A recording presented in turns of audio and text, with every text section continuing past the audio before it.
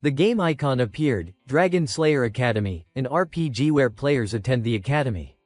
Of course, it would not be complete without monsters on the front lines. Kim Ho confidently asserted his place. I have been in this game for years, ranked number 1 on the leaderboard. The system also displayed his status, strongest support in the game. The monsters charged at the players like arrows fired from a bow. One of the creatures let out a ferocious roar, as if it wanted to devour the players whole. The main character swung his sword to protect everyone, Saint Lee Seo's rank. The red-haired girl also joined in to take down the stubborn monsters, Ruby Tower Lord Hong Hyuna's rank. A brave swordsman lunged at the vicious monster. Johan's sharp blade effortlessly split it in two. The one being introduced was none other than Black Knight Go Johan's rank. Kim Ho cheerfully left with the other players, but my favorite feature is the main character was lucky enough to obtain a treasure in the cave, found it. Its purpose was briefly stated, Bloodline Stone, used to upgrade vampires. Kim Ho did not keep it for himself. He shared it with others. Here, Carmilla. His goal was singular, to raise heroes. He made a bolder decision than anyone else, choosing NPC students who were still rookies from the academy to raise as heroes, take them, and train them into S-rank heroes, the pinnacle of the pinnacle. Carmilla slowly embedded the stone into her body to enhance her strength.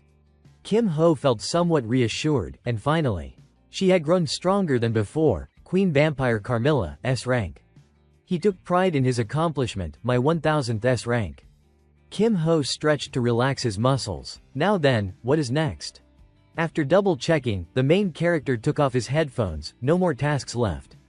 Kim Ho focused intently on the computer screen. I have upgraded all the classes to S-rank. Repeated a lot, maybe I should try leveling up some average ones. He was quite surprised when the screen displayed a notification at this hour, rare, but not impossible. Kim Ho's eyes lit up in astonishment. The console announced his current achievement, S-rank number 1000 graduated. You have reached a legendary milestone no one has ever achieved. A special quest has been activated. He could not believe his eyes. Wait. There is a quest like this too, the system continued. Prevent the apocalypse, difficulty, X-rank, warning. Kim Ho felt more thrilled than ever. X-rank, I thought S was the highest. Does that mean there are X-rank items too? And X-rank heroes? Kim Ho immediately clicked. If there is new content, why hesitate? I might as well dive in. The system sent him a notification, commence quest. He froze on the spot as the surroundings shifted. This forest? No way. Is this really in the game? So the reincarnation quest actually pulled me straight into the game itself. Who would have guessed? A single glance was enough for him to figure it out, but this looks like the tutorial forest. So I have to grind from the beginning. Kim Ho struggled to put his feelings into words. First, the status window. The system displayed his abilities. Kim Ho, no skills, no traits, no equipment. He was furious but helpless, seriously, wiped clean. No reincarnation privileges or anything, damn this game. At the same time, a message popped up. Reincarnation quest rewards granted. Trait, copy, acquired. Trait, amplify F, acquired. Even he could not understand what was happening. What is this? A reincarnation reward. Kim Ho's anger eased a little thanks to the unexpected prize. That is more like it.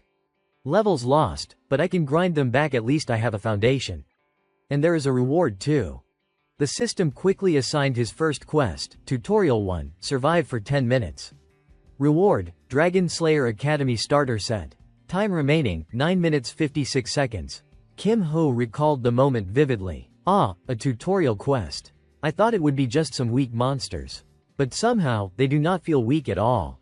He looked up at the sky, trying to see what was blocking the sunlight. It was not hard for Kim Ho to identify the creature appearing before him, a dragon. Only now did he feel sheer panic, shooting forward like an arrow. 2 bosses right at the start of the tutorial. Is this X difficulty? Better get away first. Their sheer power forced him to be cautious. If I get caught, I will be dead before I can even react. He forced himself to stay calm, thinking of a way to handle this dangerous situation. Wait, is not this the perfect moment to try out the copy trait? Kim Ho analyzed the situation based on his knowledge. To copy a trait, I need to witness the action. More importantly, I have to identify the target's name and level. Even with the devastating explosion occurring, he remained confident this should be easy. The image of a fire dragon appeared in Kim Ho's mind.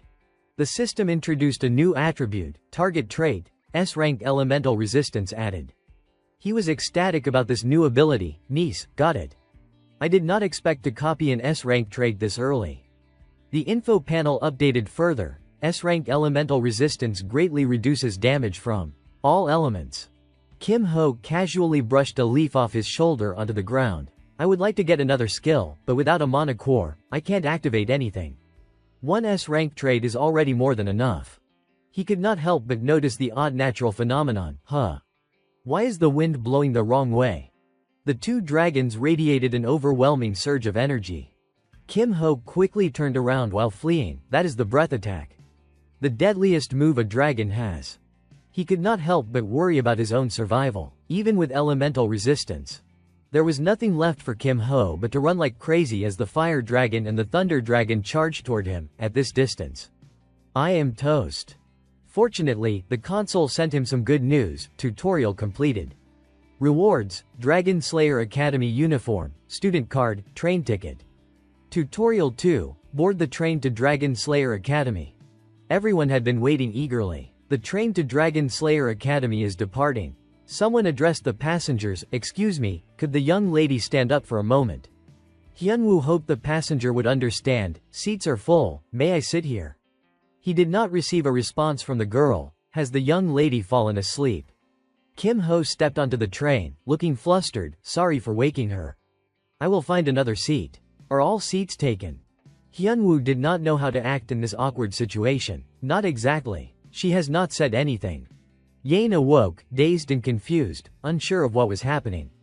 The main character politely asked the silver-haired girl, may I sit here? Yane cheerfully agreed, sure. Kim Ho quickly introduced himself to his new companion. Thanks, I am Kim Ho. He felt like an extra in the train car. The skilled sharpshooter said her name coldly, Seo Yane. He wanted to help Hyunwoo avoid embarrassment. You can sit too, right? The swordsman introduced himself. Thanks, my name is Go Hyunwoo. Hyunwoo let out a sigh of relief. Much oblige. I almost had to stand the entire ride. I will make sure to repay you, Kim Hung. Kim Ho was not the least bit surprised. Classic martial hero lines, speaking like a true protagonist. Why are you late? Hyunwoo excitedly shared his experience. On the way here, I saw two ancient dragons. It was so unexpected, I got lost. Kim Ho shivered at the memory. Same here. I nearly died. The engine's roar signaled the train's departure. We are moving. He could only keep his thoughts to himself, unable to share them. Dragon Slayer Academy. The place I have visited countless times whenever a new hero arrived.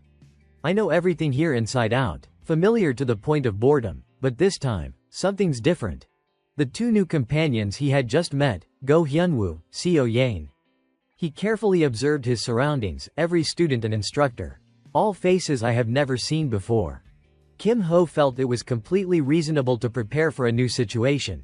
The setup may be familiar, but the characters have changed. That means upcoming events and quests could be different. I need to pay attention to what has changed. He felt slightly annoyed but did not voice it. And that girl, she has been staring at me this whole time. Kim Ho had already noticed. Seo Yane has a special eye. She converts everything she sees into stats. The main character pulled out a clear example. For instance, the guy in front of us has a familiar status window. The system transmitted the information. Skill status: Wind Heaven Blade Technique D, Sword Trade C, Core E. According to Yane's assessment, pretty average. She felt puzzled by Kim Ho's ability, but Kim Ho, he is different. Even the system could not update his information. Copy status, amplify. Yane thought to herself. He is special. I can't even count how many status windows like that I have seen. Suddenly, he asked bluntly, what are you staring at? The silver-haired girl remembered her teacher's advice. If you are interested in someone, do something kind for them. Yane reached for the suitcase under the desk. The sharpshooter focused her attention on the pack of cookies. Yane peeled one off and offered it to Kim Ho. Want one? He accepted the cookie from her hand. Thanks. Kim Ho tried to appear friendly. Homemade, not bad at all. He was curious about the weapon Hyunwoo carried. Go Hyunwoo, can I ask? That big thing next to you, Is that a long sword? Hyunwoo had nothing to hide from Kim Ho, you noticed, huh? The swordsman explained why the sword looked the way it did. It is a family heirloom from my clan. Unfortunately, I am not yet qualified to break the seal, so this is how it looks for now. Hyunwoo was always confident in his abilities. Until that time comes, this iron sword will be my companion. Don't worry, I have yet to meet an opponent it could not handle. The main character was not in a hurry. I see, though it might be better to find a more reliable weapon. Byung-chul suddenly popped in to join the conversation. Hey everyone, mind if I hang around here for a bit? They welcomed the newcomer enthusiastically. Not at all, go ahead. The orange-haired boy smiled brightly. Thanks a lot, it is just for a little while. Kim Ho was already familiar with Byung-chul. I did not hear your footsteps. I think I know who you are. Why not just sit down instead of running around? Byung-chul kept scratching his head. You caught me. The truth is, it turned out Byung-chul had come to introduce his business. Call Shin Byung-chul for anything Dragon Slayer Academy delivery service. Just pay, and we will get whatever you want. Kim Ho was not fully convinced. Anything at all, Byung-chul confidently affirmed, of course. Kim Ho wanted to be sure before taking action, even if it goes against the school rules. The orange-haired boy remained bold. Exactly, just call me. The main character easily guessed, and now you are being chased because of your delivery service. Byung-chul admitted the truth. Yeah. That is right. He peeked outside, trying to ease his embarrassment. That obvious, huh? Kim Ho observed every move Byung-chul made. You keep looking out the window like someone's chasing you. The orange-haired boy hid behind the door, as if avoiding someone. I will explain later. Byung-chul pressed his face against the glass, startled as he noticed something approaching. Chun-yi searched through every train car. Come out quickly, we know where you are. The orange-haired boy panicked, unsure what to do. The disciplinary committee's here already, I am doomed. Byung-chul was well aware of their identities. The disciplinary committee maintains order around the academy. Members are first-year students who enroll early, then get assigned to manage the train. Like right now. She wanted to reclaim something that did not belong to him. Give back what is not yours. Byung-chul trembled from the electric shock, acting like the masters come to collect a debt. It was the first time the main character had witnessed this energy firsthand, huh? A lightning mage, rare sight. Kim Ho decided to use the cookie in his hand to avoid drawing attention. My copy trait still has room. Always active, good for emergencies. The moment he tossed the cookie to the ground, Byung-chul sprayed glue. This is bad. I am terrible at close combat. Chun-yi did not hesitate to remove her gloves again, still not giving up. Then I will take you down. Lightning flared as she snapped her fingers. Byung-chul quickly backed away before the attack struck. Hummingbird. He covered his face, not daring to open his eyes. Kim Ho extended his hand as if to grab it. The magic landed squarely in his palm. The hummingbird was firmly held by the main character, unable to escape. Chun-yi, sharp-eyed, noticed someone else standing behind him, another accomplice. Kim Ho stepped out of the train car. Not exactly. He cleverly made an excuse to avoid unnecessary trouble. That is my cookie, you made me drop it. The lightning mage herself also approached to deal with the situation. Cookie. The status panel updated. You have learned hummingbird support magic. Kim Ho had clear evidence. You guys made me drop my cookie. It was so good, and now I am annoyed. GM Johan immediately caught on, already ready to intervene. Framiness. Don't blame us if the sea tastes salty next time when we are being generous and you refuse to step aside. Hyunwoo stood up to defend Kim Ho. Please be careful. If you draw your swords, I won't just sit here. Byung-chul looked flustered at the tense atmosphere, caught between the disciplinary committee and Kim Ho's new friends. Chun-yi, unwilling to escalate the situation, decided to tolerate it. Wait a moment. We will give you a coupon for dessert at the academy cafeteria. Is that acceptable? The main character was satisfied with this resolution. Fine, that works. The orange-haired boy trembled facing the lightning magic. Wait. What about me? Kim Ho had no interest in interfering. Deal with it yourself. Now he had gained a new power, thanks for the skill. The system updated his info. Copied skill 1-on-1. 1. Hummingbird E copied trait 1-on-1. 1. S-rank elemental resistance. She retrieved the item that did not belong to Byung-chul. You should steal the station worker's wig instead. This joke went too far. Kim Ho could not defend him, he really deserves a hit for that. Chunyi kindly advised him, I suggest staying out of Shin Byungchul's affairs. Kim Ho waved goodbye to the lightning mage, I will handle that myself.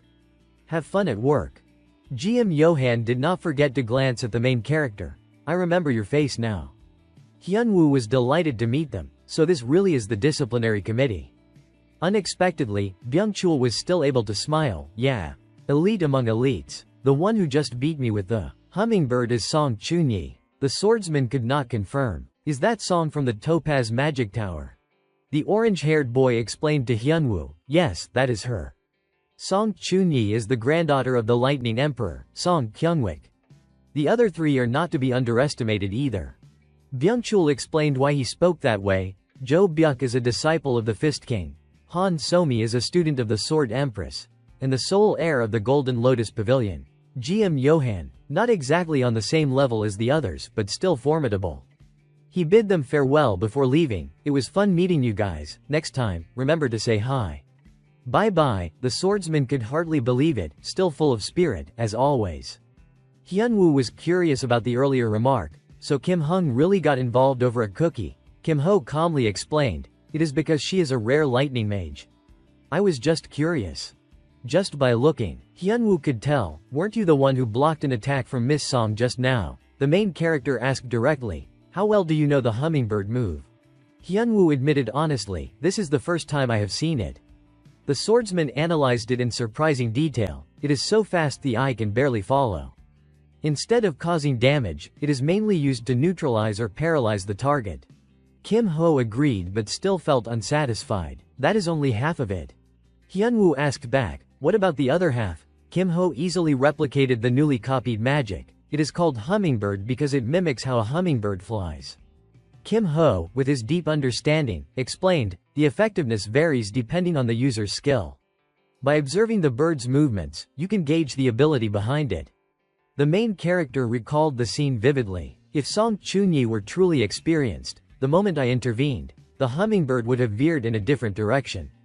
It seemed Kim Ho had already arrived at the answer, but it flew straight into my hands, which means her control or real combat experience is still lacking. He was suddenly absorbing new insights, just one move, and there is this much information, he did not reveal everything. Of course, there is more than that. Kim Ho was determined not to let talent slip away, she turned an E-rank spell into D-rank level power. Either that is a strong trait, or she naturally has a large mana pool. Either way, she is the Lightning Emperor's granddaughter, definitely a recruit for the list. Hyunwoo felt destiny had played its hand, we have just met, yet I have learned so much. This must be fate. He was eager to share his knowledge with others. Fate might be a bit much if you ask, I will guide you through it. He grew even more appreciative of Kim Ho, you are so generous. If you ever need help, just ask me, I will do my best. Kim Ho seemed to have something else in mind. Really, then come over here with me. Oh, but first, may I borrow a coin? Hyunwoo could hardly believe his ears, huh? Kim Ho yanked the dust cover off. The machine had not been operational. He seemed like he owned the place. Knowing everything about it, this train was originally a sightseeing train. This section used to be a casino. It is a bit messy here. Hyunwoo noticed Kim Ho slipping a coin into the machine, but, is not that broken? Kim Ho, fully aware, still went through with it, probably. The machine activated, much to his surprise. Maybe not. Kim Ho restarted it in the blink of an eye. Hidden event, this slot machine appeared to be broken. He gripped the lever tightly in his hand. Gotta make use of it immediately. A bottle rolled out from the machine. Both Kim Ho and Hyunwoo shared the same thought, missed it. We were not really expecting anything anyway. Hyunwoo felt anxious at Kim Ho's actions. Why are you even here? Kim Ho, aware of the consequences, stubbornly followed through. Technically, this goes against school rules. The issue is not using the machine, it is that an item came out. Hyunwoo hesitated. So, can I just watch? Kim Ho's confidence seemed unshakable. Missed again. Yeah, it is fine. The disciplinary committee does not patrol here much anyway, they're probably checking elsewhere. So no worries. Suddenly, Somi appeared behind them without making a sound. Hey, what are you two doing here? The speaker was Han Somi, a first-year member of the disciplinary committee. Hyunwoo could hardly remain calm. We are in trouble. It is like running into Cao Cao himself. She did not want her classmates to get in trouble, so she came to warn them, students are not allowed to touch that. Violating the rules will cost you points. Kim Ho decided to team up with Hyunwoo. Can you stall for me? The young swordsman understood immediately. I will try. I also want to test a few things. Somi used psychological pressure to make him nervous. Helping someone break the rules counts as a violation too. You know that, right? Hyunwoo ignored her warning. This is my choice. He hoped to learn more from Somi. I heard that Miss Han learned her sword techniques from the Sword Empress.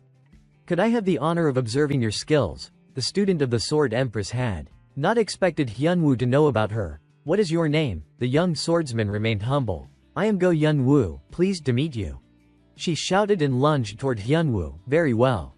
He struggled to block the magic aimed directly at him with his sword. Somi narrowly avoided Hyunwoo's attack. She was skeptical of fate as the weapon bounced back into her hands. Using a grounded stance, Somi pushed forward with force.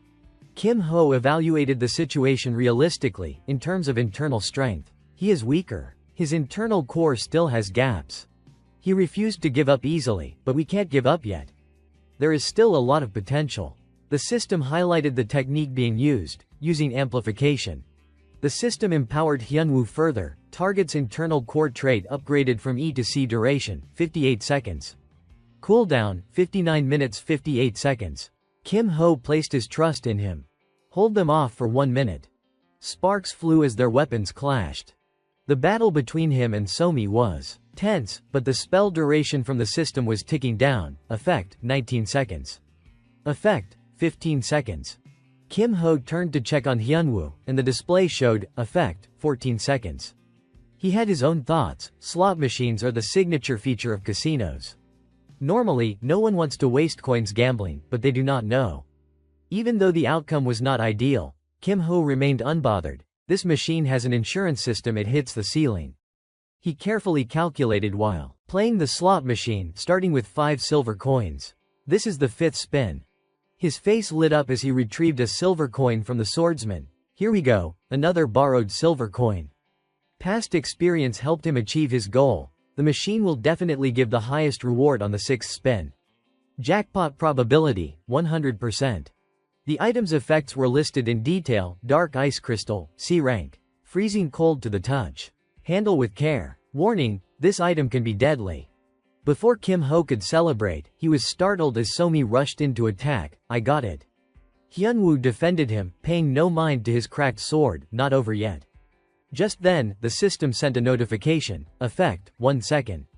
Kim Ho seized the moment and swallowed the dark ice crystal. That should do it. Somi's eyes widened in shock at his reckless action. You are going to eat that. The system confirmed the effect. Frozen status effect applied. He panicked slightly and called out, Kim. Multiple notifications popped up simultaneously. Frozen status effect applied. He returned to normal, calm and composed. All good. Hyunwoo and Somi exclaimed in unison, huh. A question arose for Kim Ho. So what exactly is that vial? Main smiled brightly. Basically, it is a type of elixir. Drinking it boosts your mana. Kim Ho was not afraid at all. He boldly ingested it, an insurance item for the 6th spin, the dark ice crystal. For a new player, this would be deadly. Even a small dose could freeze someone solid. Naturally, I am the exception thanks to my S-rank elemental resistance. The system kept processing data. Frozen status effect applied. Frozen status effect removed. Main was satisfied with its effect. The cold dissipates, and the energy within the dark ice crystal gradually grows inside me. Hyunwoo gently asked Somi, Miss Han, are you okay? The Sword Empress's student hesitated. Not exactly. Kim Ho did not trust her reaction. She sees everything. Only a fool would believe her. The young swordsman expressed his gratitude. Helping you, Kim Hung, makes me happy. Thanks to you, I got to spar with Miss Han and even got some good loot. Kim Ho felt he still owed Hyunwoo. You have helped me enough, but lend me 1 more silver coin. Hyunwoo eagerly wanted to learn more. If you do not mind, could you show me the technique again? Kim Ho skillfully declined to avoid disappointing him. Next time. It needs time to recharge, and I can't reveal everything yet. The cooldown is still an hour. Yane woke up while they were talking, understanding Kim Ho's reasoning. Got it. A technique that's strong must have its conditions. Main planned to share more when appropriate. The day's still long. There'll be a chance to use it again. A sound echoed through the train car, approaching destination. The scenery outside was breathtaking. Dungeon Island, the stop for this train. The name carried historical weight, named after the number of dungeons on the island. In the past, it was a lawless place crawling with criminals. The story unfolded with unexpected drama. One day, the first hero in Dragon Slayer set foot on the island. He cleared out the criminals, conquered every dungeon, built a city, and founded the academy. That is how the Dragon Slayer Academy came to be. A reminder rang out from outside, first years, this way. Someone shouted loudly to guide the new students, don't go that way, don't follow the upperclassmen. Hyunwoo enjoyed the lively atmosphere. What a ruckus.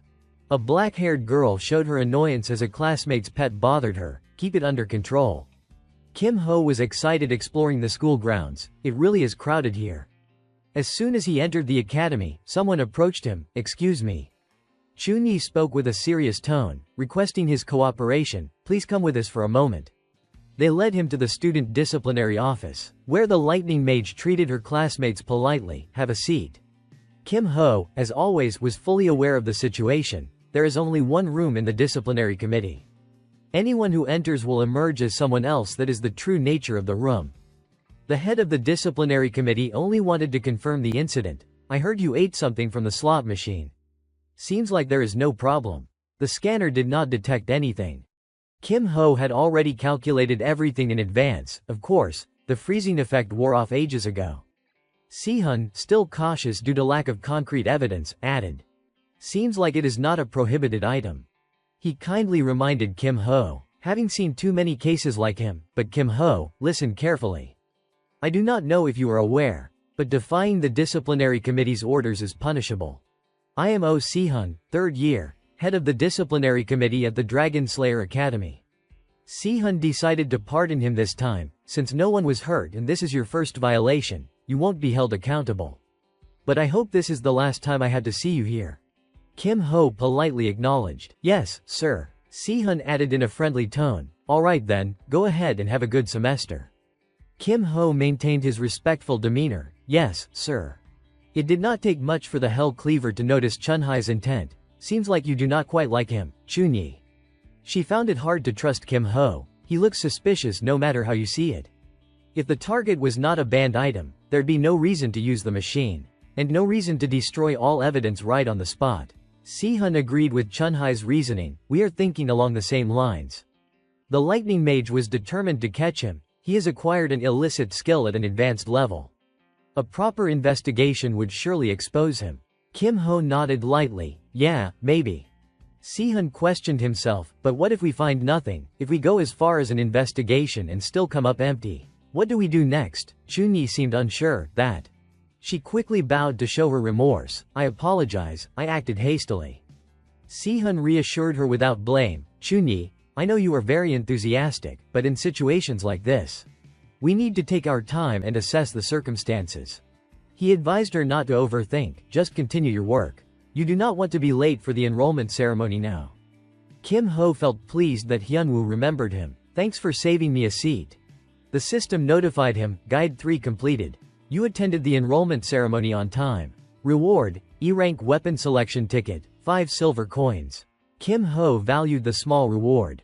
An E-rank weapon is better than nothing, and I even get back the silver I spent on the slot machine. Whispers filled the enrollment hall. There he is.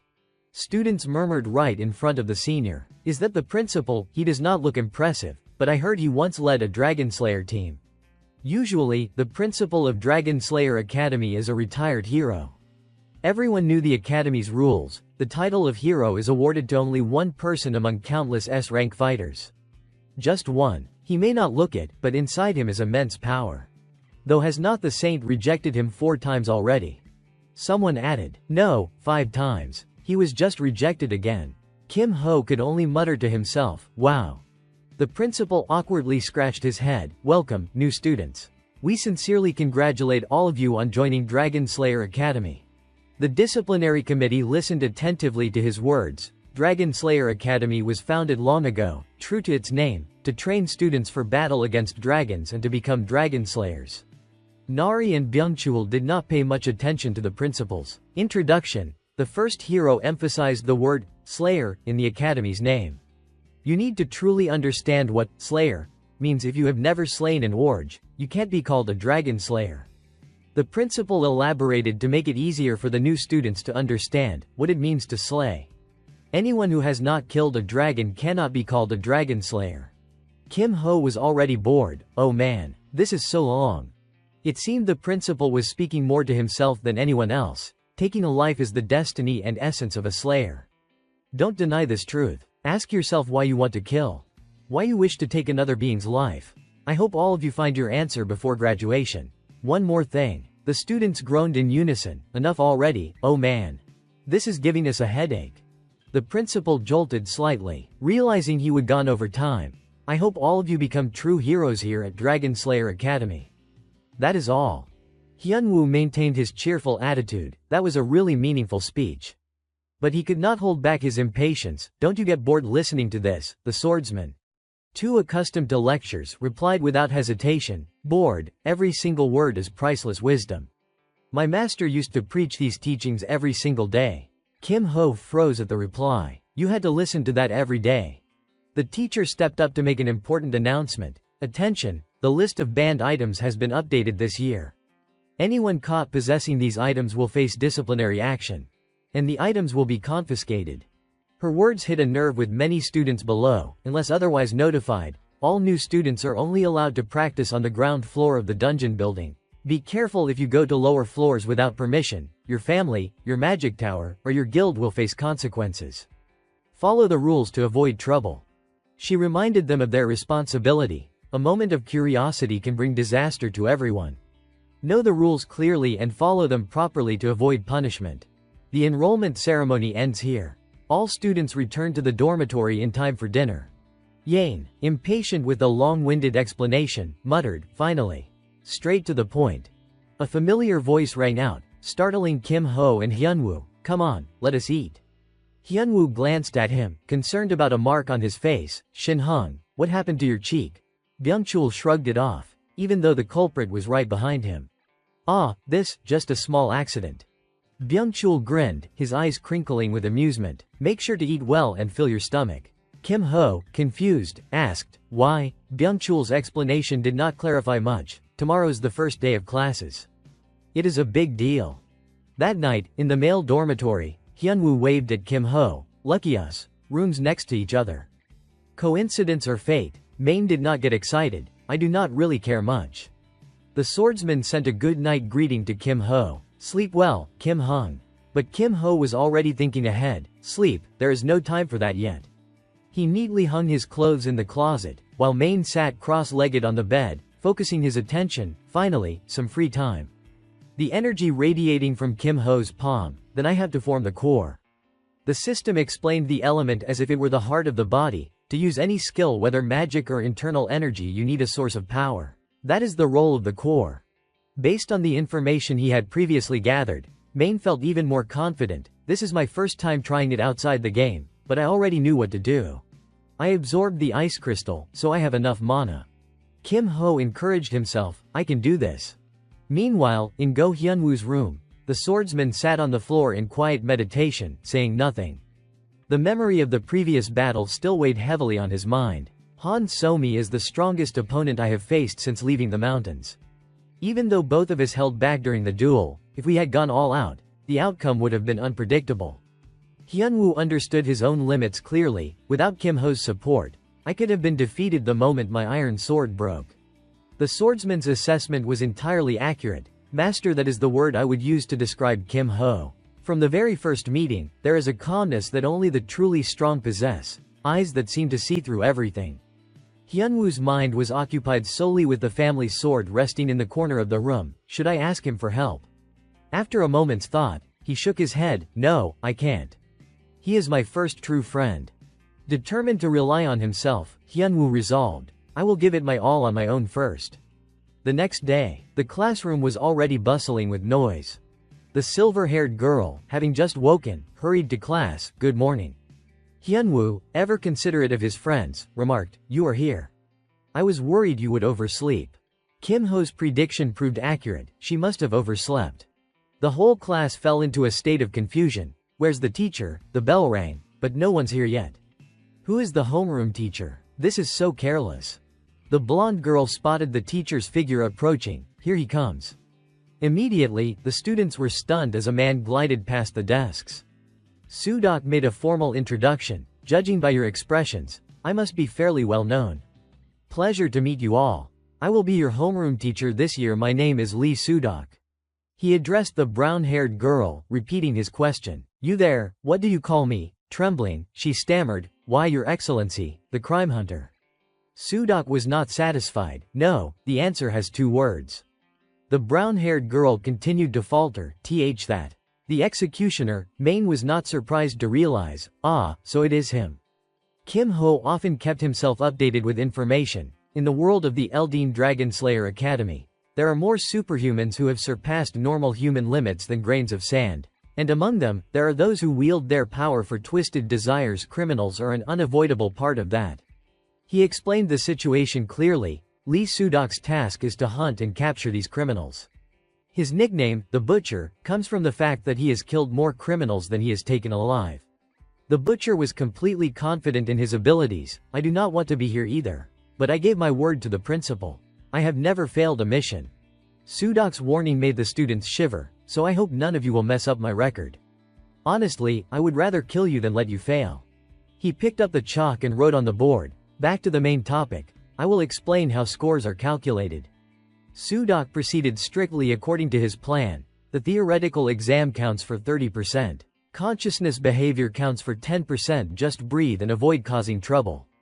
For many of you, this is practically free points. He was a man of principle who disliked carelessness. However, consciousness points can drop below 0, and that will drag all other scores down. I will keep an eye on slackers. Who knows? We might meet again after graduation. Sudok continued explaining the scoring system. Next is the most important part, the practical exam. It consists of dungeon raids, where you must clear each dungeon one by one. The Butcher calmly clarified the rest, and duels, where students face off against each other. Points are cumulative, meaning you will have to perform better than the person next to you. Sudok made full use of the class time to teach. Dungeon raids and duels each account for 30% of the total score. Any questions? No? Then let us head to the arena. The tension rose as 2 students faced off with swords. He informed the students, it is time for the ranking test. For some reason, Byung-chul seemed thrilled. Finally, something big. Hyunwoo suddenly remembered, so this is what you were talking about. Yesterday, sir. Sudok set the standards to prepare the students for unexpected challenges, to ensure students are ready for any situation. The rules for duels change each time. Today's duel rule for the ranking test is deathmatch. Victory would be determined according to his announcement. The fight will not end until one side is completely exhausted and unable to continue. A shy black-haired boy raised his hand. Ready, Sudok added, or you can surrender. The Butcher provided clear information so everyone understood. The limit is 5 minutes. If no one wins, it will be considered a draw. Byung-chul diligently recorded Sudok's instructions. Each person will duel 3 randomly selected students, and points are awarded per win. 300 points for each victory. He turned to Kim Ho to ask, what about a draw or a loss? Kim Ho answered the question, 0 points, but no points will be deducted. Suddenly, a control panel appeared right in front of Kim Ho. The system sent a notification. Side quest. Objective. Achieve above average performance in the test. Win at least 1 duel. Rank in the top 50% of dungeon raids. Reward. Support skill slot +1. Kim Ho already had his own plan, so I just need to win 1 duel and perform decently in the dungeon raid. But what matters most right now is something else. He analyzed the unique traits of each participant. The ranking test is the perfect opportunity to gauge other students' abilities. A chance for talents to train toward X rank, or to take note of students whose skills or traits are worth emulating. A moment later, Sudok called out the names from the list. Kim Ho, Hong Yunhwa, step forward. Hyunwoo cheered from the sidelines, do your best, Kim Win. A familiar red-haired figure appeared in front of Kim Ho. Kim Ho understood Hyuna better than anyone else. My opponent is the Ruby Tower. A fire magic specialist tower known for extreme firepower and exceptional area control, the top choice in my game. Kim Ho remained completely unfazed. Sorry, but you will be playing with me for 5 minutes. Hyuna felt a twinge of disappointment at facing him in the match. I need to make a name for myself. To do that, I have to defeat someone famous. Kim Ho. I have never heard the name. She underestimated his power. That weapon, even a novice mage would laugh at that level E Earth Staff. According to system data, level E Earth Staff slightly boosts Earth magic and protective magic. Hyuna's reasoning was convincing but not conclusive, definitely not from the Emerald Tower, and it does not look like an Earth mage. He is just using the staff to support protective magic. The length suggests he prioritizes power over mobility. The countdown began. 3, 2, 1. She reassured herself, it is just a support mage standing in place. Sudok shouted loudly, begin. Hyuna's technique was not anything extraordinary, explosion skill.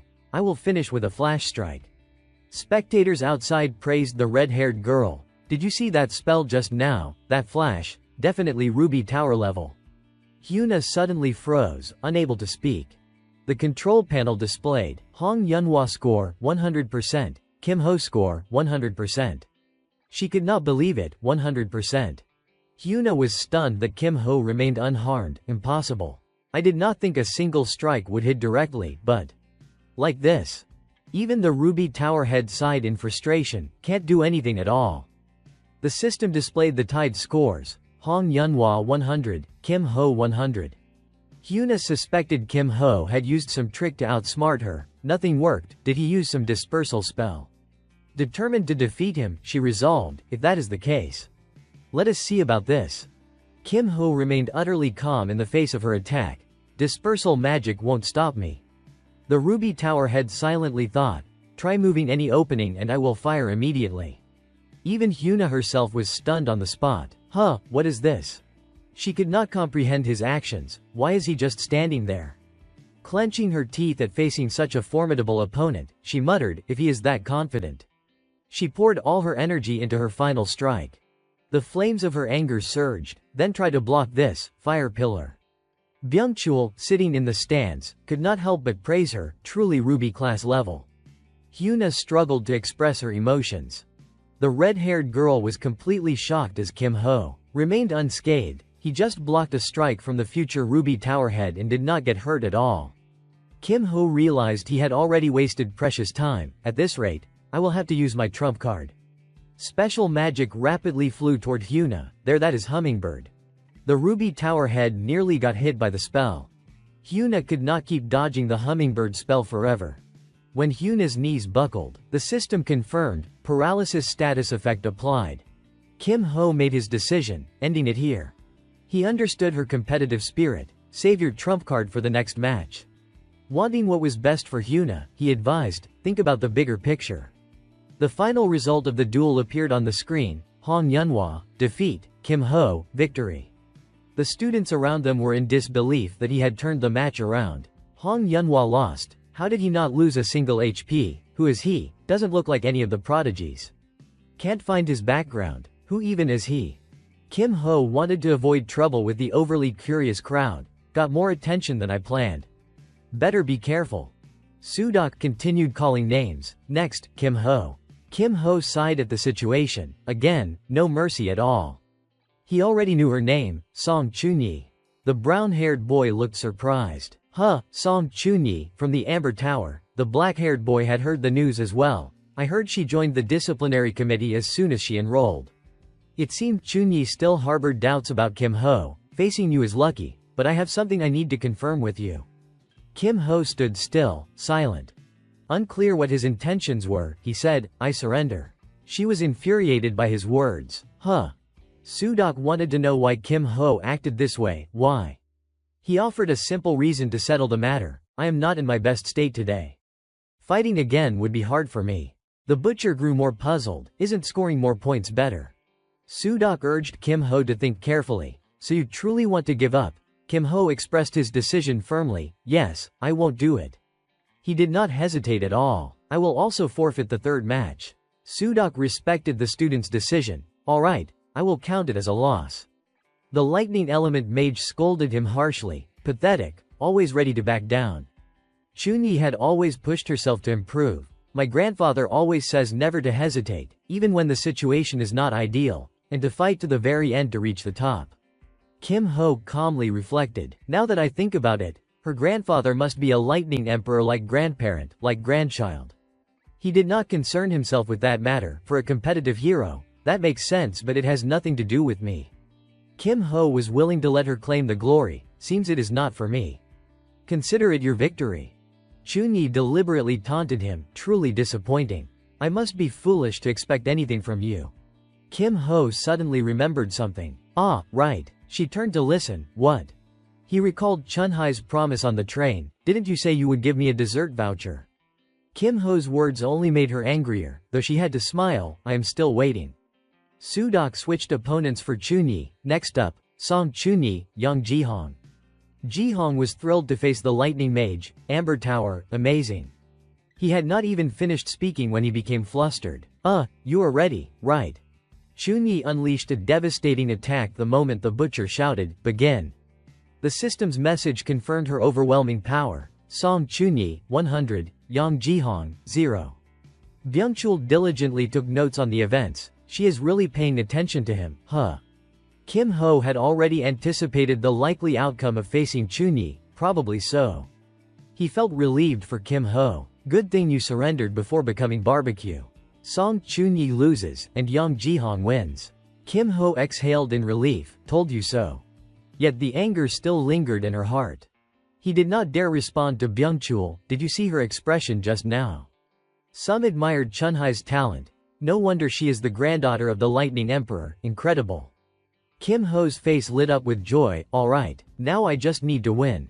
The backstabber whispered behind him. Seriously, who gives up during a ranking test? The bob-haired girl bluntly criticized, probably scared because the opponent was Song Chunyi. The backstabber did not realize Kim Ho had overheard everything, so beating Hong Yunhua earlier was just luck. He must be a worthless coward. Kim Ho was satisfied with his own performance, not too flashy, but defeating Hong Yunhua from the Ruby Tower is exactly the kind of reputation I wanted. Sudok announced the next match. Next up, Song Chunyi. Kim Ho felt concerned for the other students. Here we go again. Poor opponent. The silver-haired girl stepped onto the arena at his call. Son Yang. Byungchul could not help but be puzzled. A royal guard, that is unexpected. Kim Ho also raised an eyebrow. Really, I just found out too. The orange-haired boy eagerly anticipated the outcome. This is interesting, royal guard versus a mage. It would not be surprising if Song Chunyi loses this one.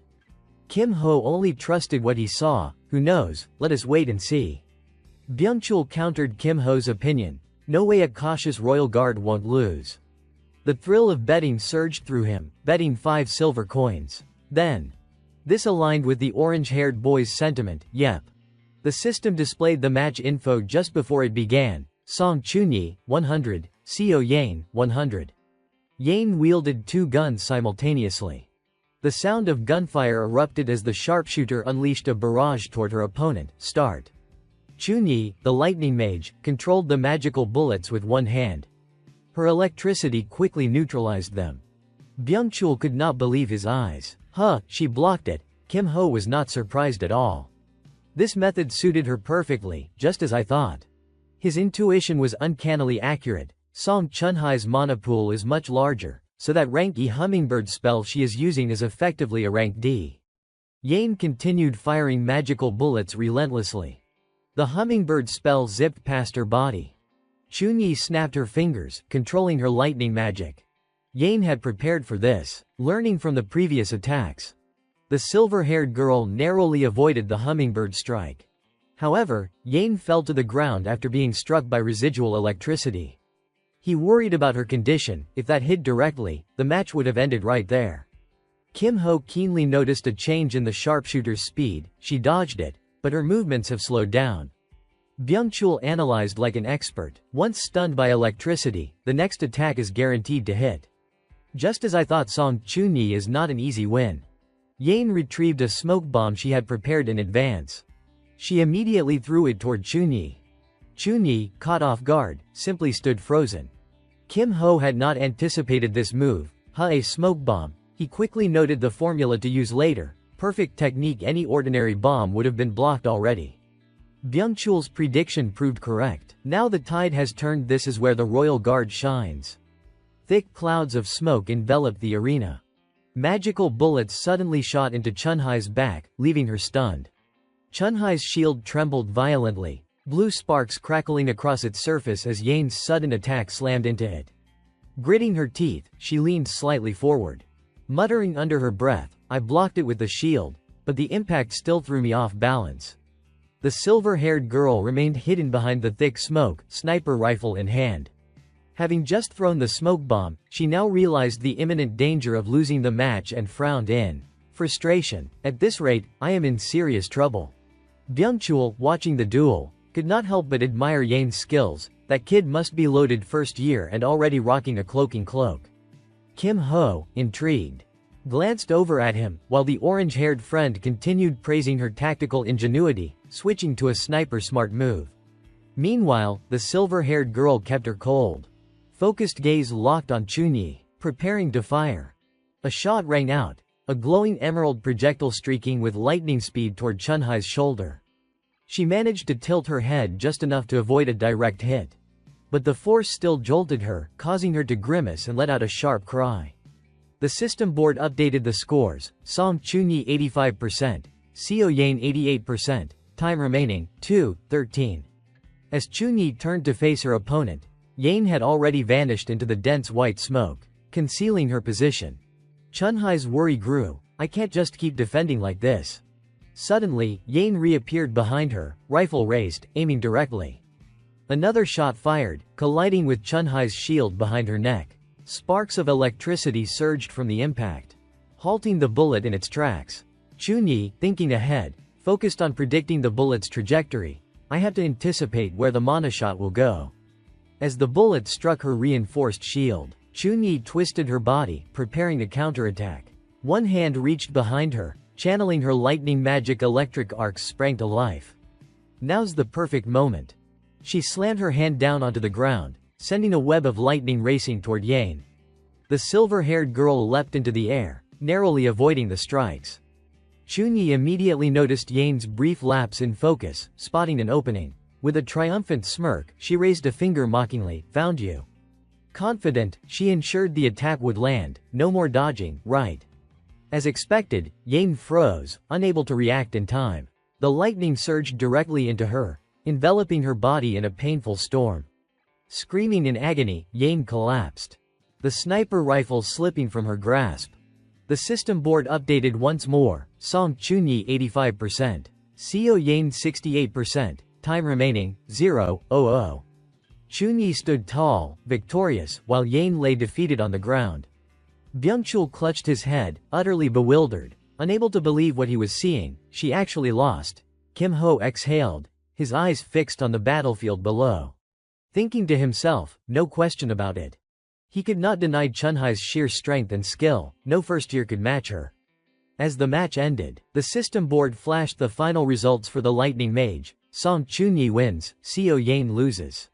Yane was quickly healed, her wounds from the lightning strikes gone, yet her expression remained icy and composed, showing not the slightest sign of being rattled. Kim Ho silently admired her persistence, but to hold out against Chunyi, that is impressive. Byung-chul, having lost his bet to Kim Ho, placed 5 silver coins into his hand as promised. "Here, 5 coins as I said."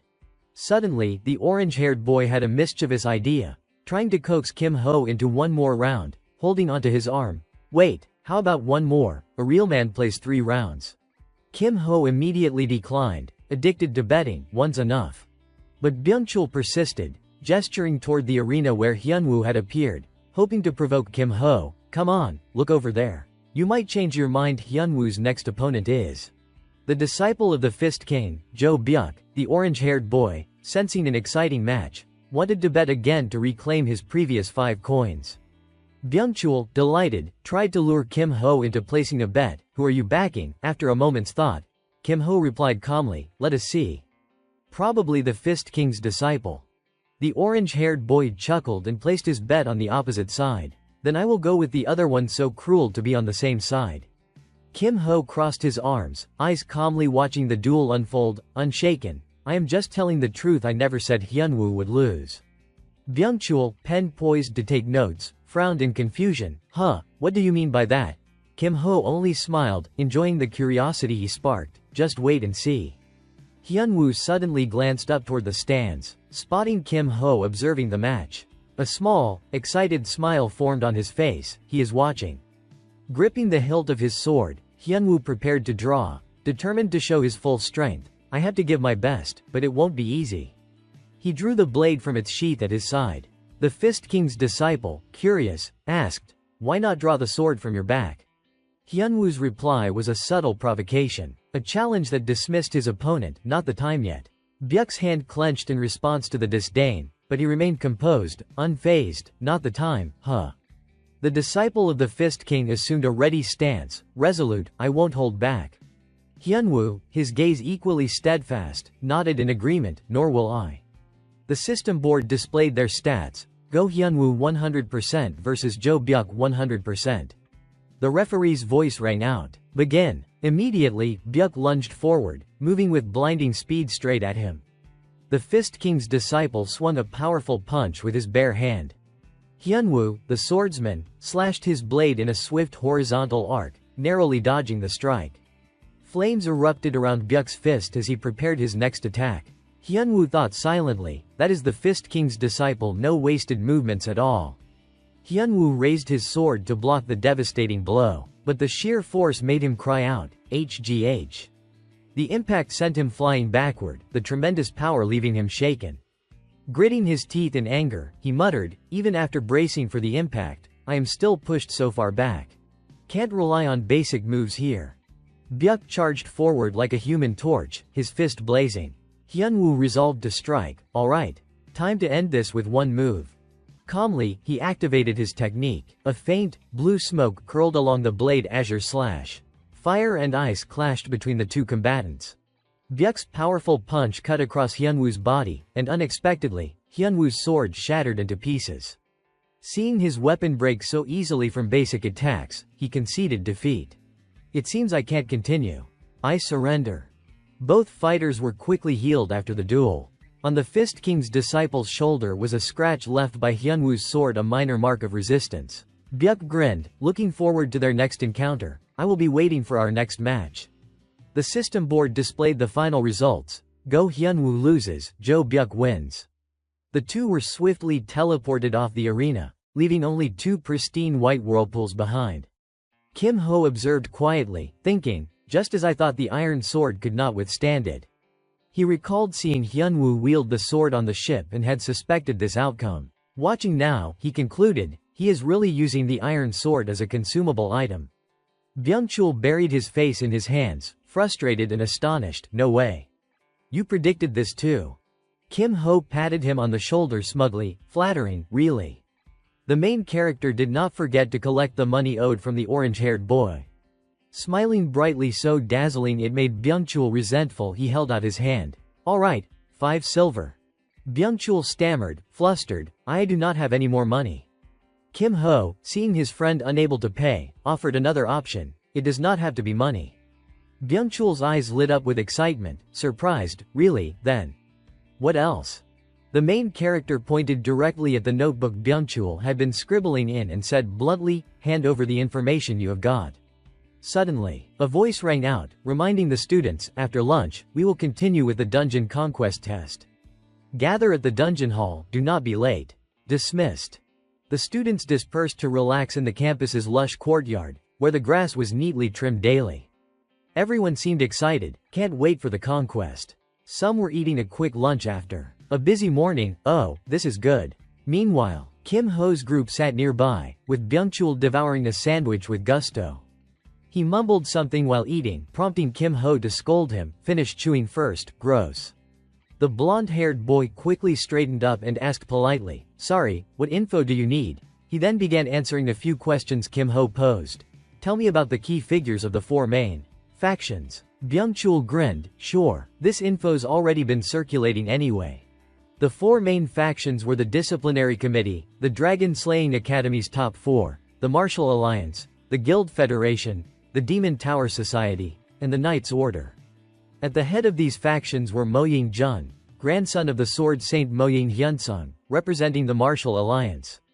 Hong Yunhua, heir to the Ruby Tower, led the Demon Tower Society. Druid Park Nari, always with a cat perched on her shoulder, headed the Guild Federation, alongside another promising member concealing their true power. Finally, Kim Hong Yun, son of the Grand Swordmaster, represented the Knight's Order. Byung-chul flipped through his notebook, narrating the details for Kim Ho. These are the particularly powerful individuals. Kim Ho could not hide his excitement. Impressive, indeed. Byung-chul closed the notebook and glanced around curiously. Wait, where did Hyunwoo go?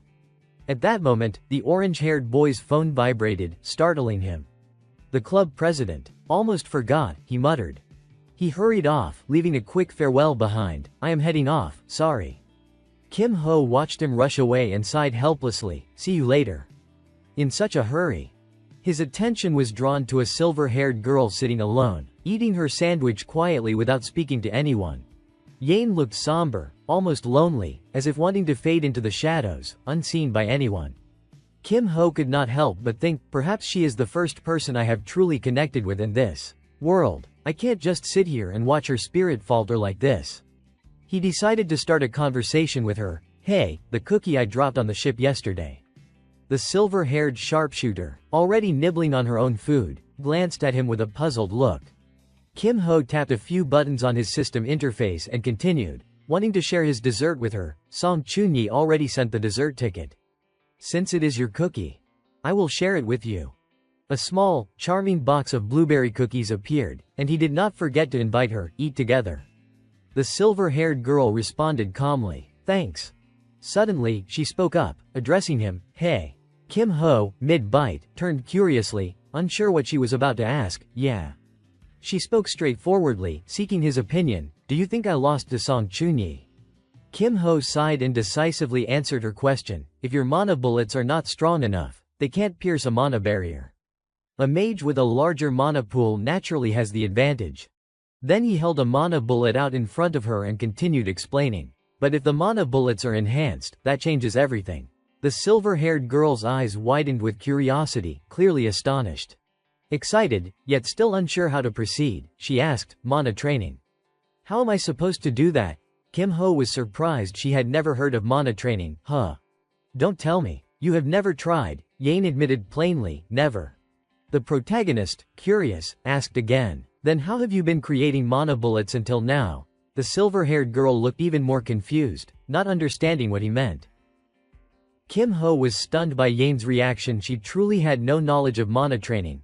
You have never created a mana bullet before? Yane replied nonchalantly, no, never. He stared at her as if she were an alien, thinking, a genius. Mana bullets should be a basic skill for every royal guard. Yane noticed him silently studying her and grew curious. Kim Ho, lost in thought, reflected, so she has been fighting purely on instinct all this time, even giving Song Chunyi a real challenge, without knowing how to train her mana. If that is the case, he could clearly see Yane's potential. If the silver-haired sharpshooter learned to use her skills properly through mana training, she could grow exponentially strong and might even surpass Chunyi. Then Kim Ho made a suggestion to gauge her abilities. If you do not mind, show me your skills. She agreed, sure. He encouraged her cheerfully. Mana training and learning new skills will make things a lot easier. The bell's ringing, we should go. It is time for the ranking test. At the dungeon hall, Sudok stood with his arms crossed, addressing the students seriously. Everyone's here. I will explain today's dungeon challenge. The butcher, wearing a stern expression, detailed the day's test. The challenge will take place in the dungeon gates behind me. On the announcement board, the mission was clearly displayed. Foggy Forest, rules 10-minute limit, scoring, fixed area F. Sudok then went on to explain the special rules of the dungeon. This dungeon has two special laws. First, the scoring rule, you have 10 minutes, and you will earn points based on the number of monsters you defeat within that time. The goal is to kill as many monsters as possible. Second, the fixed area rule. This zone is rank locked, meaning your equipment, skills, and traits will all be fixed at rank F. He also reminded the students about potential rank penalties. Don't forget your core will also drop to rank F, so be careful. If you are careless or fail to manage your mana, you will regret it. With that, the butcher finished explaining and began calling names for the test. I will start calling names one person at a time. One by one, the students from various academies began the dungeon challenge. Some of them, after attempting the test, collapsed to the ground in pain, trembling and groaning, leaving the students waiting in line visibly anxious. Sudok, visibly annoyed, muttered, "Really, groaning like this already?" and could not help but mock their weakness. What a disaster. The butcher glanced to the side, pursed his lips, and frowned at the small number of students who had performed exceptionally. The only ones actually competent are. Those were Somi and a gray-haired young man. Somi completed the challenge flawlessly, finding it far too easy, clearly satisfied with her score, 928 points, ranked first. The young man also struggled and was in visible pain, clutching his arm and sitting on the ground to recover, earning 530 points, top 20%. Sudok, clearly disappointed, sighed, "Just these two. My head already hurts," and signaled for the next group to continue. Next group. The butcher called out, "Seo Yane, Kim Ho." Surprising both of them, they had not expected to be paired for the test. Kim Ho saw the silver-haired girl move ahead, holding her sniper rifle. He called after her, "Wait, Seo Yane, for this challenge, use the rifle." Seeing that this was a more suitable approach, she quickly understood his suggestion. "Got it." The protagonist continued explaining how Yane should control her mana to maximize efficiency while using the rifle. If managing your mana is too difficult, just aim for the head when enemies get close. She understood and agreed, "Okay." Unbeknownst to them, Chunyi was standing nearby with her arms crossed, smirking in disdain at Kim Ho. He is not even using a gun, why is he giving advice? Kim Ho moved toward the teleportation circle, turning back to wave cheerfully at Yane, "See you later." He quickly entered the foggy forest, and the system displayed, entering fixed area zone. Finally, the protagonist had been transported into the area. He slowly moved around, curious, the foggy forest. "It has been a while, has not it?" Suddenly, the system announced. Adjusting level of skills, traits, equipment. Kim Ho, intrigued, tapped a few commands on his system panel to check the map and his current location. "Let us see. Where exactly am I? Let us get started." Unbeknownst to him, a viscous blue liquid from a lurking monster was observing him silently from behind. At that moment, the system announced, "Time remaining, 10 minutes." The protagonist drew a staff with excitement, ready to hunt. The system promptly continued, "Start. Time remaining, 9 minutes 59 seconds. Suddenly, a goblin leapt out, attempting to grab him. Before the goblin could act, Kim Ho swung his staff, striking it squarely in the jaw, stopping the sharp teeth from threatening him. He effortlessly sent it flying, noticing the dagger it had wielded in midair. A thought struck him. In the foggy forest, monsters spawn randomly the moment you enter. Surprised by the sudden attack but undeterred, he mentally mapped out the likely spawn points. Still, there are some familiar attack patterns. Based on where that goblin appeared, this is a Type C spawn. One hand held the dagger he would just taken from the goblin, the other gripped his staff firmly as he calculated where the next monster would appear, so the next one will come from over there. Without hesitation, Kim Ho threw the dagger toward the approaching creature. The weapon struck the orc's eye, causing it to howl in pain. The massive orc collapsed, and its fall generated a shockwave that rattled the ground. Kim Ho exhaled in relief, impressed with the ease of the takedown. "Looks like I do not even need the staff for this one." Immediately, he grabbed the orc's massive sword, slinging it over his shoulder with a grin, weapons lying around. Might as well borrow from the orcs and goblins. Kim Ho, seeing the goblin and orc sprawled out on the forest floor, felt a thrill for the hunt ahead. Time to rack up some points. He continued hunting the forest's monsters, blood splattering across the foggy night as their pitiful screams filled the air.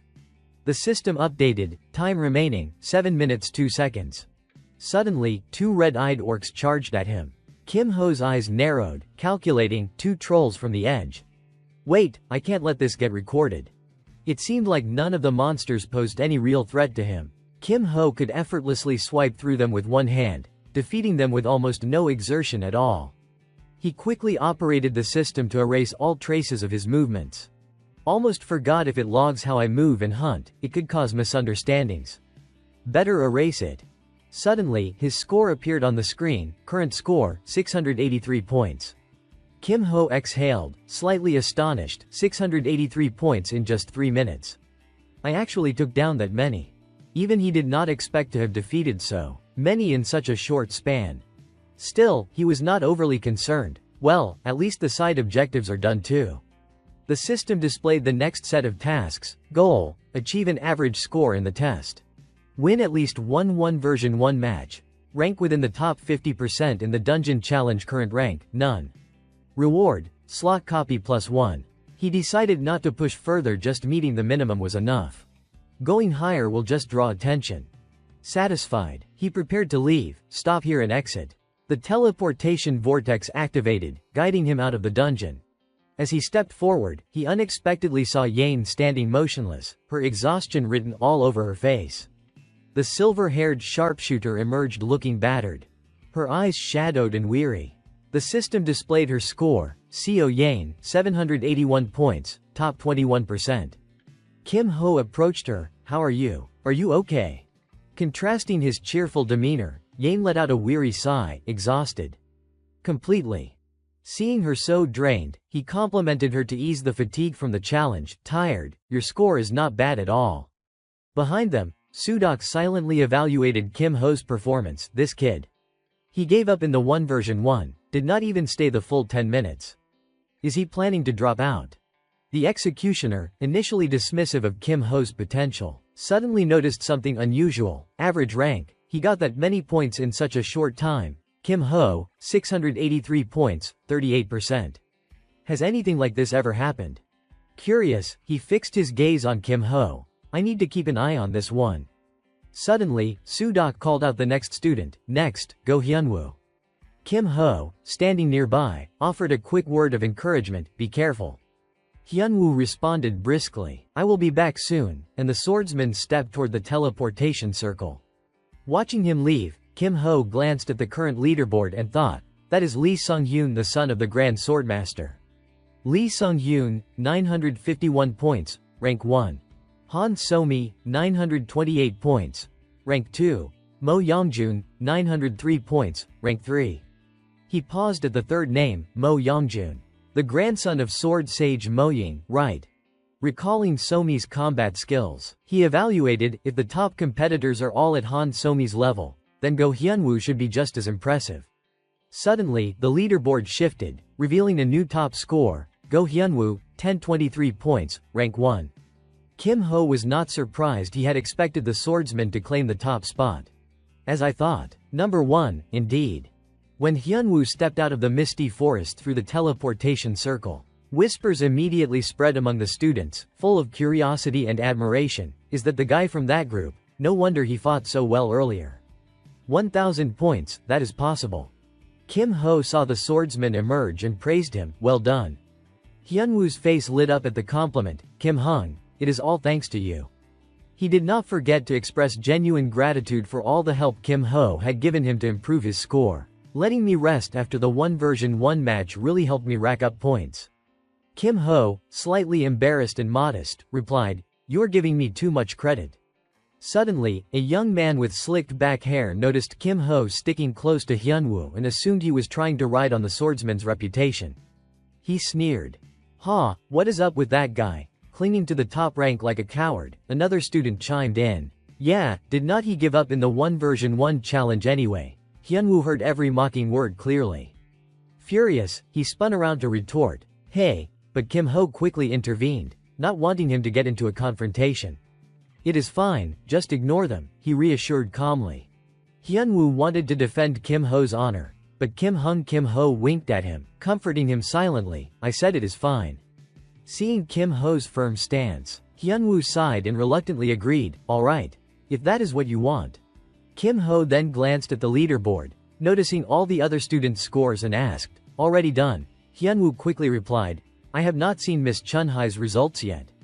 Curious, Kim Ho looked back toward the teleportation circle. Oh, not done yet. Meanwhile, Chunyi was battling multiple goblins on her own. She unleashed her lightning magic, summoning crackling bolts to strike them down, her expression showing mild disdain. This is nothing.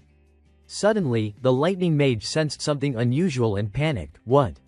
She stared at the goblins, dazed from the bolts but still struggling to stand, confused and muttering to herself. I knew my power would be reduced. But just slightly, right? Then Chunyi recalled Kim Ho's advice to Yane. If controlling mana is difficult, Just aim at the heads of approaching monsters. She suddenly realized, oh, that is right. Clenching her fists as lightning sparks danced around her, anger surged within, annoying. That advice just popped into my head. My mana is limited, and my AoE is not working properly. Unexpectedly, she found herself following his suggestion and resigned herself to it. Fine. Then aim at a single point. With that, she cast her spell, Lightning Strike. Chunhai's fist, faster than lightning, surged forward with dazzling electric arcs, striking through the body of a goblin. One strike, total kill. At the same time, Chunhai's test time came to an end, and the system displayed, Song Chunyi 571 points, top 47%. The lightning mage stepped out of the teleportation circle, and Kim Ho quickly noticed her emerging. Chunyi did not approach where Kim Ho, Yane, and Hyunwoo were standing. Her face was flushed with embarrassment, and she muttered to herself in shame, why does it have to show up like this? My score is not even good. So embarrassing. She did not want her low score to be displayed in front of him. Kim Ho, Yane, and Hyunwoo all turned to look at her, and Kim Ho spoke first, ah, you are back. Just then, Lee Sudok announced to the students, the ranking test ends here. Results will be announced tomorrow. Rest well, and do not lag behind. He turned and left, adding, dismissed. The scene then shifted to a room lined with neatly arranged books. A young man inside spoke, inviting someone from outside to enter. Yes, please come in. He noticed Sudok suddenly appear and, curious, asked, Mr. Lee Sudok, what brings you here? Sudok approached and placed his hand on the desk of a bespectacled man, seeking information about a student. I want to review Kim Ho from Class 1-3's Dungeon Challenge. He sat down at the computer with visible interest. Oh, you are interested in a student, that is rare. The man muttered, a little annoyed by Sudok's chatter, and said, there is no time for small talk. Show me the recordings. Sudok's serious expression made the man uneasy, forcing him to focus and reply cautiously, yes, I will check. After a few operations on the computer, the screen failed to display Kim Ho's Dungeon Challenge footage. The man hesitated slightly before answering, The replay of Kim Ho was not saved. So it can't be viewed. Sudok's eyes widened in surprise, but he still wanted to investigate further. Then what about the dungeon logs? The man quickly replied, those would be in the access journal. His eyes suddenly lit up with astonishment as he stared at the screen, stammering, This is. Sudok leaned forward, eyes fixed on the screen showing Kim Ho's test records, and his concern grew as he noticed the anomaly, just as I suspected. This kid deliberately deleted the recording. Lee Sudok continued to stare at the screen, a mix of astonishment and suspicion written across his face as he analyzed Kim Ho's performance. Kim Ho, Misty Forest. 13 minutes 31.02 seconds, 13 minutes 34.28 seconds, 683 points, 38%. He could not understand why Kim Ho would delete the recording. At this pace, he could have easily scored 2,000 points in 10 minutes. So why hide his true strength? Don't tell me. Sudok immediately sensed the danger. In the Bloodfang Academy, the more powerful one is, the more attention they draw from enemies, dragon servants, cultists of dark gods. If even one of them infiltrates the academy, it is best to prepare countermeasures immediately. He realized a formidable force might have quietly entered the academy. So vigilance and preemptive planning were crucial before something disastrous occurred. The bespectacled man noticed Sudok's grim expression, and hesitantly voiced his concern, should we report this to the principal? Sudok did not answer immediately, lost in thought. After a long sigh, he decided to keep it under wraps for the time being. Just monitor the situation. If the information leaks without evidence, they will become even more elusive.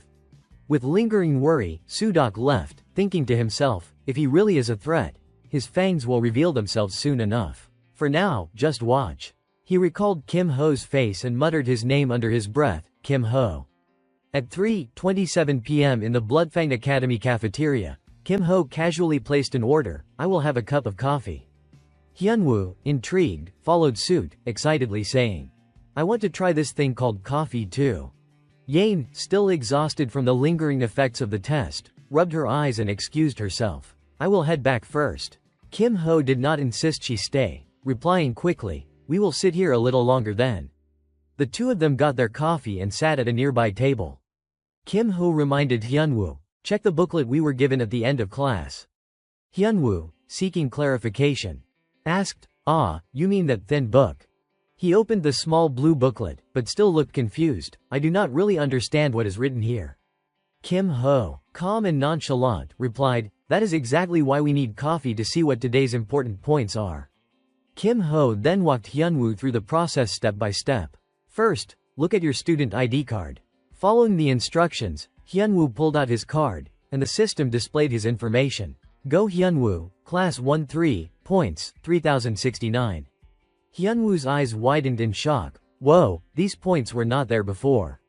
Kim Ho explained, those points represent the usable score you have accumulated. Think of it as the currency of Bloodfang Academy. He pointed to the booklet and continued, typically, you earn these from dungeon raids like the one you just completed. You can use them to purchase items or access academy facilities.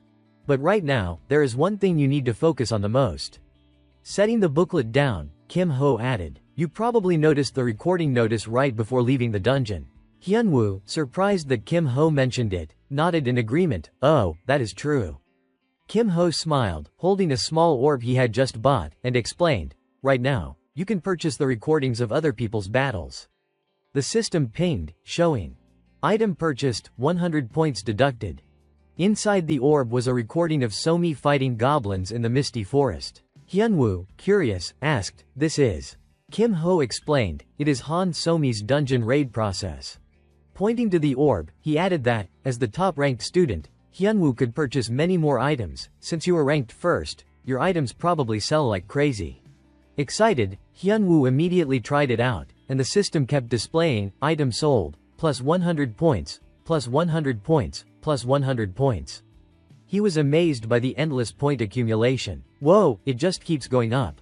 Still, Hyunwoo looked uneasy, sensing a downside, but having my recordings sold like this is not that bad. Kim Ho sighed in agreement. Exactly. People will try to find every tiny weakness and figure out counter strategies. Kim Ho continued. Luckily this was an individual test, so you could aim for first place. But in direct duels, especially with mana fights, any weakness in your core would be immediately exposed. Hyunwoo fell silent, deep in thought, worried. Seeing this, Kim Ho quickly encouraged him, but the risk is worth it. We can use this opportunity to enter the mana training room at the central practice facility. He explained further, the most important part is the special mana chamber. The mana there is denser than usual, so your inner power grows much faster. Hyunwoo jumped up, slapping the table in shock. There is a place like that? Kim Ho, calm as always, replied, of course, but you have to meet the requirements to enter. Leaning on the chair and sitting back down, Hyunwoo muttered, that must cost a lot of points. Kim Ho confirmed, yep, 500 points every 6 hours. Hyunwoo hesitated, so if I go every day? Kim Ho crossed his arms and calmly answered the question on his mind, then you won't have points left for anything else. Curious, Hyunwoo asked if there was any way to minimize point loss. Kim Ho chuckled and suggested one solution, there is a season pass. It is only given to the top student of each faction, and to get it, you would have to take Yongjoon's spot in the Night Corps. Hyunwoo, worried and uneasy, admitted, I do not think I can do that yet. Seeing it was not feasible, he resigned himself. For now, saving points carefully seems like the best option. Kim Ho nodded firmly, reassuring him, I will get it for you. He added a condition, just promise me you will repay me. Hyunwoo, curious, asked, what do you need from me? Kim Ho quickly answered, and help me level up the deeper parts of the dungeon. Hyunwoo hesitated a moment, hands gripping his knees over the slightly wrinkled pants. But, thinking back on the misty forest today, I feel a little wary. Depending on the situation, this could be life-threatening. Kim Ho noticed his hesitation and asked directly, so, you want to go or not? The young swordsman's eyes lit up as he spoke, a martial artist should always strive to be stronger. You have already paved the way for me. Kim Ho was genuinely surprised at his resolve. Hyunwoo slammed his fist against his chest, decisively accepting the condition, I can't refuse my benefactor. Of course I accept, Kim Hung. Kim Ho smiled, satisfied with both his determination and courage. Good, now do not hesitate, burn through your points and root yourself in the special mana chamber. I will get the season pass for you in 2 weeks. Hyunwoo's face brightened with excitement, 2 weeks, I will wait for it. Feeling exhilarated from successfully setting the terms with Hyunwoo, Kim Ho immediately moved on to his next task. While Hyunwoo levels up, I will go trade for some items. At workshop number 4, Kim Ho pushed open the door and said politely, "Excuse me."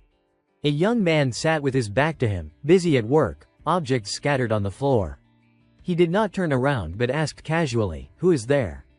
Embarrassed, Kim Ho chuckled nervously, "Hello. I am here because I am interested in the Magical Technology Club."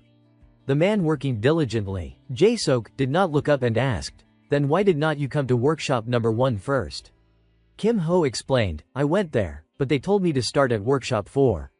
The head of the club, clearly irritated, paused his work and muttered angrily, "Really?" He removed his glasses, revealing dark circled eyes, impatiently signaling for Kim Ho to hurry and leave. "Just look around and go. We are busy, do not get in the way." Kim Ho, calm and unfazed, replied politely, "Yes, I will observe quietly." Jae-sok resumed his work, and Kim Ho thought to himself, magical technology skill. At this level, probably grade B. Silently, Kim Ho extended his hand, golden light flickering around his fingers. Using the copy function, he effortlessly completed the first part of his task. First objective complete. He noted casually. The system displayed the update. Skill added to slot, Magical Technology B, copy, skills 2/2, 1. Hummingbird E, 2, Magical Technology B. Seeing that Jae-sok was not paying attention, Kim Ho smiled inwardly. Next target should be somewhere nearby. Suddenly, he spotted it easily and grinned with excitement, found it. He picked up a cube and curiously asked the club head, "Hey, I found this, does it have any value?" Jae-sok looked it over and asked, "The 10x10x10 cube." Kim Ho explained, "This requires ridiculously high skill to handle, so no one ever does it. It is basically trash." Seeing that Jae-sok did not need it, he tested whether he could take it. "It looks interesting. If you do not need it, can I take it? Don't worry, I am not just taking it for nothing." Kim Ho's face lit up with a bright smile as he held a vial in his hand, the system announcing, "Purchased obtained thermal reaction catalyst, 1000 points deducted." He then turned to Jae-sok, the head of the Magical Technology Club, "Would you like to take this?" Jae-sok's eyes gleamed at the sight of the vial. A thermal reaction catalyst is not top tier, but in magical technology, you can never have too much. He agreed to the exchange, taking the vial carefully, "Just this once, okay, don't brag to anyone else." Kim Ho responded cheerfully, "Thank you."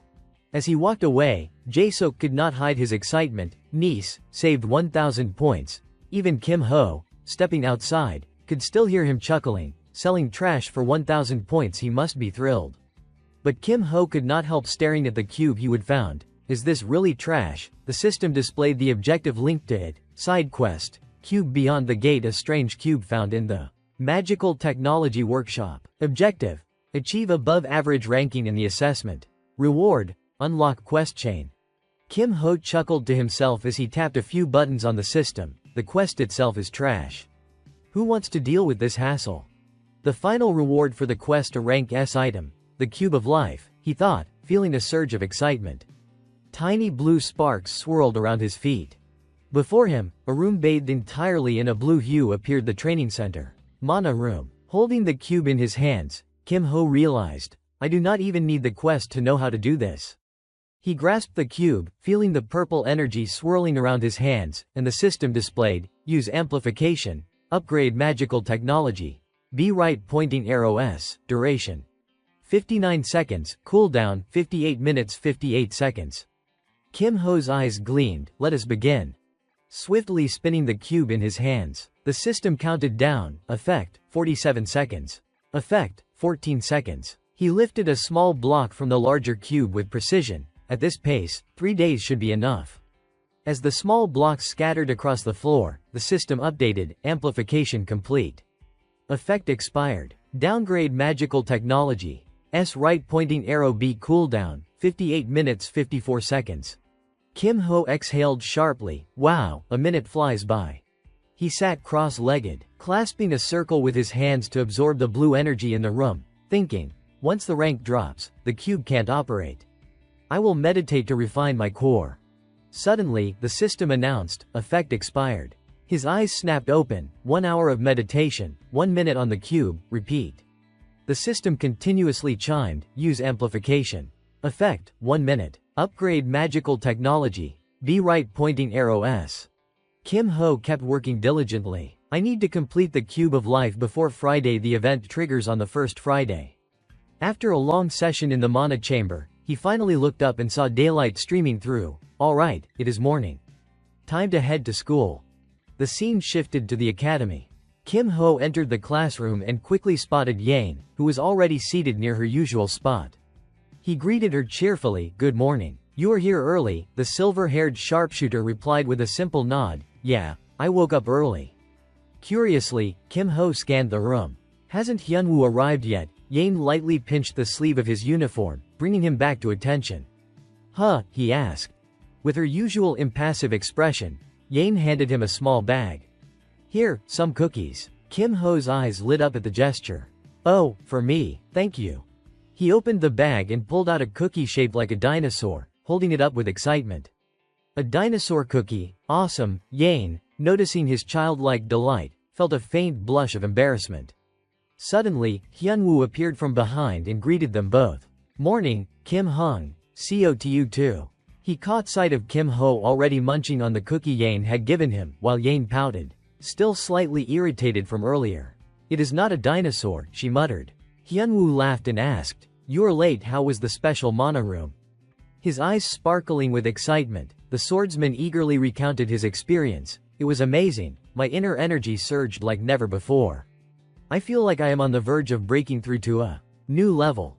Kim Ho smiled approvingly at his dedication. "Good. I will get the seasonal ticket as soon as possible."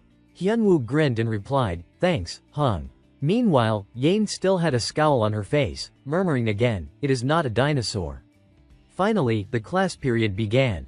Sudok entered, commanding order, "Everyone, take your seats and settle down." He stood at the podium, arms crossed, as the system projected the next exam on the board. "Before we begin, a notice, starting today, we will hold one-on-one duels in the arena," he announced, 10-minute death matches. The map would be random, the rules simple, lethal combat, 10 minutes per match. Sudok continued to explain, time limit increased to 10 minutes, so adjust accordingly. First-year students must complete at least 3 duels this week. Skipping will result in point deductions.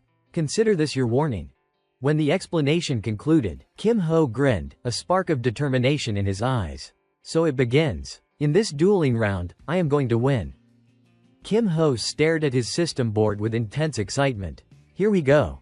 The system displayed the detailed mission notice, side quest, Week 1 duels, objective, complete 3 duels 0 per 3, deadline, Sunday midnight, reward, depends on number of wins. He clenched his fist. "I have to win this match no matter what." He patted Hyunwoo on the shoulder, reminding him, "Let us head to the arena. The first few plays are the most crucial." The swordsman eagerly responded, "Got it. Let us go." Suddenly, a small hand tugged on Kim Ho's sleeve. Yang's silver hair brushed against his arm as she spoke hesitantly, "I am free today." Kim Ho froze in surprise. Her words left everyone momentarily stunned, especially him. Flustered, he asked, "Huh, what do you mean?" Then he realized what she was referring to. He paused, thinking carefully. "Ah, you mean practicing mana bullets like last time, right?" Yang nodded in agreement, "Yes." Kim Ho smiled and accepted her suggestion. "Alright, I will meet you later." Her expression remained calm and impassive as she nodded, "Okay." Later that afternoon, at the arena, Kim Ho led the way with Hyunwoo following behind. Suddenly, a voice called out, "That person is." Ji Young turned to Kim Ho and asked Jung-hwa, "Do you know him?" The leader of the Emerald Tower crossed his arms and replied, "He is the one who surrendered before facing Miss Song." A red-haired student sneered, clearly disdainful. "Ah, so it is that coward I have heard about recently." Hyunwoo's eyes blazed with anger. How dare they speak about him like that? He shouted, "Pathetic," but Kim Ho's hand shot out, stopping him from causing a scene. Still unwilling to let it slide, Hyunwoo called out, "Kim Hung." Meanwhile, Kim Ho calmly addressed them. "Did you take the ranking test? I got 300 points. How about you?" Ji Young's jaw tightened, sweat beading his forehead as he realized he had the same score as a swordsman. 300 points. I have the same as this kid. He shouted in disbelief, "You think I am on the same level as some brat like you, if it were not for meeting Song Chunyi in the second round." Mentioning the match against Chunyi, the red-haired student sneered, "Song Chunyi, oh right, the one who got struck by lightning and had to be carried out. That was you." His lips curled into a cold smirk, veins standing out on his face. Ji Yong ground his teeth, furious. "What?" Ji Yong added, startling Zhenghua. "Well, at least we are tied in points." The red-haired student raised his spear in challenge, eyes blazing. "Get down here, you coward, I will show you the wall you can never cross." Kim Ho accepted the challenge, and a one-on-one duel between the two began. The system displayed, Yang Ji Yong 100%, Kim Ho 100%. Ji Yong gritted his teeth, spear poised, and shouted fiercely, "Just one strike is enough." Main summoned his staff with excitement and replied, "All right, one strike it is." The system signaled the start, begin. The red-haired student struck first, thrusting his spear straight at Kim Ho. As the spear neared his face, Kim Ho merely smiled lightly, making no effort to dodge. Suddenly, a small bird from his side delivered a hidden electric attack behind Ji Yong.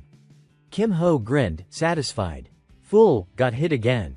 The system announced, paralysis effect applied.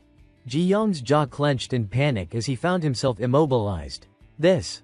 Without giving him a chance to react, Kim Ho raised his staff high, his expression cold. "Sorry, you are not getting a free hit like Song Chunyi."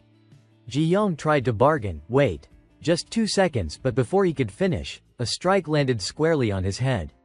The red-haired student screamed in pain and collapsed face first on the ground. The system displayed, Yang Ji Yong defeated, Kim Ho victorious. Kim Ho stifled a chuckle, teasing, "The coward lost." Huh, 2 large bumps appeared on Ji Yong's head, and his hands clenched helplessly on the ground as he muttered, Refusing to accept defeat, Ji Yong lifted his head, trembling, and taunted, "I was careless. Rematch, I will win." Kim Ho remained calm. "Oh, alright, then let us fight again." Another duel began. The system showed, Yang Ji Yong 100%, Kim Ho 100%. Determined to avenge his previous defeat, Ji Yong growled, "This time won't be so easy." The system signaled, "Begin." A few moments later, a pained scream echoed, and the system announced, Yang Ji Yong defeated, Kim Ho victorious. Kim Ho smirked mockingly. "Still no progress, huh?" Ji Yong lay face down on the ground, cursing, "Damn it." Refusing to yield, he shouted, "This time I will win," but Kim Ho, lacking the patience to play along, stopped the red-haired student from doing something reckless. "Cut it out, you lunatic." Kim Ho turned and walked away. "I am done for today." Suddenly, he recalled the side quest mission. Side quest. Week 1 duels. Objective, complete 3 duels 0/3. Deadline, Sunday midnight. Reward, depends on number of wins. He thought to himself, I need to complete 3 duels. But for now, I will treat it as if it is not urgent. Then Kim Ho made a proposition to Ji Yong. "If you want, I can teach you, but first." He extended his hand in front of him. "Tuition." The red-haired student realized immediately and yelled in frustration, "You monster." Still, he accepted. A small box appeared in his hand as he handed it over. "This is a family elixir. I will give it to you as payment." Kim Ho smiled, pleased. "Oh, high-quality stuff." Main closed the box, crouched, and added one more condition. "One more thing, do not record this match, and do not speak a word about it to anyone." Ji Yong agreed immediately. "Fine, I gain nothing if this gets out."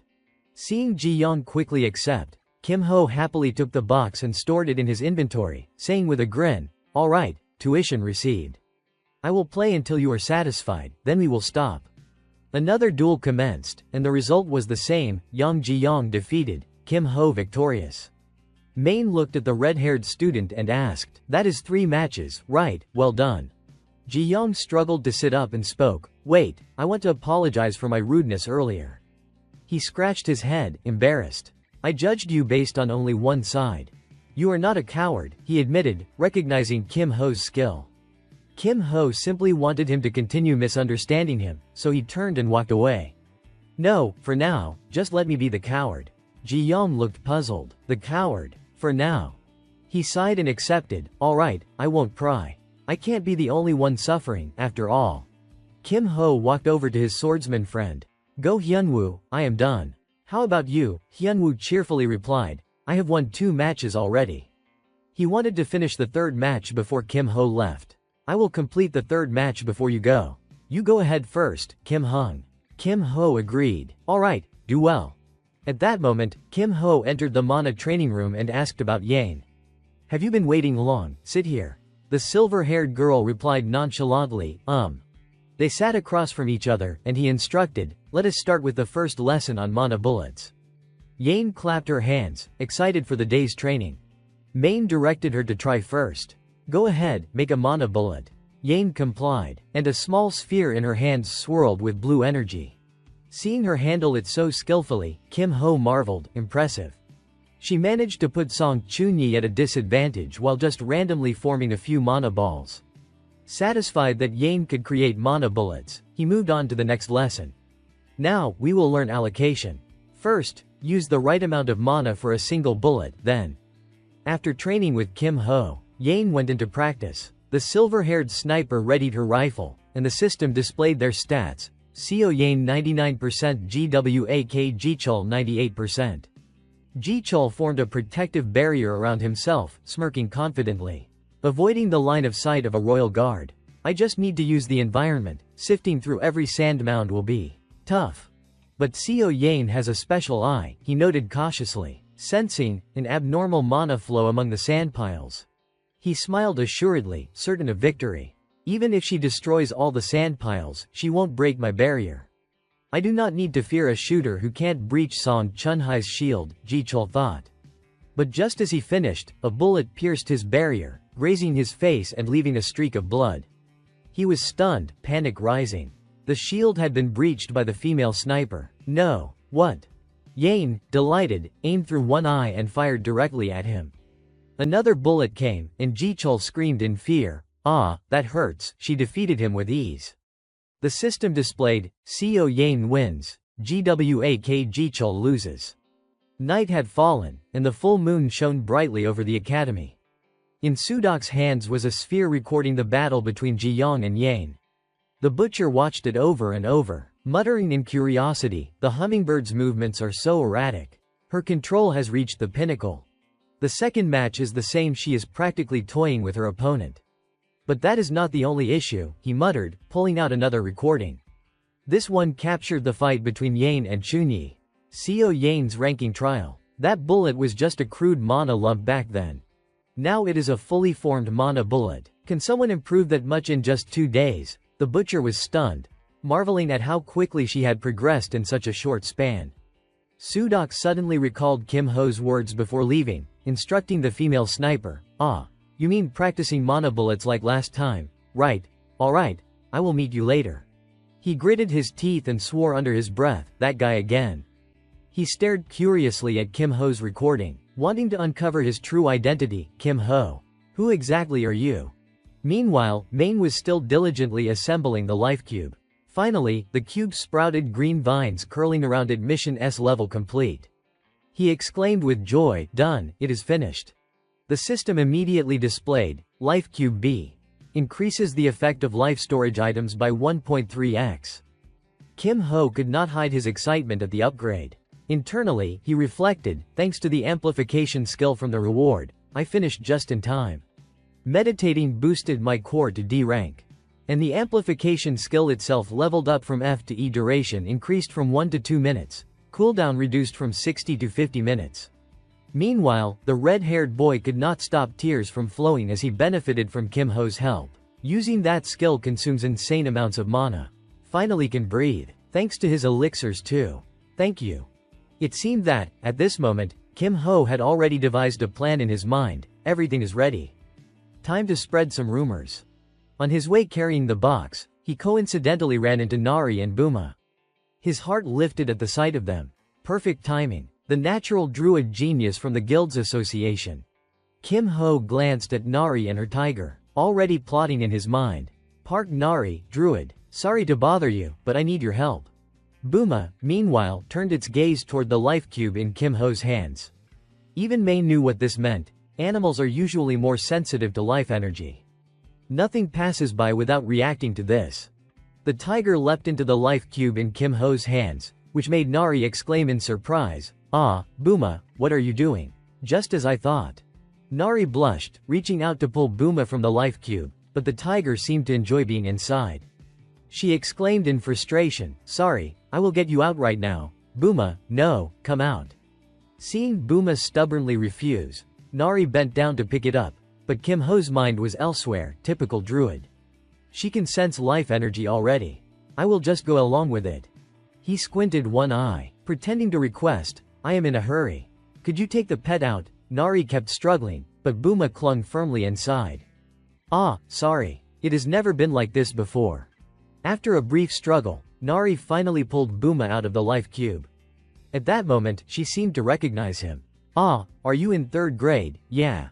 After greeting him, she turned away, embarrassed, but did not forget to apologize for the earlier incident. "There, sorry about that. You can go now." Kim Ho, satisfied with how his plan unfolded, thought, "That is enough for the natural club to hear about it.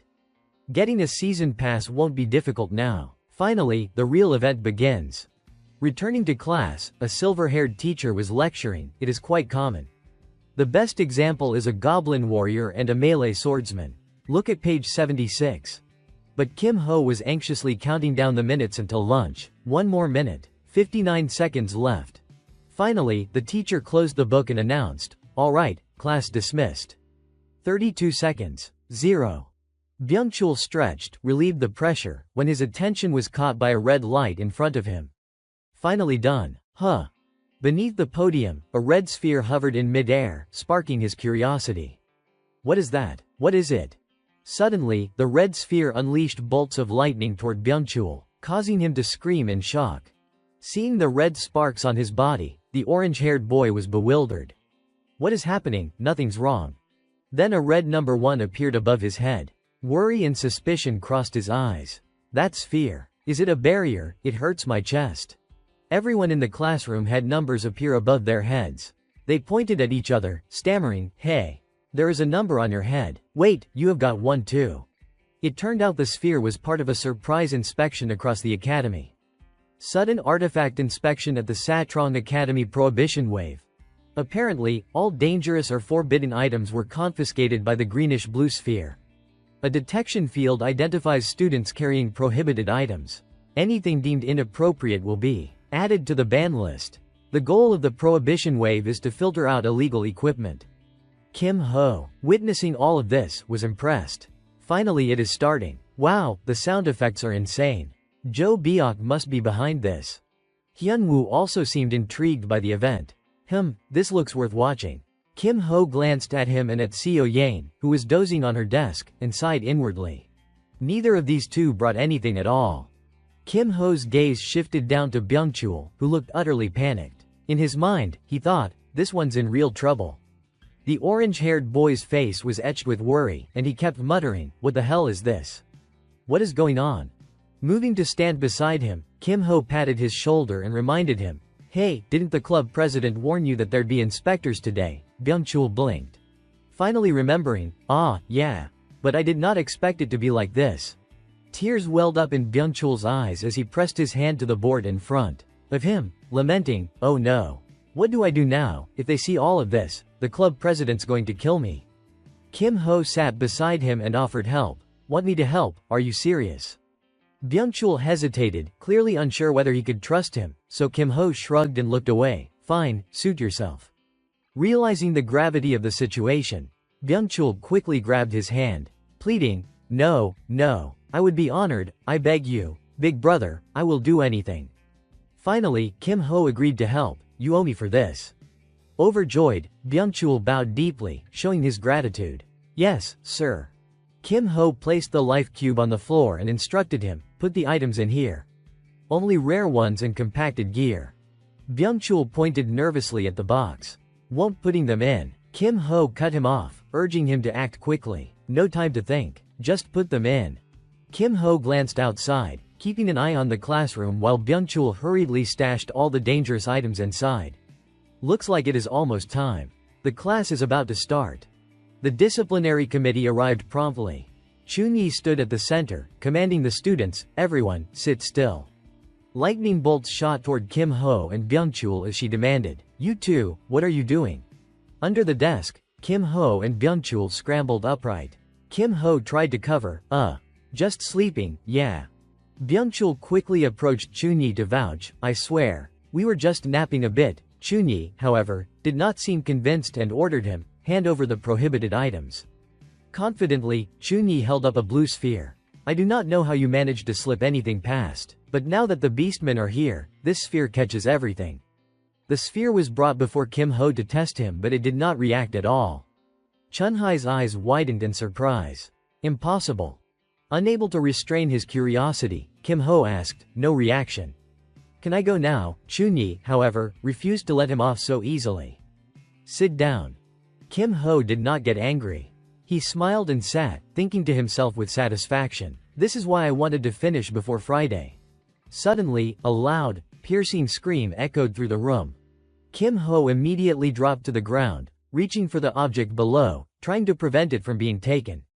Chunhai's touch on it sent a jolt through him, filling him with unease. An item that can bypass the bandwave.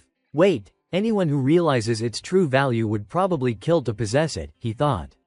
Successfully making it out of the classroom, Kim Ho and Byung-chul walked along the corridor. Byung-chul glanced at him with genuine gratitude. "Time for the exchange. Wow, seriously, thanks to you, I would probably be stuck scrubbing floors or hiding in a corner otherwise." Kim Ho let out a light sigh, giving him a sly wink. "You will repay me later. Consider it a loan." Byung-chul placed his hand on his chest, nodding solemnly. "Of course, big brother, I will never forget this debt." Glancing at his orange-haired companion, Kim Ho suggested, "Just take the banned items to your clubroom." Byung-chul readily agreed. "Sure, the club president actually wants to see you too." Kim Ho's mind raced, from smuggling goods to causing trouble. Demon of the Shadow Dragon Academy, Thieves Guild Club. At that moment, a blonde-haired boy flung open the clubroom door and called out, "Big sis, we are back." Before he could step inside, a girl from within kicked him back onto the street, scolding him sharply, "I told you to avoid causing trouble this week, did you get into anything?" She kept stamping on Byung-chul, demanding, "I said this is important, did not I?" He could do nothing but curl up, shielding his head and begging, "I am sorry, please stop." Kim Ho bowed politely, a small smile on his face, and greeted the girl, "Hello, madam. Reporting in, I am Kim Ho." The girl, still pressing her foot against Byung-chul, introduced herself, "I am Dang Guyoung. You probably guessed I am the club president." Guyoung lifted her foot more firmly onto Byung-chul, then turned her attention to Kim Ho, eyes glinting with curiosity and desire. "I heard about today. One of your items bypassed the bandwave. Let me see it." "All right." Her gaze fell on the life cube on the table, and she could not hide her astonishment. "Wow, this is the real deal. Honestly, you have to see it with your own eyes to believe it." She raised both hands, almost as if she wanted to seize the box for herself. "An item that can trick the bandwave. I would snatch it in a heartbeat if I could," she thought. Kim Ho quickly intervened, warning her sternly, "You will get caught immediately." He did not forget to remind her of the risks. "Don't think the Thieves Guild leadership would not notice. And do you even know about anti-theft wards?" Hearing that, Guyoung muttered under her breath, turning her head slightly. "What? Magical technology?" Guyoung flopped back against the chair, resting her head on her hands, feigning indifference as Kim Ho got straight to the point. "So, you came here because you want something, right? Don't worry, I can tell you are sharp," she said, stretching a hand across the room with a casual wave. "Look around, there is nothing here. This place is dirt poor." Kim Ho remained calm, meeting her gaze directly. "That is fine. What I want is within your ability." "What is it?" No longer hiding his intentions, he spoke clearly, "I want permission to enter the temporary warehouse."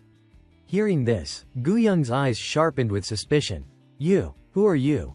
Her temporary warehouse had long been locked. It was where confiscated items waited to be destroyed. Many dangerous artifacts were stored inside, and something unusual had occurred. Normally, items were checked only at the end of the week and then moved to a secret vault no one knew the location of. Yet, Kim Ho seemed aware of the timing of this anomaly. "I am guessing the latest it happens is tonight or tomorrow," he said casually, his words heightening her suspicion. "The disciplinary committee sent you here, did not they?" Waving his hand to deny her suspicion, he explained, What? No, it is not like that. I am not associated with them. I just need something. Gu-young remained composed, rejecting his request outright. I appreciate it, but I do not let anyone into the warehouse for free. Took too much effort to set up. Even if we are acquainted, it does not matter. Kim Ho rested his hand on the life cube, continuing confidently.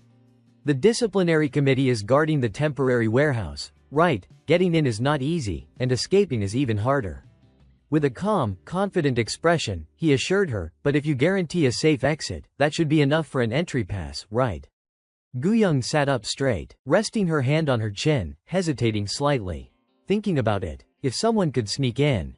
Kim Ho added a condition for his entry, and when I leave, we can divide the items with no lingering ties between us. Judging by the look on her face, he felt certain. She can't refuse now. She will participate, won't she? A group of 6 stood atop the hill, looking down at the school below. Gu-young, face masked, turned to them, questioning, is everyone here? Behind her, 2 blonde boys and a girl taking notes watched. One of the blonde boys frowned in suspicion, asking, yeah, but who is this? Gu-young pointed toward Kim Ho, also masked, and introduced him. I have added another member to this operation. Meet each other. The 2 blonde boys gave him skeptical, unwelcoming glances. Bringing a rookie for such an important mission, can we trust him? Meanwhile, Byung-chul ran up cheerfully, ignoring their doubts. Ah, nice to meet you. Don't mind those 2, let us have a good cooperation. A hand moved deftly across a tablet. After some programming, Davin finally spoke. 1 minute left, madam. Gu-young arranged positions for her. Good. Davin, support from outside. Everyone, get ready. She reminded Kim Ho about his role. Don't attract attention. Be careful. If you get in, grab the small, rare items first. Black mana swirled around her feet as she signaled, all right. On her command, the team dashed forward. Kim Ho glanced at Gu-young running ahead and thought. Level B stealth step complete. Life cube mission done. Won't need magical tech for a while. He placed a hand on her back to acquire her skill. Simultaneously, the system interface popped up before him, using copy. Target, stealth step B added. Copying skills 2 per 2, 1 hummingbird E, 2 magical tech B, stealth step B. Your steps are now faster and lighter. Meanwhile, Yoan stood guard in front of the building, humming as he surveyed the area. Suddenly, purple butterflies appeared, landing on his shoulder, surprising him. Huh, butterflies. Then he realized what they truly were. Panic rising. Illusion drones, what? In an instant, ethereal cords bound his body and gagged him, leaving him helpless against the approaching figures. On the 3rd floor of the old building, a foot slipped through a window. The person muttered in annoyance, such a hassle. So many protective spells. Hearing the noise, a disciplinary committee member ran out and caught sight of Byung-chul rushing in. Who is there? Perfect timing. Gripping his weapon, the committee member panicked. An intruder. Luckily, the twin blonde brothers appeared simultaneously, subduing and restraining the committee member. The 4 left the restrained committee member behind as they continued moving deeper inside. Before heading off, Byung-chul reminded Kim Ho, just stay still, struggling will only make it worse. Gu-young ran ahead to scout, her hand gesturing for everyone to follow. The temporary storage is just around the corner. Wait a moment, check the situation, then we go in. She conjured a mirror in her hand, through which they could see Si-hun standing guard in front of the room, axe in hand. Seeing him, Gu-young froze momentarily. Damn it. Why's that goblin-looking guy on guard? Handling him alone will be tough.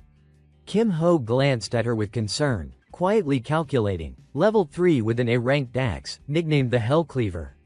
This is going to be rough for dang Gu-young. I only planned to sneak in, but looks like I will have to intervene. He whispered through telepathy, you know how to use the shadow domain, right? Gu-young's eyes widened slightly in surprise. How did you know? The 2 continued coordinating silently. Kim Ho cut straight to the point. No time to explain. Can you use it? Gu-young hesitated. I just learned the basics. Only C rank. Kim Ho immediately applied his power to temporarily boost her skill. There, that is enough. Using amplification, shadow domain skill raised from C to A duration, 0 hours 1 minute 59s. Cooldown, 0 hours 49 minutes 59s. Gu-young turned to him, astonished. What? How did you do that? No time. Let us go, he said, moving forward. Despite her suspicion who exactly is he, Guyoung focused her energy and summoned the swarm of butterflies, her shadow domain. The butterflies swarmed toward Sihun, who scowled in anger. Damn it, starlight suckers. He swung his axe, attempting to strike them down. But alone, he could not handle the sheer number of butterflies and could only scream in frustration.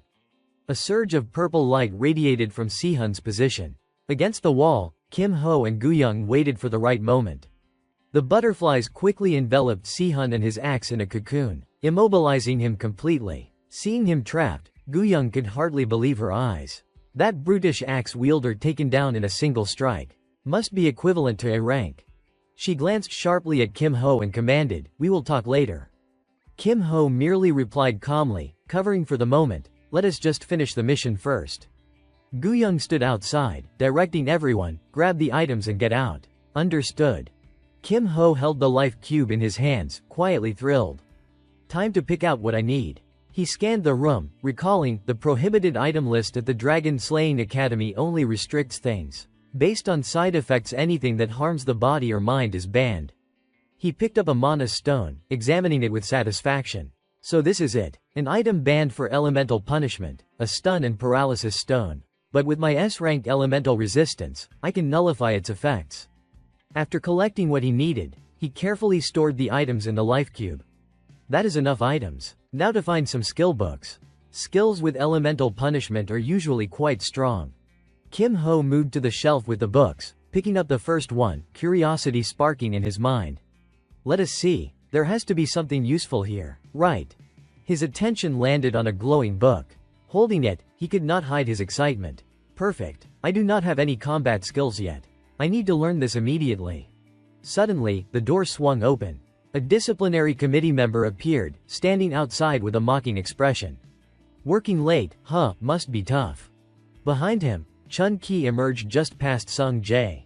He seemed to have identified the intruders. Starting the semester with a theft, huh, dang Guyoung, the orange-haired man had just questioned them moments ago.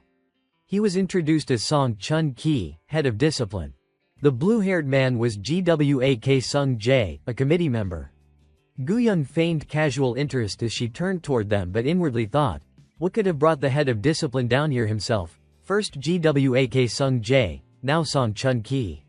Chun Ki's face turned stern as he ordered everyone, enough. Drop the items and obediently follow us to the disciplinary office. Guyoung rose, energy gathering along her arm in preparation for an attack. The longer we hesitate, the worse it will be. Then so be it. She raised her arm high, ready to strike, and called to her team, split up and run. Smashing her hand into the ground, she created a protective dome of white energy around her team. Shadow Shelter, a dark dome to conceal teammates inside. Duration, 0 hours 5 minutes zeros. Seizing the opportunity, Guyoung and her teammates escaped from the room. Sung Jae held a communication orb, sending out orders, the intruders have just left the storage. Do not let a single one escape. Everyone scattered to escape. Kim Ho dashed into the hallway, moving swiftly but suddenly something shot straight toward him. Fortunately, with his reflexes, he dodged a flying wooden plank. From ahead, Sung Jae appeared unexpectedly. Kim Ho thought, when did he even get here? Half of his body was surrounded by a green aura. Looking at Kim Ho, he seemed unable to identify him. I have catalogued most of the Thieves Guild members, but I have never seen you before. First year, huh? Hearing the accusations, Kim Ho remained completely still, refusing to respond. Sung Jae, reading his intent, smirked. Not saying anything so I won't reveal your voice, huh, clever. Sung Jae then summoned sharp steel spikes from the ground, aiming to trap Kim Ho. He exuded confidence. Then surrender. You do not really have a choice. But with his lightning-fast reflexes, Kim Ho slipped effortlessly through the spikes.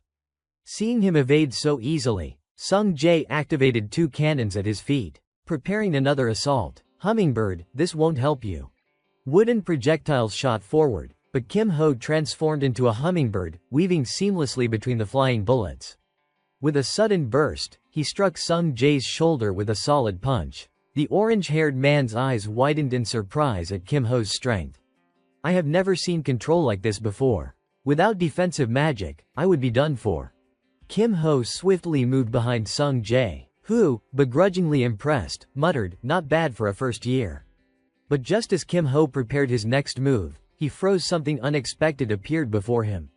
Sung Jae slammed his hand onto the ground, instantly summoning cannons from all four directions, their barrels aimed squarely at Kim Ho. Escape was nearly impossible. "Not so fast," he declared solemnly. "It is over." The cannons unleashed a barrage of countless projectiles, each aimed with deadly precision. Kim Ho stared ahead, inwardly amused. Arrogant fool. Suddenly, a surge of light appeared before him, causing him to hesitate. No one should survive this. What is this heat? One of Kim Ho's arms ignited in flames as he clenched his fist, and Sung Jae's expression shifted, realization dawning. That skill. Do not tell me. At that moment, a solid wall materialized before Sung Jae, blocking his advance. His face twisted in anger, and he muttered under his breath, "This has to be a forbidden skill. Tam thatch bitch. Only a madman would dare use this. Damn it." On the other side, Kim Ho clenched his fists, flames roaring along his arm. With a single punch, he shattered the wall, sending Sung Jae flying backward. Hellfire fist. Watching his fiery hand, Kim Ho marveled inwardly, harder than I thought. Controlling this fire takes effort. Sung Jae lay sprawled on the ground, and Kim Ho's mind quickly ran through the possible consequences. No mortal wounds, so the school won't intervene. But GWAK Sung Jae's faction, the Emerald Tower, and the disciplinary committee will surely step in. Rubbing his temples, Kim Ho tried to calm himself. They will trace my tracks everywhere. Annoying, but they won't find me. From behind, he heard murmurs and realized the urgency of the situation. That noise. From over there. Damn, I need to move before we get caught. Two disciplinary committee members approached quickly. Spotting Sung Jae, they called out, "Senior, get him to the infirmary." Meanwhile, inside the disciplinary committee's truth room, Guyang had been summoned for questioning.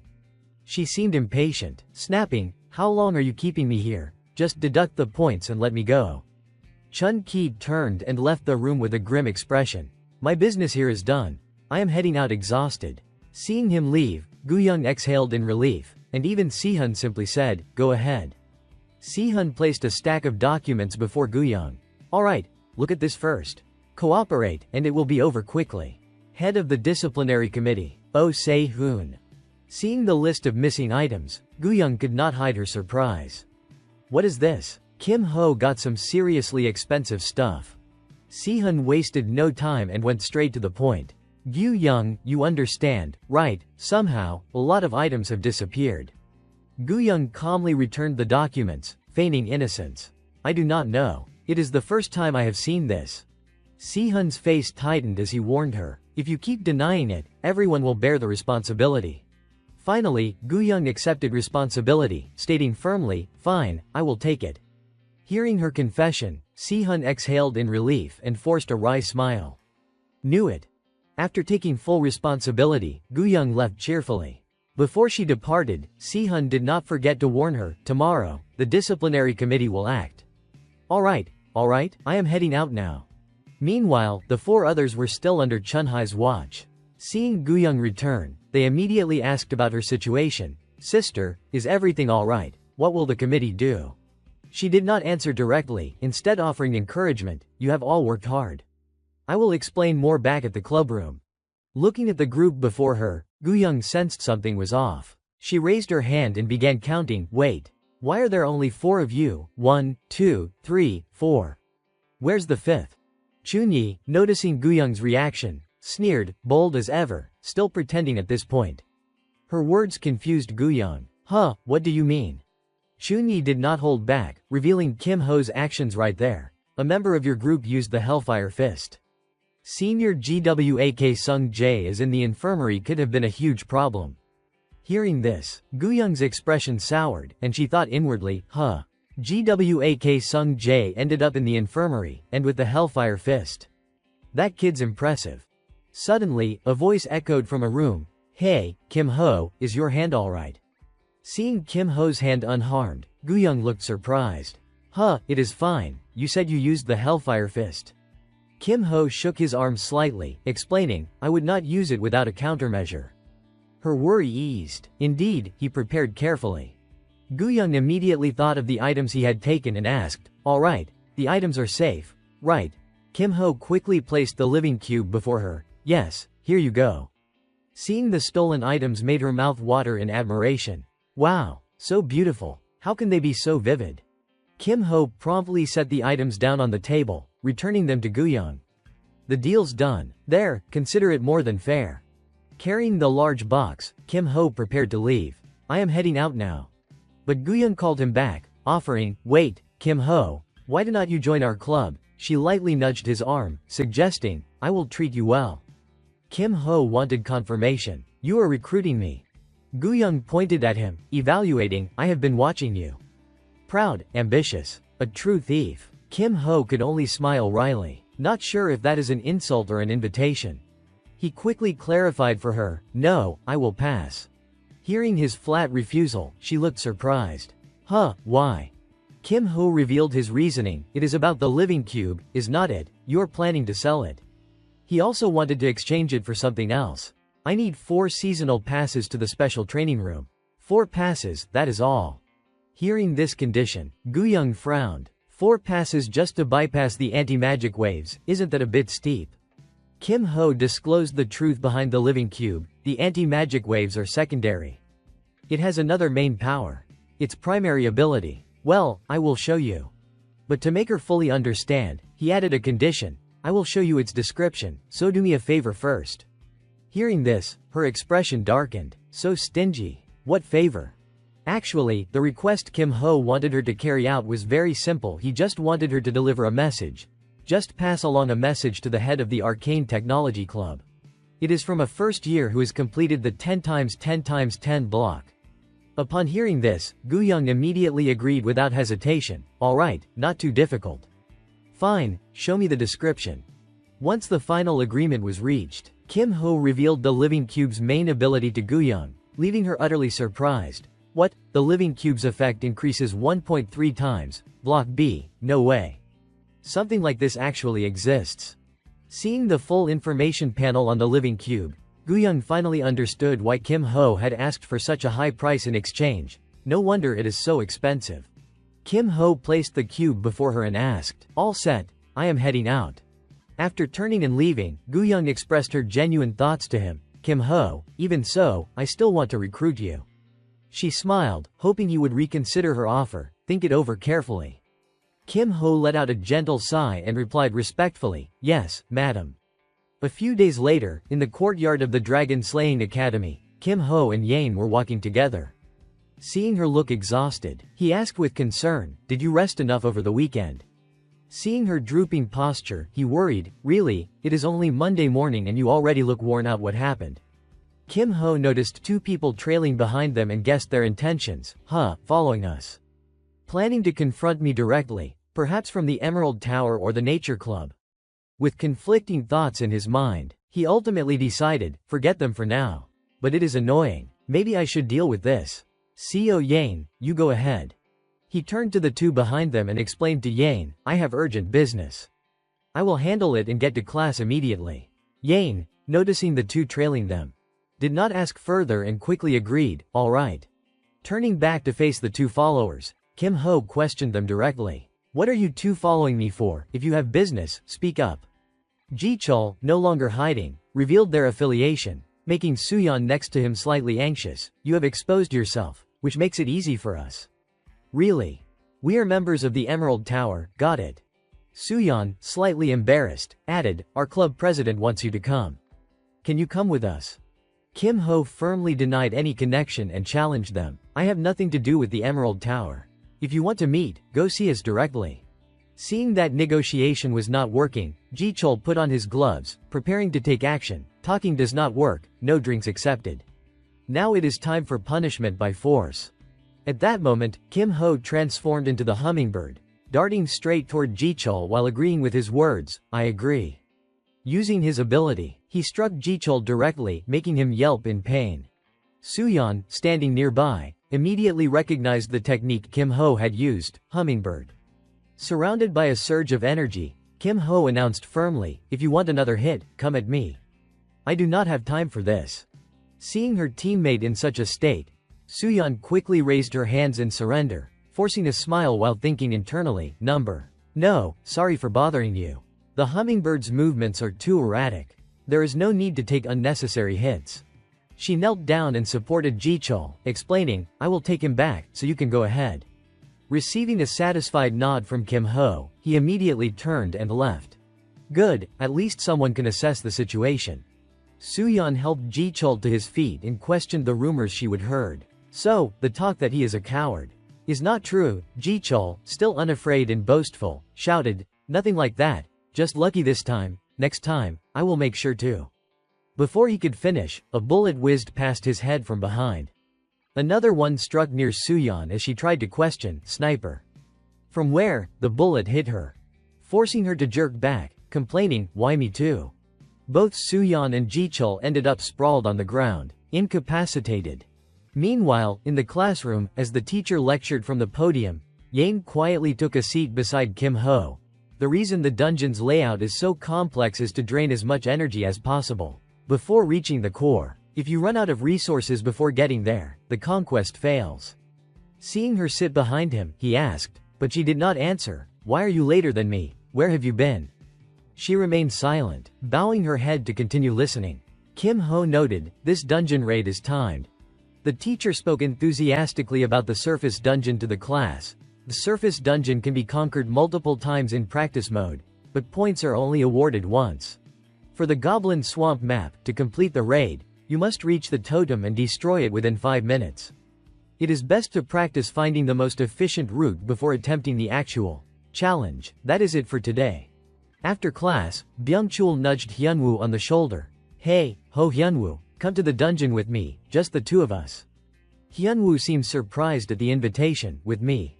Kim Ho encouraged him, don't hesitate, just go with him. With Kim Ho's approval, Hyunwoo smiled and accepted. If Kim Hung says so, alright. I will go with you, Shin Hung. Byung-chul winked at him from behind, making Hyunwoo blush and chuckle. Smart move. Kim Ho glanced over, already realizing, I guess he has already got someone to go with him. Yang gently placed her hand on Kim Ho's and said, come with me. A hand gripped Jichul tightly against the bookshelf, scolding him, pathetic. The man taunted Jichul's incompetence further. Your brother's in the disciplinary committee, and yet you got handled by a thief, damn it. And with 2 more people, you have really stained my name too. Jichul struggled under the grip while Suyeon was forced to kneel, her hands pressed to the floor. The man continued to berate them. What is this, a famed swordsman, and you still can't handle a couple of people? Finally, the man turned and walked away, releasing Jichul, muttering under his breath, pathetic. Looking at the piles of books scattered on the floor, he sighed heavily, muttering to himself, I knew this would turn into a disaster, but I still need to meet him directly. The blue-haired girl standing beside him was Ha Suyeon, the head of the nature club, while Jung-hwa, sitting nearby, announced firmly, yes, an official meeting. The Emerald Tower's reputation has hit rock bottom. Jung-hwa added with conviction, that strange box of his won't make up for this. If he dares insult the Emerald Tower, he better be prepared to pay. Jichul crawled toward Jung-hwa, pleading for a chance. I will make amends, I won't make the same mistake again. But Jung-hwa only mocked him. Do you think you have the right to speak now? Jichul, desperate, tried again. It was my negligence, please give me one more chance. Jung-hwa showed no leniency and warned him sharply, mess up again, and you are expelled from the tower. Still want to try? Determined to regain his dignity, Jichul had no choice but to agree. Yes, I won't disappoint you. Jung-hwa then summoned a golem and handed it to Jichul, instructing him, I will lend you this golem. Use it to dominate. Jichul bowed deeply, swearing, I swear I will win. At the Goblin Swamp, Kim Ho and Yang were training.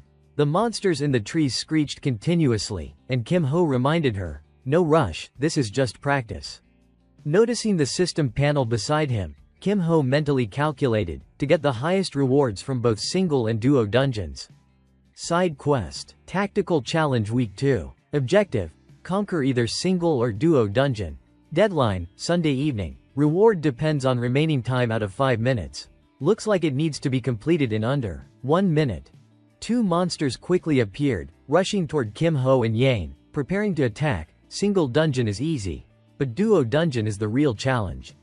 Yane quickly aimed her gun at the two monsters and fired. Kim Ho observed her, thinking, I could teach Seo Yane their attack trajectories, but it would not help her growth. He smiled subtly, thinking, she needs to figure it out on her own during practice mode. At that moment, the lead monster appeared, Elite Goblin, waterlogged. Kim Ho immediately charged forward to confront it. Kim Ho glanced at Yane, wanting to gauge her thoughts. Do you want to dodge it like before or take it down? Will killing it give points? Yane stared at the monster in front of them and instructed firmly. You will earn an extra 120 points if you take down the boss. Go for it. Kim Ho immediately summoned his hummingbird, agreeing to her request. Got it. I will support you. His hummingbird struck the goblin in the stomach and arms, staggering it. Yane positioned herself beside the monster, aiming her gun steadily. The silver-haired girl fired a shot that struck the goblin's head. A crack appeared atop the goblin's skull, and its red, furious eyes fixed on Yane.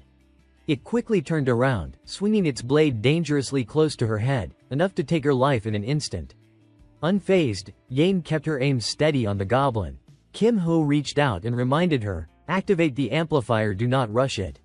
Yane held her gun aimed at the goblin's chest, while Kim Ho, behind her, enlarged his hummingbird, upgrading hummingbird skill from E to C.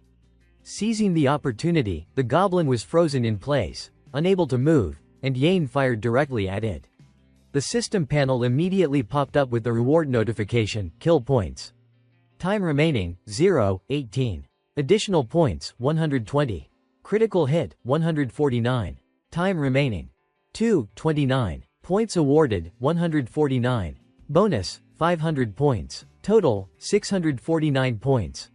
Kim Ho approached, praising Yane's combat ability. First try, and you did great. You could even get faster. Yane blushed slightly and spoke up, about earlier. She looked at him and asked, can you also teach me how to make magical bullets? Seeing her eagerness to learn, Kim Ho felt pleased. Looks like she is more motivated than I thought. That boss encounter must have stung a bit. Without hesitation, he agreed to teach her the skill. All right, let us check your gear and then head to the training center. Okay. At the training center, at the shooting range, rows of targets were lined up. Kim Ho explained, today we are going to learn the shooting skill. He elaborated for Yane, you can now create magical bullets and a gun as tools, but you have not yet linked them together. Taking a bullet, he demonstrated in her hand. Let me give you a visual example. Suppose your hand is the gun. He quickly shot the bullet at the target ahead, illustrating for Yane, focus your mana and release it with a flick of your hand. That is basically how shooting works. He shook his hand to show the bullet had vanished and added, it is similar to creating bullets. Do you want to try using your hand first? Yane quickly followed Kim Ho's instructions. Alright, focus the mana at the tip of your finger. The bullet flew straight toward Kim Ho, leaving him helpless. Flick it. Why is it going backward? Seeing she could not get it right immediately, he switched tactics. Forget creating the bullet for now. Just try shooting mana first. Kim Ho stepped aside and told Yane, keep practicing. I am going to grab something for dinner. But she called him back, rummaging through her coat pocket. Wait a sec. She pulled out a black card and held it out to him. Here, take it. Kim Ho was briefly surprised, thinking to himself, a black card. Rich. He went to the cafeteria counter to order, where two girls from the disciplinary committee were chatting. Limited edition, totally worth the wait. Suddenly, the green-haired girl from the committee waved at Kim Ho. Hey, you there. Chunyi, eating nearby, looked over curiously. Who is that? Kim Ho waved back cheerfully, causing Chunyi to flinch and break her spoon in surprise. Oh. It is you. She got up, fuming internally. No, this is actually good. I need to check something. Sorry. She extended her hand toward Kim Ho. Let me see your hand. He looked slightly suspicious. Why all of a sudden? Chunyi mentally pieced together everything she would observed about Kim Ho. The mysterious thief used Hellfire Fist in the temporary storage, mastered the hummingbird skill like a toy, knows the thief club. He is the prime suspect. Just check his hand for burns if he used Hellfire Fist.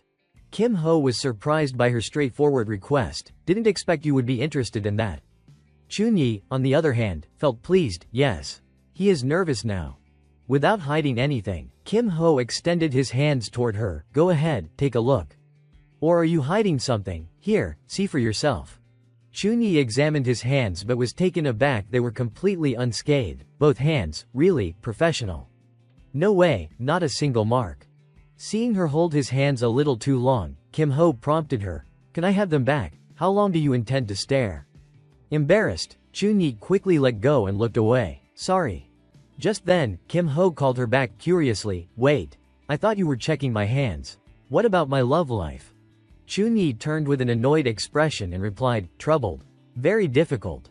Watching her storm off in a huff, Kim Ho already guessed her intentions. Looks like they are still searching for the culprit in the temporary warehouse incident. But I have played the innocent act long enough. I should be cleared of suspicion soon. The next day, Kim Ho and Yane continued their training in the forest. He instructed her, "Just do it like we practiced, got it?" Yane aimed her gun straight ahead. She fired directly at the goblins in front of her. The goblins fell back immediately after being hit. With Kim Ho providing support, Yane quickly closed in on the nearest goblin. Her bullet flew and shattered the weapon in its hand, causing it to collapse instantly. Kim Ho glanced at his own hand as the system portal appeared with a notification. Time remaining, 1 minute 20 seconds. Goblins killed, 28. Elite monsters killed. 149 points. Time remaining 3 minutes 48 seconds equals 228 points. Bonus, 500 points. Total, 728 points. Seeing the time and Yane's performance, Kim Ho could not help but praise her, impressive. All that practice yesterday really paid off, huh? Yane smiled at him, and it seemed this was the first time she had smiled at him. She is smiling. Kim Ho glanced at Yane and offered some advice. The dungeon won't be too difficult, but just to be safe, keep practicing a few more times. She immediately replied, "Got it." He watched her retreating back, smiling to himself. She even managed to clear the double dungeon, so she should be fine. For now, let us just focus on our mission. At that moment, the system displayed a notification, entering the goblin swamp. Stepping through the gate, Kim Ho confidently declared, "All right, let us handle this quickly." Flames erupted from his hands, blazing intensely. With a powerful punch forward, the fire spread in all directions. Any monsters caught in the attack were instantly engulfed in violent flames.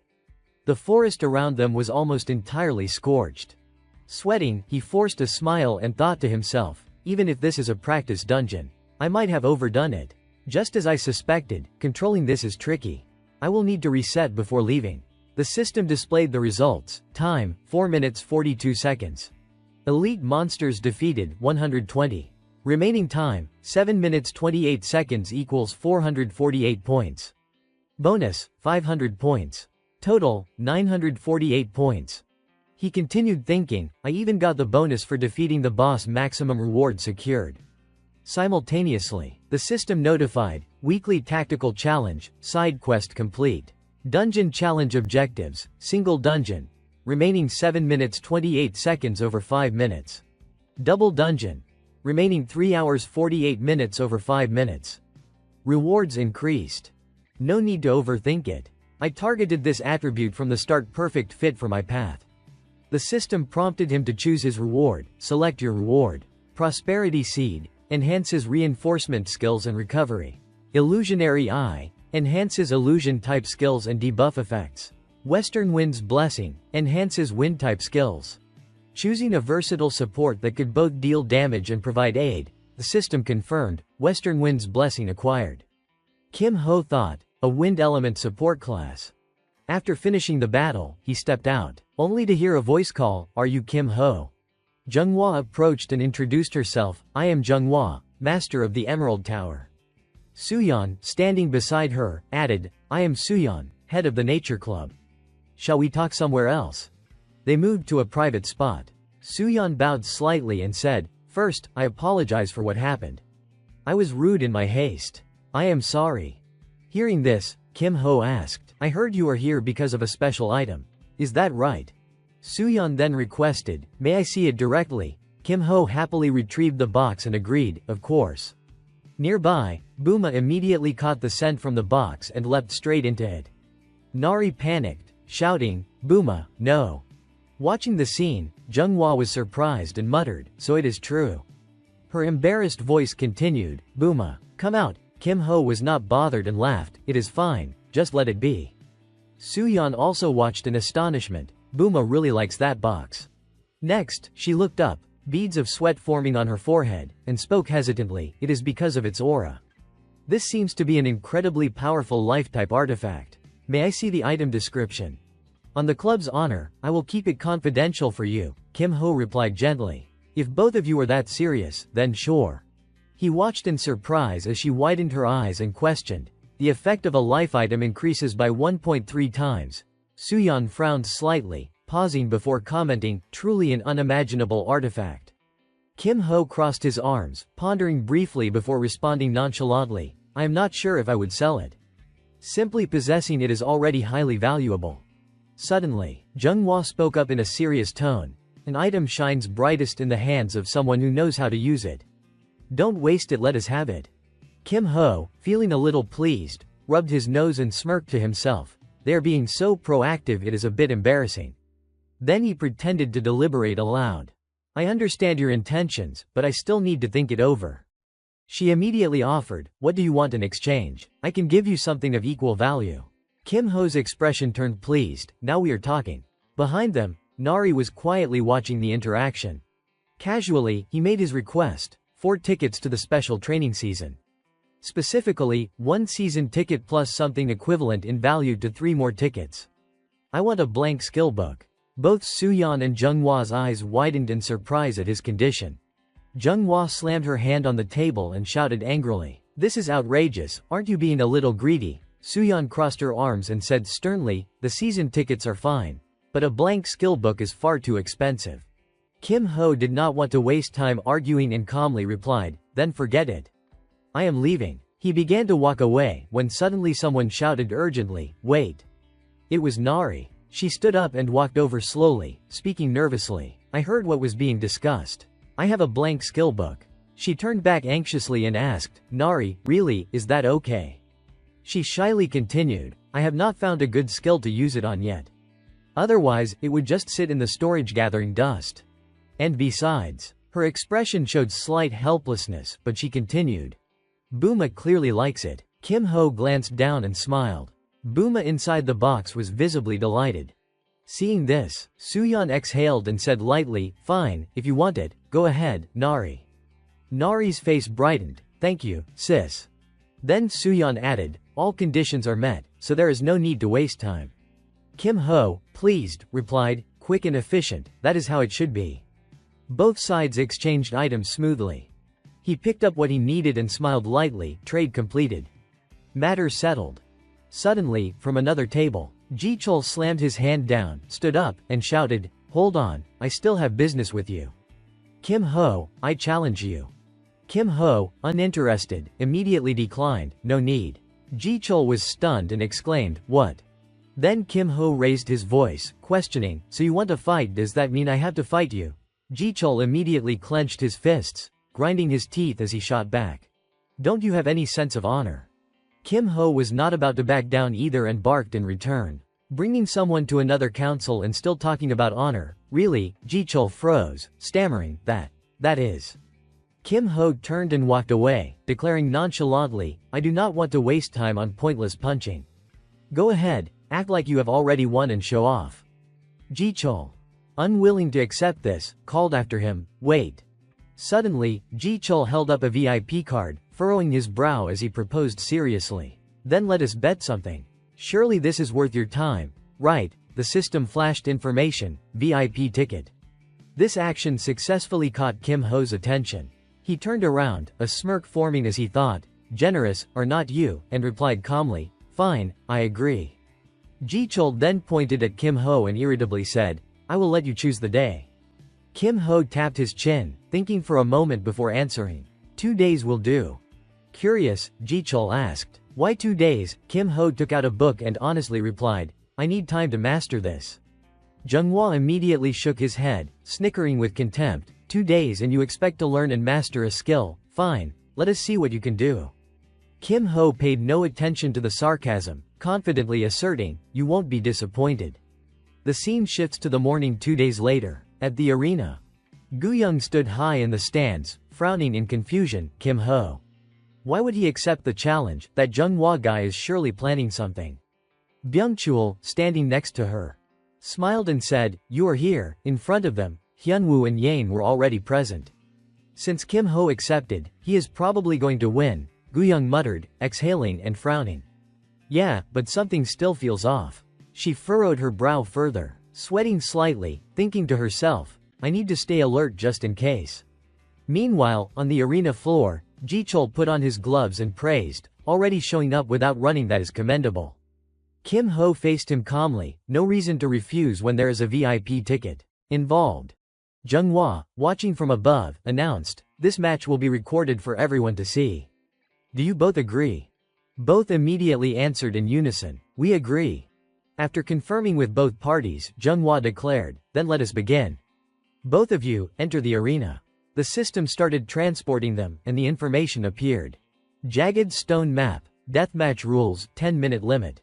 Points, Kim Ho vs GWAK Ji-chul, 100%. Start. As they stepped into the arena, Ji-chul, unable to contain his arrogance, shouted, last time you just got lucky. But this time is different. Let me show you the real gap in our abilities. Kim Ho did not pay it any mind and casually swung his hand, unleashing his power. Ji-chul shouted in shock, Earth. What the hell is this? His body suddenly wavered as if something had destabilized him. Kim Ho stood there, confused, asking calmly, what are you trying to show? Meanwhile, Ji-chul crashed heavily onto the sandy ground. It is just dirt, won't hurt. Stop showing off, Kim Ho remarked. Ji-chul gritted his teeth, forcing himself up with a hiss of frustration. Then, with a surge of anger, Ji-chul formed a massive sphere of earth, yelling, let us see if you can stay calm now. The name of the skill appeared above him, Earth Cluster. He hurled the massive chunk of earth directly at Kim Ho. Kim Ho, unfazed, simply extended his hand and lightly deflected the attack to the side. He then smiled faintly, redirecting the force back toward Ji-chul. Seeing the attack rebound toward him, Ji-chul panicked, sweat pouring down his face. What? How is this happening? What did you just do? A loud explosion rang out as Kim Ho's counterattack connected. He curved the corner of his mouth into a smug, victorious smile. Ji-chul was struck by his own attack, teeth gritted in anger as he cursed under his breath. Damn it, this can't end like this. Suddenly, he forced himself to his feet and declared, fine, I admit you are no coward. Inside, he thought, I do not want to use this. But I have to win this fight. With determination, he slammed both hands into the ground, furrowing his brows and shouting, let us see how you deal with this. A massive wooden figure suddenly emerged. The system immediately displayed Wood Golem, a golem refined by borrowing the power of the green forest and imparting life to an ancient log. From the stands, Gu-young was watching the fight live, her anger boiling over as she shouted, cheeky bastard, how can this be allowed? Why is a third-year's golem even here? Jung-hwa, that shameless jerk, Sung-jae, observing from afar, flinched at the outburst. Jung-hwa, sitting nearby with arms crossed, frowned and spoke, I did not think it was necessary to bring out a golem. But if it manages to take him down, then there is no issue. Kim Ho, hearing this, furrowed his brow slightly, a hint of dissatisfaction crossing his face. Gu-young, still on edge, gritted her teeth and thought worriedly, with so many eyes watching, he can't use fire. Should I try to stop him? Back on the battlefield, Ji-chul, grinning arrogantly, shouted after summoning his wooden golem, let us see if you can handle a golem. Stop acting so smug. Kim Ho merely frowned slightly at Ji-chul's arrogant tone, saying nothing. Flashback to 2 days earlier in the Manhwa training room, a book lay open, posing a question, which type of supporter is the most useful? The answer depends on the situation. That is why there are so many types of supporters, healing, buffing, debuffing, and so on. But if you want to become a truly versatile supporter, there is no skill more suitable than this. Back to the present, Ji-chul's arrogant frown deepened as he declared, I will take you down in a single strike. Let us see what cheap tricks you have left. The wooden golem raised one massive arm high and slammed it down with tremendous force. Kim Ho swiftly dodged, springing into the air with a burst of power. Blue energy radiated from his legs as he thought, for someone aiming to be a wind element supporter like me. This is the optimal skill I can extract from a blank skill book. He appeared in front of the golem, swinging his arm to strike. Kim Ho did not hold back. He punched the golem square in the face, sending it crashing backward. The impact shattered the golem entirely, accompanied by Jichal's loud scream. While Kim Ho wore a triumphant expression after landing the blow. The system displayed the information about the technique. Wind strike imbues physical power with wind, enhanced by west wind blessing. Amplified. Kim Ho emerged as the clear victor. Guyoung, unable to contain her excitement at the outcome, shouted from the stands, "Well done, that was incredible." Voices around them erupted. He defeated the golem. How the hell did he do that? Zhenghua, trembling as if holding back his anger, reluctantly reached into his pocket and handed over the promised item. "Here, the VIP ticket, as I said." Kim Ho accepted it with a cheerful tone. "Thanks a lot. I have one more request," Kim Ho continued calmly, "it won't harm your side. Let us not release the replay of this match, alright?" Zhenghua's jaw clenched in irritation, but he kept his composure. "You have got a bit of a cunning streak. Fine, say what you want," he growled. Kim Ho gave a casual wink and replied, "Nothing for now. Just keep it ready for me if I ask later." Zhenghua sighed, agreeing coldly, "Fine, let it be." Watching Zhenghua walk away, Kim Ho thought to himself, "I made him feel like he owes me, but keeping the replay secret is the real goal. Information about wind strike. The fewer who know, the better for me." Others soon approached. Hyunwoo, spotting Kim Ho, praised him, "Kim, you did great." Kim Ho replied with a grin, "Perfect timing. Here, take it. The seasonal ticket I promised you," Hyunwoo said, handing him the ticket. Surprised, Hyunwoo asked, "You already got it?" Kim Ho exhaled lightly and smiled, "I did promise, did not I? I said I would get it within 2 weeks." Guyoung, excited, threw an arm around his shoulder and exclaimed, "You little devil, what deal did you make with Zhenghua? You really do not let anyone get the better of you."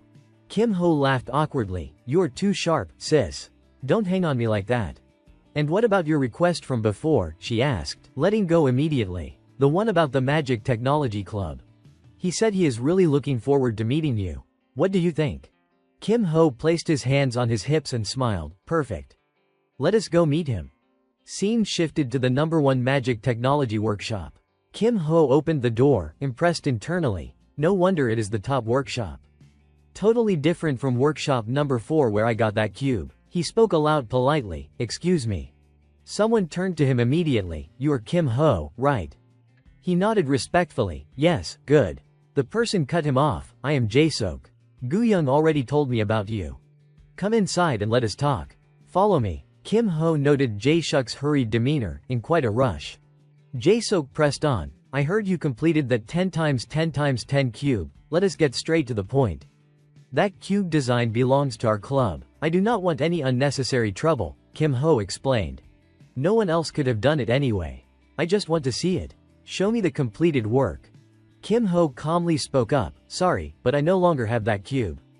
Jae-suk's eyes widened in shock as he yelled, "What? Where did it go?" "I already handed it over to the Nature Club," Kim Ho replied honestly.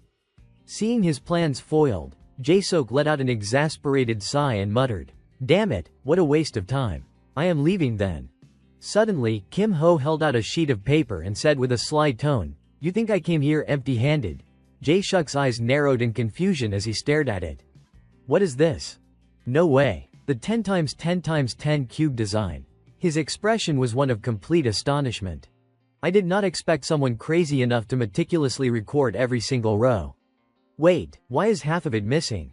"You have the rest, right?" Kim Ho replied nonchalantly, "Of course I have the complete set." Without hesitation, Jae-sok pressed forward, "Get to the point. What do you want?" Kim Ho furrowed his brow slightly, then smiled as he stated his request. "Let me use the equipment in workshop #1. Jae-sok immediately set a condition, only from midnight to dawn. "We need it during the day." Kim Ho grinned, "Sounds good." Jae-sok quickly snatched the remaining sheets from Kim Ho's hands and eagerly said, "Deal, now hand over the rest." "And what do you think about joining our club?" Jae-sok asked. Kim Ho laughed lightly, "Thanks, but I will have to decline." Jae-sok stood up, conceding with a wry smile, "It is a shame to lose a talent like you, but I understand. Just keep using the extra gear in workshop #4, and make sure you continue submitting designs like this. I am off now. Thanks again," Kim Ho replied with an amused grin, "Thank you." Straightforward as ever. After Jae-sok left, Kim Ho smiled to himself, the foundation is set. My ultimate weapon is ready. Meanwhile, in a hallway elsewhere in the academy, Sung Jae followed closely behind Jung Hwa. Speaking seriously, you should reconsider expelling him from the club. Jung Hwa scowled angrily. Why? Sung Jae quickly explained, how many first years can summon a golem, especially a third-year golem? But Jung Hwa dismissed him, stating firmly, that does not change the fact that the honor of the Emerald Tower has been tarnished. Sung Jae frowned deeply. Yes, my younger sibling went too far. But still. Was it really only my sibling who brought shame to the Emerald Tower? Jung Hwa retorted, shocked by the suggestion. Turning back, Jung Hwa clenched his teeth and demanded, is the disciplinary committee meddling in the internal affairs of the Emerald Tower? He did not hold back and spoke firmly, I expect you to judge fairly. Jung Hwa let out a sigh and asked, what do you want? Sung Jae responded calmly, just one chance. Jung Hwa narrowed his eyes, frowning, and said sternly, 2 months. I will make my decision based on Jichal's ranking over the next 2 months. Anything else? Sung Jae gave a slight nod and replied softly, no, that is enough. Hearing this, Jung Hwa turned angrily and walked away, exhaling sharply as he did so. Now, only Sung Jae remained alone in the empty hallway. Suddenly, he turned his head and called out loudly, Chunyi. The lightning mage froze in surprise at being noticed. Cautiously, she stepped forward, hesitant and flustered. You knew. Sung Jae's tone was serious as he exposed her. I saw you hiding behind those columns. You are not exactly stealthy. Since you have already heard everything, I probably do not need to explain further. Can you defeat Kim Ho in a one-on-one match? Chunyi lowered her head slightly, replying softly. I am not sure anymore. Sung Jae muttered under his breath. Not sure, huh? Have you checked his hands? He asked. Chunyi looked up, meeting his gaze with seriousness. Yes, I checked thoroughly. Not a single scratch. Sung Jae frowned deeply, pondering silently. If he had used Hellfire Fist, there is no way it would have healed that fast. Was I wrong? But still, that look of complete disdain, hard to believe it is human. He let out a heavy sigh. I am sorry. I troubled you. Chunyi, a little surprised, raised her head. Then, furrowing her brows with determination, she lifted the corners of her mouth and declared, it is fine, I wanted to do it, so I will. I will catch him in the match. By the second week of week 3, the system screen suddenly displayed a notification, map, random, rules, 2 version 2 deathmatch, time limit, 10 minutes. At the same time, Sudok looked over the students and spoke seriously. This time, coordination is still as important as last week. But the goal is different. You may even notice flaws in teamwork that you have never paid attention to before. To address those shortcomings, the Academy has prepared a mentorship program. So, think carefully and make full use of this opportunity. That is all. At that moment, lines of information appeared simultaneously in front of them. Suddenly, Hyunwoo spoke up. Kim Ho, have you signed up for the mentorship program yet? Kim Ho immediately replied, already. There is no reason to hesitate. On his system, the text appeared, mentorship registration complete, Kim Ho. He then turned to Hyunwoo and encouraged him, they will pair you with a high-ranking third-year student or a graduate, depending on your aptitude. Opportunities to learn from people like that do not come often, right? Hyunwoo, encouraged by Kim Ho's words, immediately perked up and replied cheerfully, exactly, I will sign up too. Thanks for the suggestion. Next, Kim Ho looked toward the other side. Curious, what about you? Seo Yane, only to see Yane slumped over the desk, exhausted, muttering, so tired. I am sleepy already. Kim Ho exhaled softly and thought to himself, she has only just created the aura grenade, and only at a basic level. Seo Yane still has a lot to learn. This mentorship program is going to be very important for her. But is there any way to persuade her? Suddenly, Hyunwoo smiled and suggested, hey Kim Ho, do you want to partner with me this week? Kim Ho did not refuse and replied cheerfully, sure, let us team up this time. Yane, overhearing the conversation, blinked in surprise. Then Yane sat up, grabbing Kim Ho's sleeve while rubbing her eyes and said softly, I want to be on a team with you too. Seeing this, Kim Ho quickly proposed a solution. How about this, since there are 2 matches this week? Why do not we split up and each of us take one match? Standing between them with his arms crossed, he muttered helplessly, so my decision does not even matter anymore.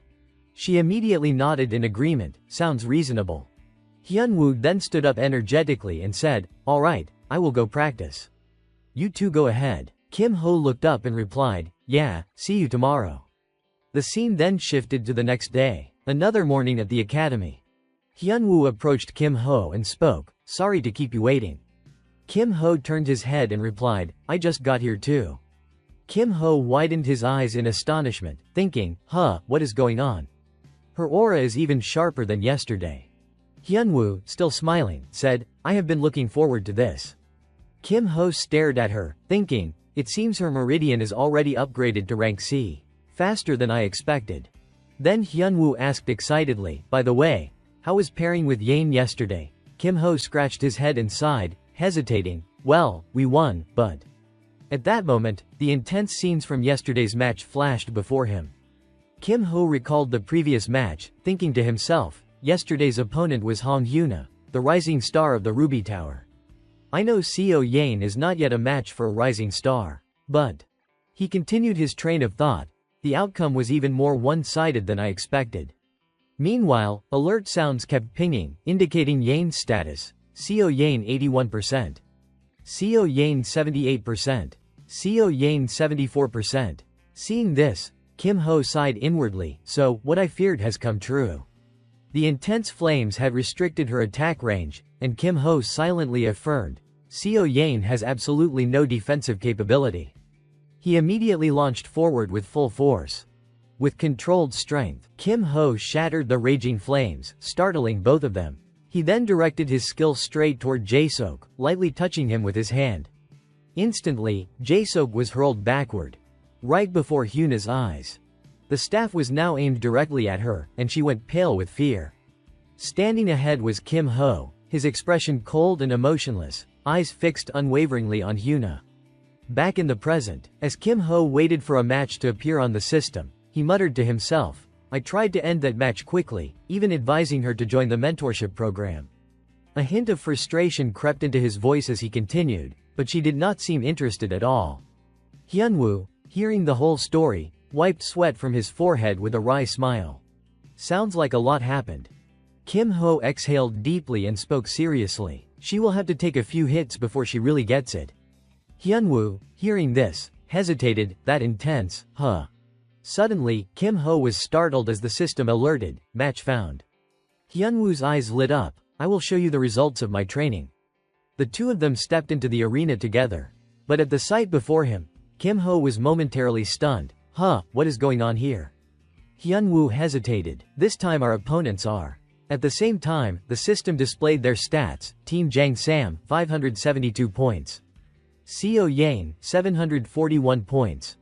Hyunwoo added, Seo Yane's team, Yane, seeing them, was equally surprised. Kim Ho smiled to himself, thinking, perfect timing.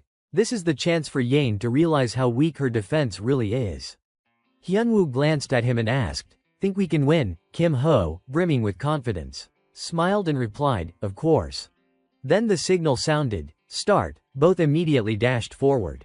Kim Ho smirked, leave Seo Yane to me. Hyunwoo nodded seriously, got it.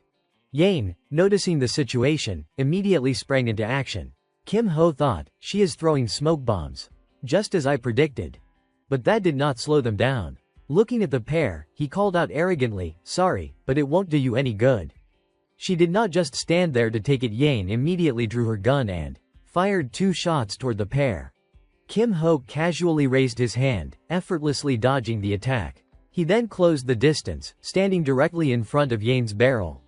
Without a hint of hesitation, he struck her hand with his staff. Then, with a flicker of excitement, he prepared to launch a counterattack. But as his punch neared Yane's face, he suddenly paused. Instantly, he tapped her forehead with a finger, making her flinch and let out a small yelp. After the tap, Kim Ho smirked lightly. What is the matter? Want to continue? Yane, having taken the hit, sat on the ground, clutching her head. She then turned away, furrowed her brow, and sulkily declared, I give up. Seeing her reaction, Kim Ho smiled inwardly, looks like her pride took quite a hit. Glancing behind him, he muttered, now, let us see the other side. The other two were still engaged in an intense duel. Watching their swordplay, he thought to himself, previously, Shin Byungchul mentioned there is a hidden talent in the guild alliance. That unusual movement of the right hand. I found it suspicious from the start, but... Suddenly, he called out loudly, "Wait, both of you, stop." The two turned in confusion to look at him. Furrowing his brows, he spoke seriously, "I know you are holding back. Can you fight seriously?" Jang Sam shook his head resolutely. "I do not know what you are basing that on, but I am fighting seriously." Kim Ho winked and offered, "If you are worried about the replay, we can set it to private. And I can give you a little incentive." He then spoke in a deep tone, presenting his condition, the Shadowless Spirit. "If you win, I will give you the information." Jang Sam's eyes widened in astonishment. Kim Ho thought smugly to himself, if he values it enough to hide his true strength, he certainly won't pass up this clue. Jang Sam, sweating, stammered, "How do you know about that?" Kim Ho arched an eyebrow, smiling, "I already said if you win, you get the information." Hearing this, Jang Sam gripped his sword and said, "If you dare take it that far, then I will play along, just as you want." He got into a ready stance, preparing for the fight. Hyunwoo furrowed his brow as he took in the scene before him. In an instant, his gaze has completely changed, he thought, and then squared his shoulders, firmly declaring, "I will give it my all too." Jang Sam exhaled slightly at those words but did not hesitate for a moment. He immediately thrust his razor-sharp sword straight toward Hyunwoo. Hyunwoo took the hit, grimacing and letting out a sharp exclamation while the system registered, "Go Hyunwoo 87%. Still relentless, Jang Sam swung again and shouted fiercely, "It is not over yet." Hyunwoo's health continued to drop under the onslaught. "Go Hyunwoo 73%. Go Hyunwoo 68%. Despite the relentless attacks, he gritted his teeth and held his ground. Meanwhile, Jang Sam's eyes glinted with deadly intent. "I will finish this with this move," he resolved, aligning the tip of his sword directly toward Hyunwoo. The sharp point aimed straight at Hyunwoo's eyes, the tension in the air thickening with every heartbeat. Suddenly, Hyunwoo's eyes narrowed, and he began shifting the path of his sword, catching Jang Sam completely off guard. He then spoke in a low, commanding tone, "Flowing strike, torrent stream." Immediately, a powerful attack surged forward. The intense energy dissipated in an instant, leaving the tip of Hyunwoo's sword broken. Jang Sam's weapon also splintered into several pieces from the impact. Outside, Kim Ho had been watching the entire battle. Stepping forward, he calmly spoke, "Enough. That is far enough. Both of you, rest here." His hand moved slightly, generating a soft wave of air around them. The system then announced the final result. Score, Kim Ho, Go Hyunwoo win. Seo Yane, Jang Sam lose. Both opponents inhaled the mist Kim Ho had created and collapsed to the ground. Looking down at Hyunwoo, Kim Ho muttered to himself, "According to the system, since I am still standing, we win. But in truth, this is more like a loss." The moment Jang Sam unleashed his full strength, "I could not defend, it was already decided then. Clearly, I am still a bit short of reaching the prospective peak. But this is just the beginning." After a brief period of unconsciousness, Jang Sam finally opened his eyes in shock. Glancing at the system screen, he hesitated before asking, "So? I lost?" Kim Ho responded calmly, "As you can see." Sitting upright, Jang Sam commented, "It is a bit regrettable, but let it be known it was a good match." Kim Ho nodded in agreement. Yes, Go Hyunwoo would say the same. Jang Sam then rubbed his shoulder curiously, asking, "Before leaving, I want to know, did my skill show too much?" Kim Ho smiled lightly and answered honestly, "Yeah, a little. Your sword hand seems slightly stiff." And, looking too ordinary also contributed, Kim Ho added. Jang Sam, sweating, frowned and asked, "Too ordinary makes it obvious, what do you mean?" Pointing directly at him with a grin, Kim Ho explained, "Think about it, what kind of place is the Dragon Slayer Academy?" Jang Sam pondered for a moment, stroking his chin, then nodded slowly, "It is true. This is where masters from all over the world gather. In a place like that, being ordinary actually stands out. That is useful. I will remember it. And one more thing about the Yulin Vo-an," Kim Ho continued. Jang Sam's eyes flicked up, anticipating something. Kim Ho crossed his arms and said, "I wanted to win first before asking." Then, with a grin, he added, "Yes, that is right. So how about a rematch sometime?" Jang Sam, cheerful, responded, sure, anytime. After the battle, they all returned together. Hyunwoo spoke hesitantly, I feel like I just made a fool of myself. I have no face left to show. Kim Ho glanced at him and sincerely commented, you opened a gap with your probing move, and the final decisive play was very succinct. Picking up his sword, he then added softly, one thing I am still concerned about weapons. We can't keep dodging forever. Kim Ho looked puzzled and said, it is simple, just use a better weapon. Hyunwoo, hearing this, groaned in frustration. Embarrassing. My finances are not exactly abundant. Kim Ho then held up a book and said, weapons are not only bought with money. Hyunwoo immediately quieted down and glanced down at it. How many points do you have? Hyunwoo quickly checked the system and replied, I think around 5,000 points. Kim Ho nodded appreciatively. That is more than enough. Following Kim Ho's guidance, Hyunwoo proceeded with the purchase. Kim Ho next instructed, get an E-rank longsword and a D-rank longsword. The system confirmed the transactions. Item purchased, D-rank longsword 1200 points. Item purchased, E-rank longsword 700 points. Item purchased, heat catalyst, X3, 3000 points. Kim Ho continued, with the remaining points, buy 3 more heat catalyst vials. Hand them over to me first. After buying the items, Hyunwoo handed the 3 vials to Kim Ho, curiosity written on his face. What is this catalyst for? Kim Ho accepted the vials and explained, it is a crafting material. I will make some useful items for you. That is it for today, focus on recovery. Hyunwoo smiled and nodded. Thanks, Kim Ho, for everything. That night, Kim Ho walked down the hallway, thinking to himself, this week's sparring matches are done. Maybe I should prepare materials in the workshop. Might as well make the items I will give to Go Hyunwoo too. He pushed open a door and greeted, hello there. The blue-haired boy inside jumped slightly. Sure. The boy quickly returned to his work while Kim Ho leaned back slightly. Reflecting, he got scolded by Bong Jae-sok last time over the cube design. Probably does not like me poking around everywhere. So I feel a bit guilty. But this time, I will just take the liberty. Kim Ho then used his abilities on the boy. The system simultaneously announced, target skill registered, magic technique B, copying skill, 2 version 2, magic technique B. Theft B. Kim Ho thought to himself, now that we have world force, Hummingbird can take a break. The cube design luck might be gone, but this place is perfect for gathering usable materials. These are unfinished items, failed for some reason. In other words, the crafting is still intact. Normally, it is easier to get new materials than dismantle items. I mean, usually. Kim Ho glanced at the items in his hands and smiled faintly. He then sat down at the table and busied himself with the task, catching the attention of the Magic Technology Club member nearby. The boy removed his glasses and asked hesitantly, what are you doing? Kim Ho replied while working, I am dismantling them, collecting some materials. The boy, sweating with curiosity, asked, if you do not mind. Can I watch? Kim Ho responded cheerfully, sure, go ahead. The blue-haired boy picked up an item and marveled in surprise. You dismantled it and all the materials came out perfectly. Looks like it is brand new. He wondered to himself, maybe I should try crafting a batch myself. Kim Ho, glancing at him, let a small, confident smile curve his lips. Suddenly, he spoke up, Senior, do you want to trade for these materials? The boy's eyes lit up with excitement. Really, I would love that. What do you need? Without hesitation, Kim Ho listed several items he needed. A cooling set with a central axle, reinforced steel wire, and...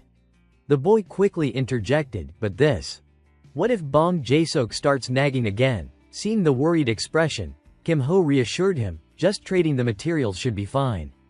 If you are still concerned, this time I will ask for permission directly.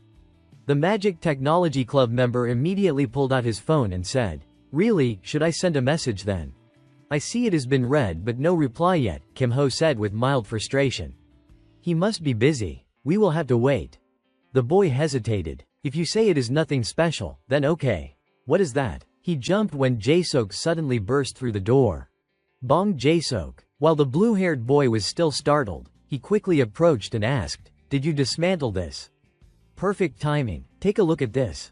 It is a failed item, but it cost quite a lot in materials.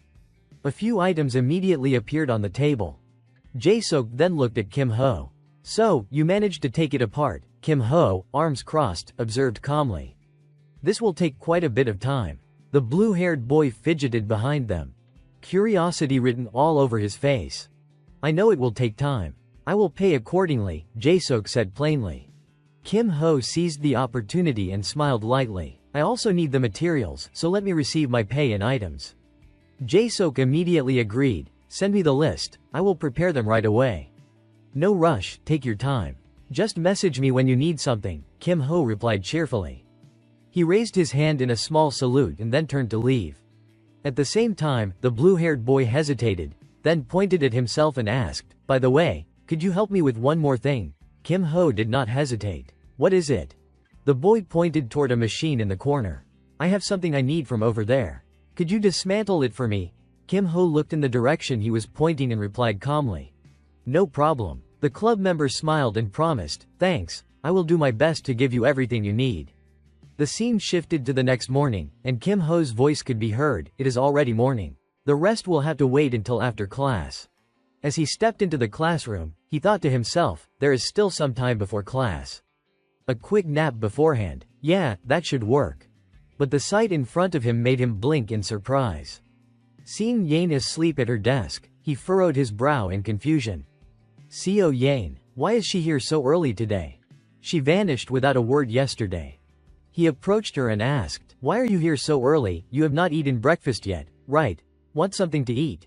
Yane flinched slightly at the sound of his voice, but did not lift her head. Kim Ho raised an eyebrow, thinking to himself, as expected, she has not fully recovered yet. He continued, explaining gently, yesterday's match was a bit one-sided, right? I only did it to show you your weaknesses. Yane stayed silent, keeping her head down.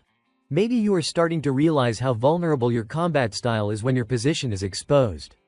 Now that your mana foundation is stable, why not try investing in some support skills? At this, Yane finally lifted her head, asking curiously. You will be tutoring me personally. Kim Ho placed a bag of bread on the desk and smiled lightly. I would like to tutor you myself, but for this part, learning from another marksman will be more effective. Even if it is a bit troublesome, you should accept the mentorship. Yane picked up a piece of bread and replied, alright, I will do it.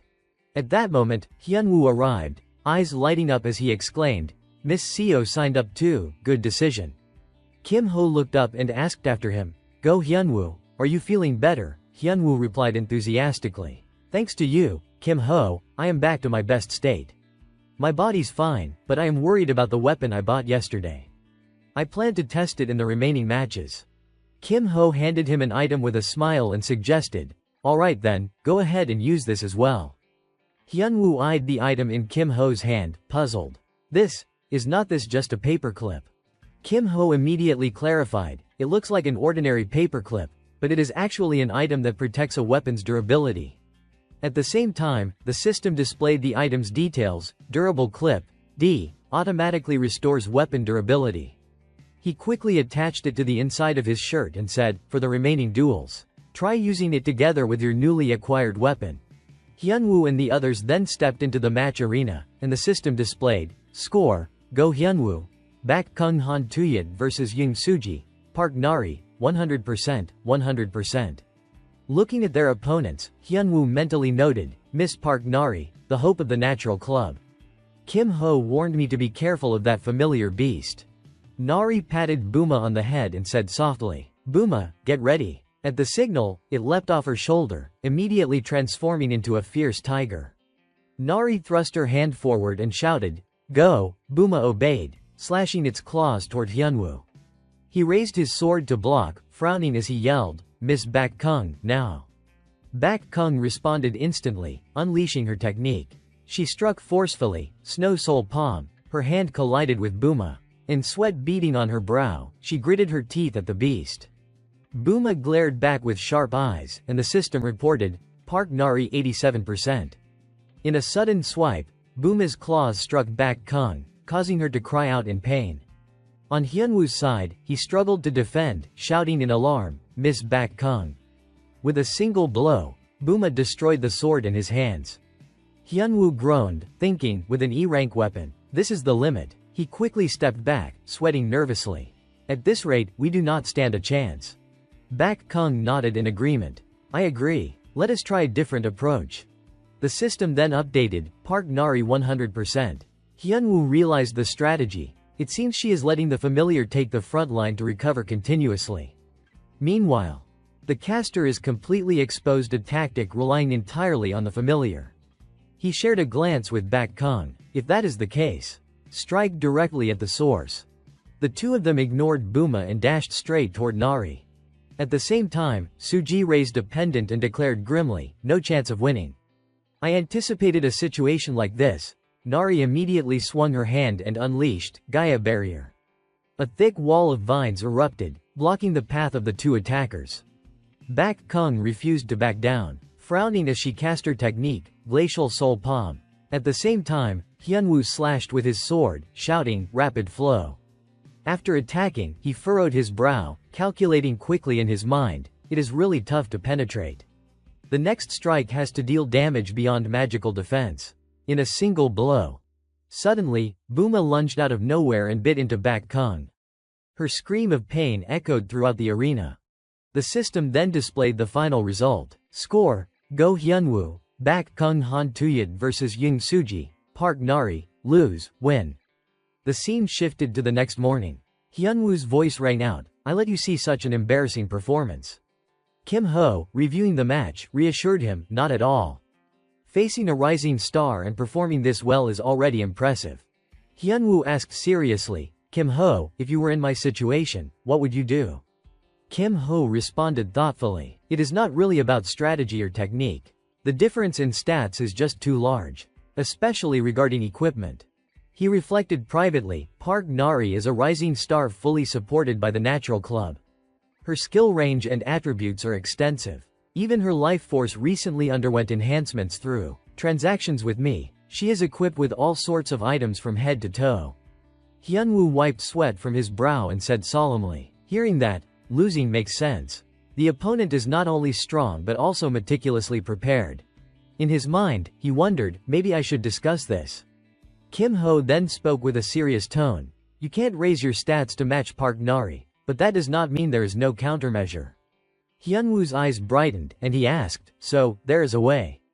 Kim Ho grinned and said, Magic Sword. For top-tier swordsmen, this is a mandatory debuff item. Hyunwoo, sweating, murmured with furrowed brows, Magic Sword. I did not even know such an item existed. Another lesson from Kim Ho.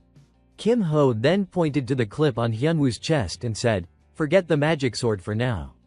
The priority is preventing your weapon from breaking. Focus on collecting artifacts that enhance durability for B-rank weapons and above. Hyunwoo lowered his head, hesitating, B-rank, that won't be easy to find. Kim Ho gave a thumbs up and smiled encouragingly, you might farm them in the underground dungeon of Dungeon Dong. But since it is the week of duels, it is not like you can't go down there. Hyunwoo looked at Kim Ho and reported, anyway, next week we won't be allowed into the dungeon levels. Kim Ho frowned in confusion, why's that? Hyunwoo replied frankly, because we do not have the qualifications yet. Kim Ho nodded thoughtfully, the underground levels of Dungeon Dong are different from the surface, they are real combat.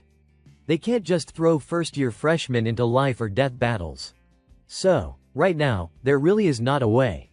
Hyunwoo let out a low whistle, yeah, that sounds tough for now.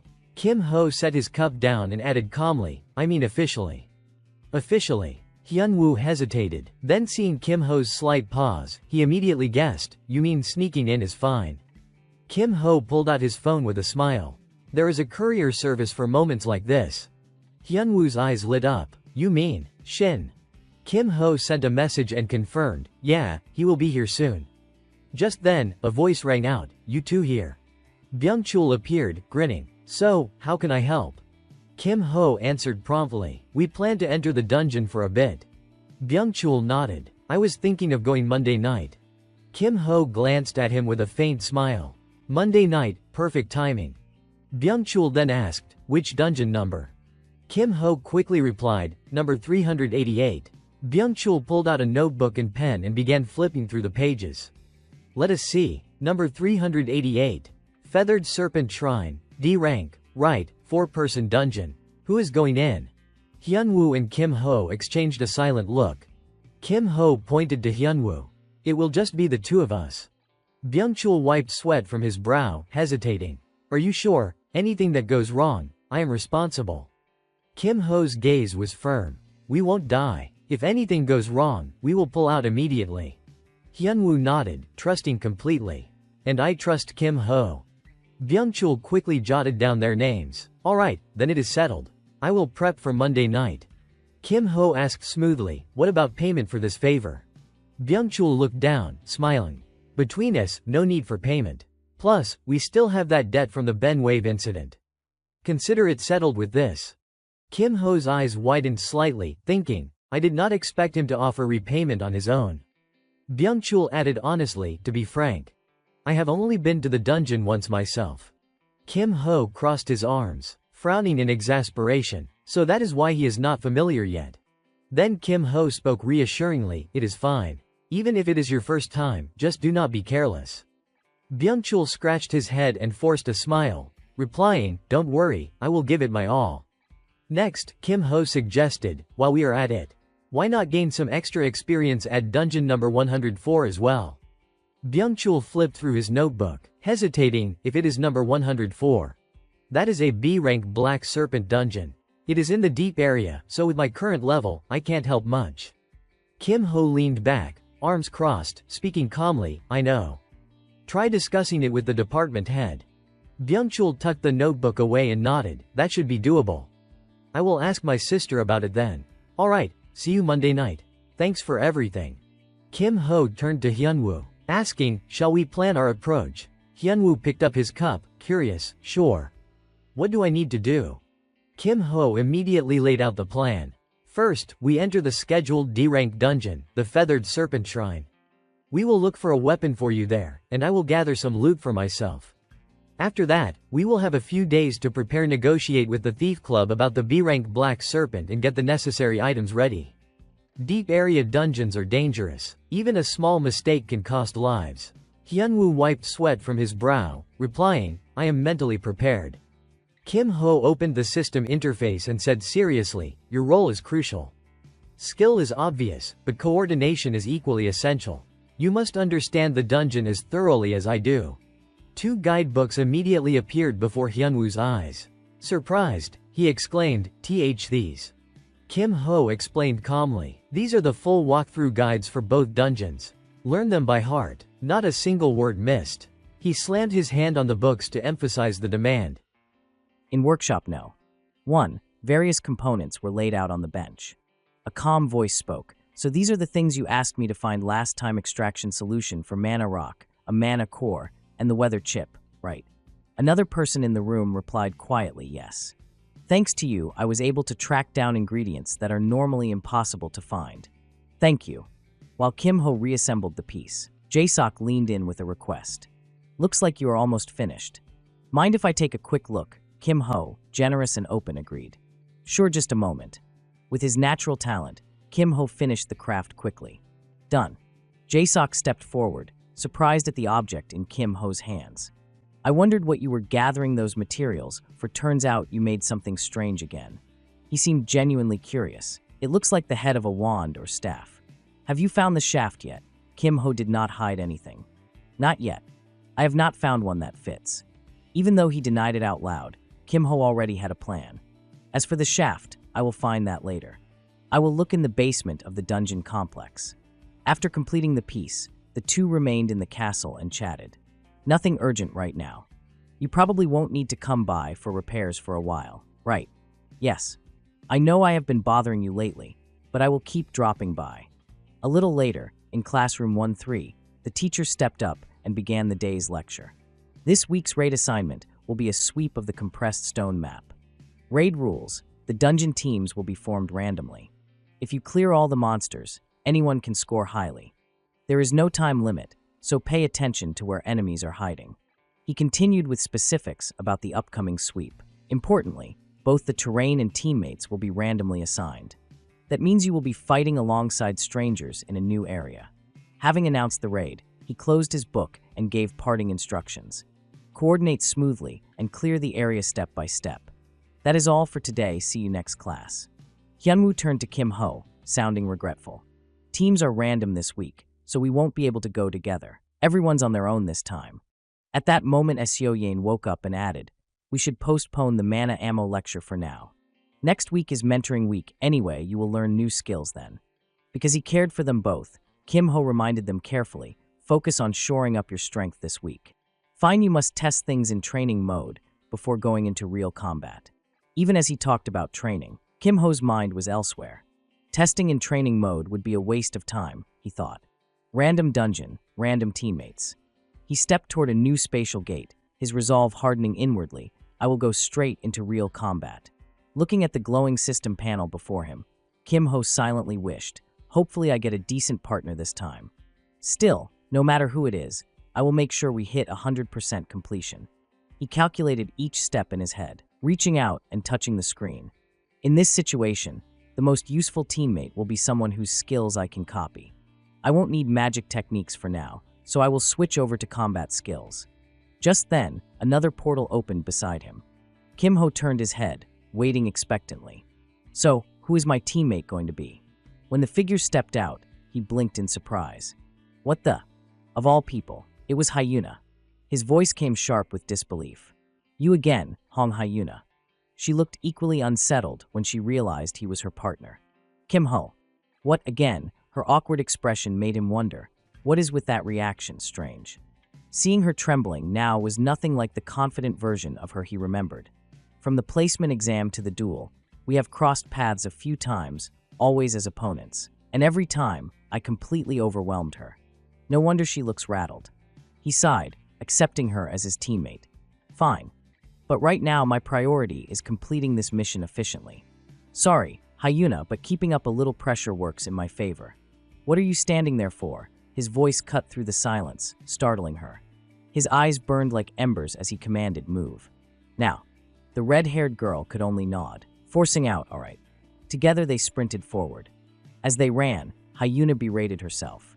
I should have skipped today and come tomorrow instead. Why did I let my pride push me to finish this raid quickly? It was clear she had not wanted to run into Kim Ho at all. Of all people, why him? I just wanted to avoid teaming up with this guy. She tried to call out, but he was already racing ahead, leaving her puzzled. Where is he even going?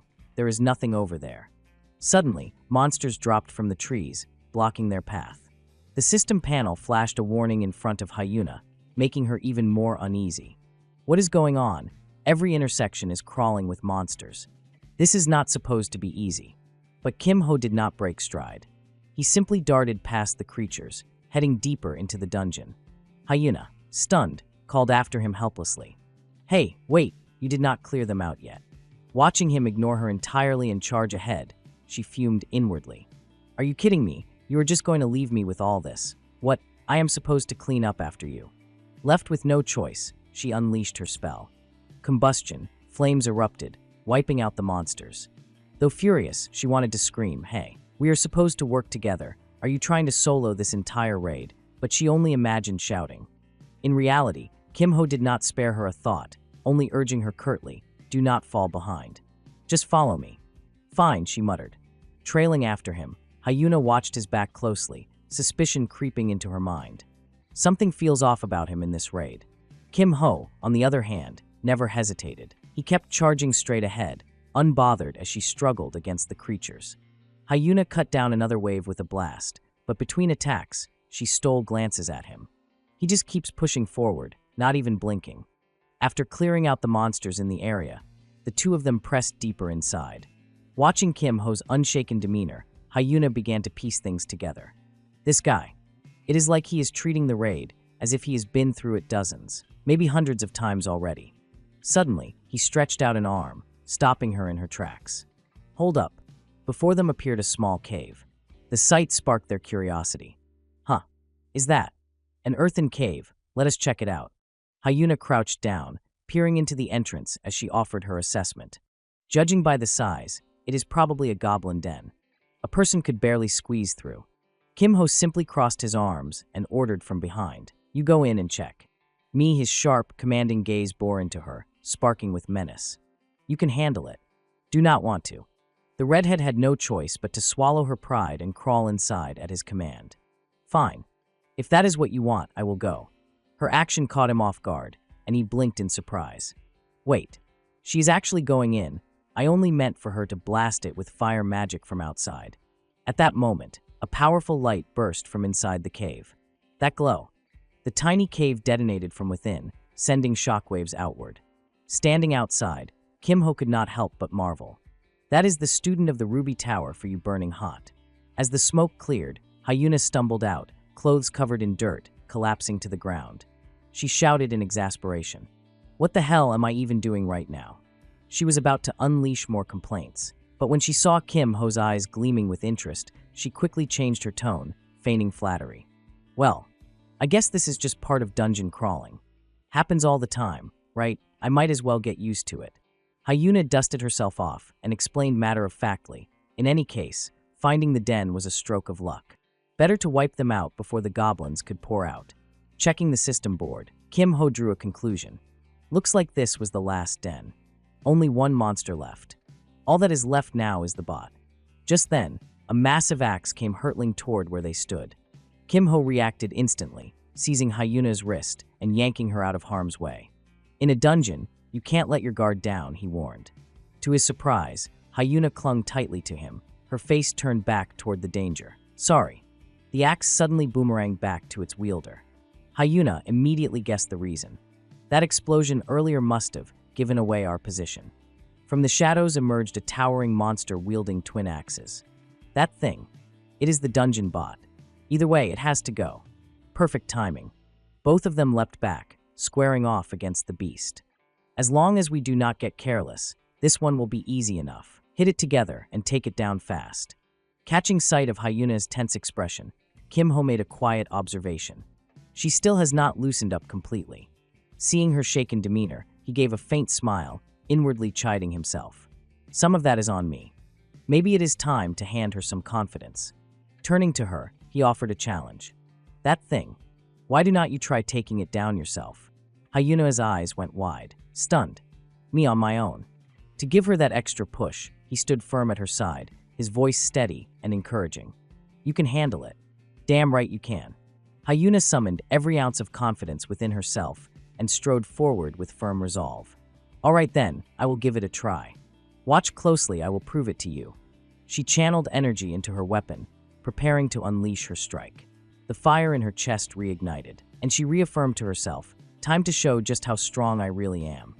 But then, inexplicably, the power she had gathered flickered out, vanishing without a trace. The dungeon bot let out a booming laugh, as if mocking her futile effort. Seizing the opening, it lunged at her with terrifying speed, catching her off guard. When did it move? The monster raised one of its massive axes high overhead, ready to bring it crashing down. But Hyuna's reflexes kicked in swift and precise. She leapt into the air, dodging the brutal strike with ease. Did you really think I would lose that easily? It had been a feint all along. She would tricked it, creating the perfect chance to strike back with her full force. Flame orb. Eyes locked on her target, Hyuna hurled the blazing sphere forward, her heartbeat racing. Direct hit. I have got you this time. Hyuna's attack had no effect at all on the dungeon bot. Her eyes widened in disbelief. What? It did not take any damage. Narrowing her gaze, she tried to piece it together. Could this dungeon have some kind of damage reduction trait? Cuts incoming power in half. Maybe. What were they even thinking when they designed a place like this? The monster gave her no time to ponder.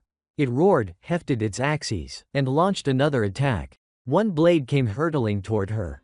Hyuna clenched her jaw. I have to finish this before the overload effect wears off. She dodged the first, but the second followed immediately. Two at once. She was not ready.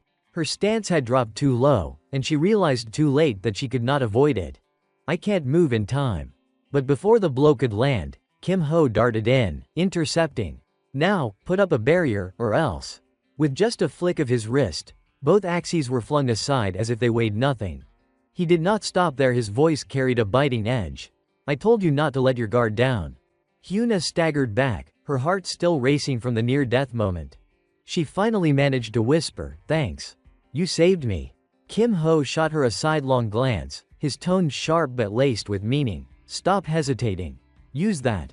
Her expression faltered. That, you mean? She knew exactly what he was referring to. The flame pillar. The very mention made her chest tighten with unease. I do not want to remember that. She tried to brush it off, waving a hand nervously.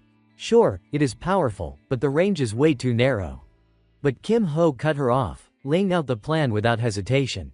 I will hold him in place. You just focus everything on unleashing its full force. Before she could argue, he charged straight at the bot. Wait, Kim Ho, Hyuna shouted, but he did not stop. Clenching her fists, she swallowed her doubts.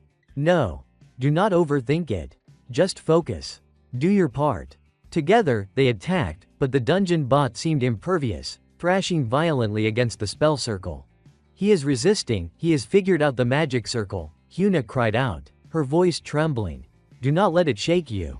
Keep going, Kim Ho answered firmly, steadying her. Then he revealed his own strength.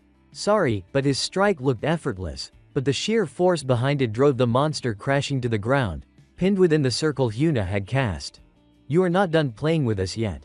The beast writhed, but the spell held. The circle's ready, Hyuna called, urgency in her voice. Get out of range, now. The monster surged back to its feet, swinging down another axe at Kim Ho, but he barely flinched. Thanks to elemental resistance, I do not need to dodge. Still, I will follow through with the plan. Just as the weapon fell, he vaulted away at the last second, landing safely behind Hyuna. Alright, I am clear. That is good enough, right? Her tense shoulders eased slightly. Yes. That is perfect. Pouring every ounce of mana she had into her hands, Hyuna prepared the finishing blow. This ends here, one strike is all I need. A towering blaze erupted at her command. Flame pillar. The inferno engulfed the monster in an instant, leaving it no chance to react. Kim Ho, watching with calm certainty, thought to himself, as expected. The flames devoured the dungeon bot completely, reducing it to ash. At that moment, the system screen blinked into view, remaining monsters, 0. Completion, 100%. Base score, 800. Dungeon clear bonus, 200. Total, 1000. Final multiplier 0.8. Total points awarded, 800. Hyuna, chest heaving as sweat and soot clung to her, let out a heavy breath. It is over. Kim Ho looked at the small figure of the girl standing before him and could not help but admire her silently. That was over pretty fast. For someone going toe-to-toe with a bot, she actually fought quite well. Hyuna, having drained too much stamina, was left gasping for breath. Meanwhile, the protagonist behind her chuckled inwardly. Even if it was a bit forced. Then, the red-haired girl suddenly spoke, as though she had something she wanted to say to Kim Ho. Wiping the sweat off her face, she made her request. There is something I would like to ask of you. Her polite tone caught him off guard. What is it? Why do you sound so hesitant? Hyuna remembered the humiliating moment when she had crawled into the cave like a small dog, right in front of Kim Ho's eyes. She also recalled how he had been the one to save her from that flying axe. That was why she finally spoke up. It is. Could you set the replay to private? At last, Kim Ho understood her intent. You want me to make the replay unlisted? She quickly added an offer in exchange. I will make up for the points you lost, so. Then, all of a sudden, Hyuna placed something into his hand. This is definitely more valuable than the replay. Kim Ho examined the gemstone in his palm and frowned. What, a ruby, just to hide a replay? If it were a modest reward, maybe. But this is going overboard. Hyuna, seeing his expression as he stared at the item, grew anxious. That look, does he mean this still is not enough? She hurriedly pulled up her system interface, searching for something even more precious to offer. Then, I will give you a bigger ruby, but Kim Ho raised his hand to stop her. No need. This is more than enough. He even gave her a thumbs up in praise for her performance today. You worked hard, Hong Hyuna. Hearing him address her so suddenly, she was not pleased. If anything, she felt annoyed. What is with calling me out of nowhere? I was the one who did everything myself. But outwardly, she still responded, though her tone was not exactly cheerful. You worked hard too. Seeing the expression on her face, Kim Ho thought to himself, she does not have to be that shy about it.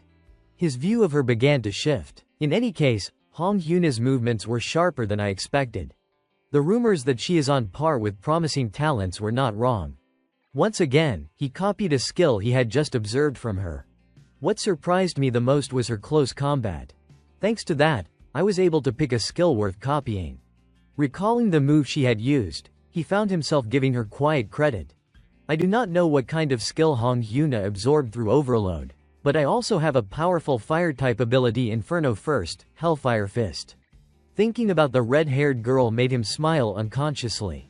This kind of destructive power must come with exceptional physical reinforcement as well. Then, his mind drifted back to the ruby she had given him. Well, what should I do with this? He already had an idea in mind. Tonight, I need to head down to the dungeon's basement. I will take this to the Ruby Tower later and have it appraised. At the ground floor of the dungeon, Kim Ho stepped back out through the dimensional gate. He glanced around the area. Looks like Go Hyunwoo and Shin Byungchul are not here yet. While waiting, I might as well check my quest rewards. The system window popped up with a new notification. Side quest, Week 4 conquest complete. Objective, clear dungeon conquest. Completion rate, 100 per 100%. Reward, copy trait slot 1. The announcement immediately piqued Kim Ho's interest. Finally, I can copy a new trait. If I manage to find something useful in the dungeon's basement, that would be ideal. But before he could dwell on it, a voice called out near his ear. Hey, what are you doing? The sound of footsteps echoed along the corridor as two figures approached. They teased him along the way. If you were going to go first, you should have said something. I was waiting upstairs, you know. So, Kim, you got here ahead of us, huh? It was Hyunwoo and Byungchul. They both arrived with a casual confidence, Hyunwoo declaring, anyway, it is late already. Let us move out. I won't let you down, Kim. Byungchul fished around in his pocket, then pulled something out for them. Oh, right. There is something I wanted to give you guys. Holding two items in his hand, he presented them to Kim Ho. Here, you too. Wear these second-year student tie clips and anonymity badges. The orange-haired boy quickly pinned them onto Kim Ho's jacket and explained their function. They will make the wearer's face look ordinary and unremarkable. Thanks to these, even if we run into upperclassmen, it won't matter. Once Kim Ho put them on, he could not help but marvel at the effect. Huh, my face really does look faded. Hyunwoo chimed in, as long as we are just passing by, there is no way our identities will be exposed. Meanwhile, Byungchul, not quite understanding, just gave a silly grin. Feels kinda weird, though. With everyone gathered, Kim Ho gave the order. Alright then, let us go.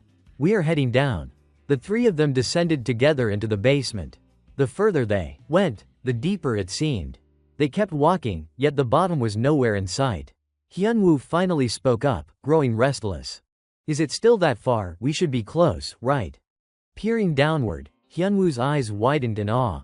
I have heard this dungeon was massive, but I did not think it would be like this. Just reaching the D rank level has already taken so much time. If this is the shallow part, then the so-called deep levels must be. Kim Ho turned back to explain. Actually, there are teleportation devices normally, but since we snuck in, we can't use them. He let out a sigh, throwing in a jab at Byungchul. Honestly, if the guide were good enough, even that could be hacked. Byungchul gave a dry laugh, brushing it off. Well, we are almost there anyway. At that moment, a mechanical voice suddenly rang out. Dear guests, apologies for the wait. Please proceed this way. The three of them exchanged a look. This is it. Dungeon No. 388. Right before their eyes, a dimensional gate appeared, its name glowing across the threshold, Temple of the Feathered Serpent.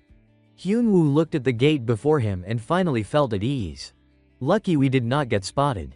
We have made it to a safe zone. Kim Ho, however, wanted to double-check with the others. You have all memorized the Conquest guidebook, right? Then let us begin. Just then, a voice rose from behind him. So, what exactly do you think you are doing? Two other figures emerged from the same dimensional gate, bickering as they walked. What the hell kind of skill was that? If it were not for that screw-up, we would have cleared it already. The green-haired guy among them noticed the three standing there, though none of them paid much attention and kept walking. Huh, so they are here to clear this dungeon too. Kim Ho let out a sigh and thought to himself, their team formation is impressively efficient, I will give them that. To keep things running according to plan, Hyunwoo reminded everyone, before we run into anyone else, it is best we head inside quickly. But Byungchul placed a hand on his shoulder, stopping him. Wait. Just a second. Holding a glowing artifact in his hand, Byungchul explained carefully, I still need to disable the last defense system. He set the relic on the ground and confirmed, done. All the defensive wards around here are shut down, For now, there is nothing to worry about. Kim Ho and Hyunwoo pressed forward while Byungchul stayed outside, keeping watch. Still, I will monitor from out here, just in case something unexpected happens. Before going, Kim Ho left him with a quick note. I will finish this fast. Just wait a little. Stepping through the gate, Kim Ho issued his command without hesitation. No more stalling. Let us move. Before them rose a grand structure with towering stairways. Kim Ho immediately delegated. See that? That is the heart of this dungeon, the Temple of the Feathered Serpent. You will handle that part. As the two discussed their plan, a shadow appeared behind them. That area is crawling with barbarians. Be careful. I remember reading that in the guidebook you gave me, Kim. The shadowed figure lunged forward, weapon in hand, hurling a spear straight at Kim Ho's back. But his sharp instincts kicked in. With a swift twist, he dodged the attack effortlessly. Without even turning, he recognized them. Speak of the devil. Barbarians. A full group of them emerged, one raising his spear and shouting, sacrifices. He looked to be their leader and barked his order. Take them alive. Almost instantly, more barbarians poured in, encircling Kim Ho and Hyunwoo. One of them snapped at the spear thrower. He said, alive, why are you throwing spears? The barbarians closed in, muttering under their breath, sacrifices. Sacrifices. Hyunwoo shot Kim Ho a sidelong glance. We are sticking to the plan, right? Kim Ho gave a short nod. Let us begin. A swirl of blue energy gathered in his palm. With just a single release, the force knocked the barbarians back. Sword in hand, Kim Ho swept his piercing gaze across them. With only a few swift strikes, he not only severed the spears they carried but also left several of them wounded. Hyunwoo stayed behind to deal with the barbarians while Kim Ho turned and ran to carry out the next phase of their plan. The barbarians muttered among themselves, who are these? Big specimens, grab them at all costs. Hyunwoo planted himself and pointed his sword at them with deadly calm. Your opponents are me. This blade will end you. Kim Ho sprinted off, his mind replaying the arrangement he would worked out with Hyunwoo. From now on, everyone sticks to the plan. Go. Hyunwoo goes straight toward the altar. I will take the jungle route and avoid the main path. Inside the fortress ahead was the final objective Kim Ho had marked. The usual condition to clear the Temple of the Feathered Serpent is a raid break through the barbarians. Enter the altar, and the serpent ritualist bot appears. Only by disrupting the ritual and defeating the ritualist with his barbarians at the same time can you purge the dungeon. If you follow the main route, a standard clear is straightforward enough. But something caught Kim Ho's attention. You won't find the hidden shard by doing a normal clear in this dungeon. 2 barbarians were posted as sentries nearby. You have to search where others are not looking if you want to dig up something hidden, exactly what we are doing now. The sentries noticed him, but Kim Ho hardly paused to worry about them. His thoughts were on Hyunwoo. Looks like most of the barbarians were concentrated toward the altar. Still, even a few men here are not a match for Go Hyunwoo. Without hesitation he charged them. Greetings. The 2 snarled back, the offerings have come to us. Big specimens. They threw their spears at him, but he barely reacted, scoffing. You were told to capture them alive. Do you have no other words besides that? With a single snap of will, his power split both spears in midair, sending them spinning back toward the throwers. Pathetic pests, not even worth my attention. The 2 spearmen were cut down by their own projectiles. Kim Ho grinned inwardly, everything's unfolding just as planned. He advanced to a darker tent set among the encampment and knew exactly what it signaled. A larger tent among the common ones, that is the chieftain's tent. A strange glow pulsed from inside, and it shot outward toward him like an attack. The chieftain stepped out, sweeping back the flap, and exhaled in awe. Rarely do I see someone radiating this much power. You will make an excellent offering. He brandished 2 magical trinkets and taunted Kim Ho.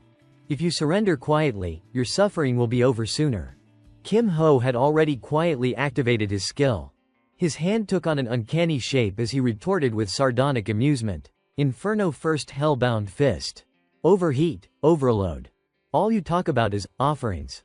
Do not you have anything else to say? He readied his stance. Inside, he calculated, if I want that hidden shard, I have to pin him down here. That is why I scoured the jungle to find this camp. The chieftain did not wait. He struck at Kim Ho immediately. Kim Ho's mind raced through the plan. So far everything's happening as intended. Hold him here long enough for Go Hyunwoo to locate the hidden shard. Hyunwoo leaned forward, analyzing the tribal chief's previous strike. That golden attack, this is not elemental energy. If it lands even once, it will be lethal. In the blink of an eye, Kim Ho appeared right in front of him, mind racing through possible counters. But if I use overheat to draw out Inferno First's flames while my body is already pushed to its absolute limit? The tribal chief lunged, but Kim Ho slipped past with ease. Dodging something like this is not even a challenge. The chief hurriedly activated a glowing sphere of protection around himself. But even with the barrier up, it was nothing against Kim Ho's overwhelming strength. His fist tore through the shield like paper, smashing straight into the tribal chief and sending him flying across the clearing. Kim Ho lowered his gaze to his own hand, pensive. Overheat combined with Inferno First. Just as I suspected, the power skyrockets. Even a Tier D warding barrier crumbled instantly. Yet despite being hurled back, the tribal chief rose with only minor injuries. Kim Ho exhaled sharply. Figures. A bot is still a bot. A strike like that barely scratched him. Switching gears, Kim Ho taunted, his tone laced with mockery. Hey, maybe focus a little more on defense. You are leaving yourself wide open. Once more, the tribal chief unleashed a furious barrage, and once more Kim Ho evaded with minimal effort. With a darkened expression, the chief condensed a seething orb of energy, ready to launch his next attack. His voice was a low growl. You won't be granted an easy death. Kim Ho was not intimidated in the slightest. He only smirked, his words cutting sharp. Oh no, terrifying. Look at you seething with rage already. The two charged forward at the same time, their clash imminent. From the pattern of his opponent's moves, Kim Ho was beginning to piece together the truth. For a shaman, the ritual takes priority above all. If I dodge just enough, he will eventually abandon the fight to return to the ceremony. A glint of understanding flickered in his eyes. But if I want to prevent that, all I need to do is stoke his fury. Kim Ho let each attack whistle past, deliberately feeding the chief's temper. Of course, the angrier he gets, the more dangerous it becomes for me. But that is the trade-off. His eyes flicked toward the looming temple behind them, a silent thought echoing in his chest. So do your part, Go Hyunwoo. The rest is on you. And at that very moment, a bare foot, slick with crimson liquid, slowly stepped onto the staircase. Hyunwoo's eyes burned with determination as he looked straight ahead, silently reminding himself, Kim Hung must be fighting with everything he has got. That means I have to move quickly too.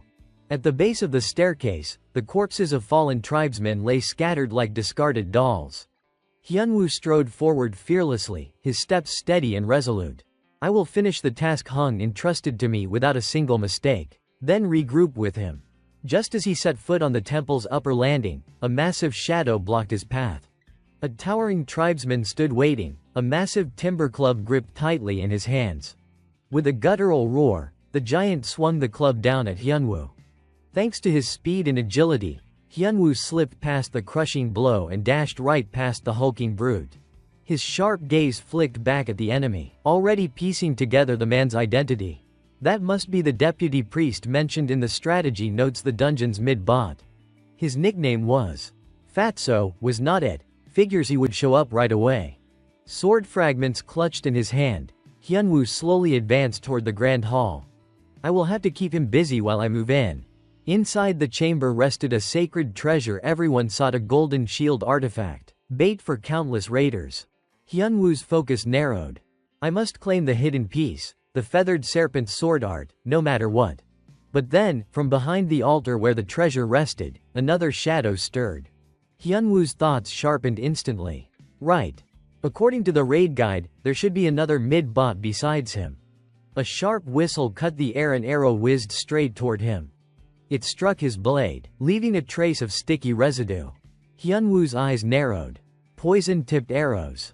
Of course. Mention it, and it appears. High above, perched on a beam, another tribesman revealed himself. Thin and wiry, he sat guarding the golden artifact. Hyunwoo exhaled grimly. Another deputy priest. His nickname was Skinny. Letting his broken blade fall to the ground, Hyunwoo felt a twinge of regret. Two working together will be troublesome. I wanted to test my skills at leisure, but... He conjured a new sword, gripping it with resolve.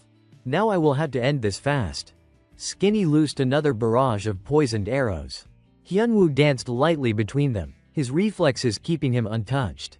But before he could counter, a heavy gust of air tore from behind. Fatso's massive club swept forward, aiming to crush him. Hyunwoo ducked low, narrowly evading the strike. He cast a quick glance over his shoulder, irritation flashing in his thoughts. Dealing with both of them at once really is a hassle. If this drags on, I will waste too much time. His grip tightened around his sword. A decision crystallized.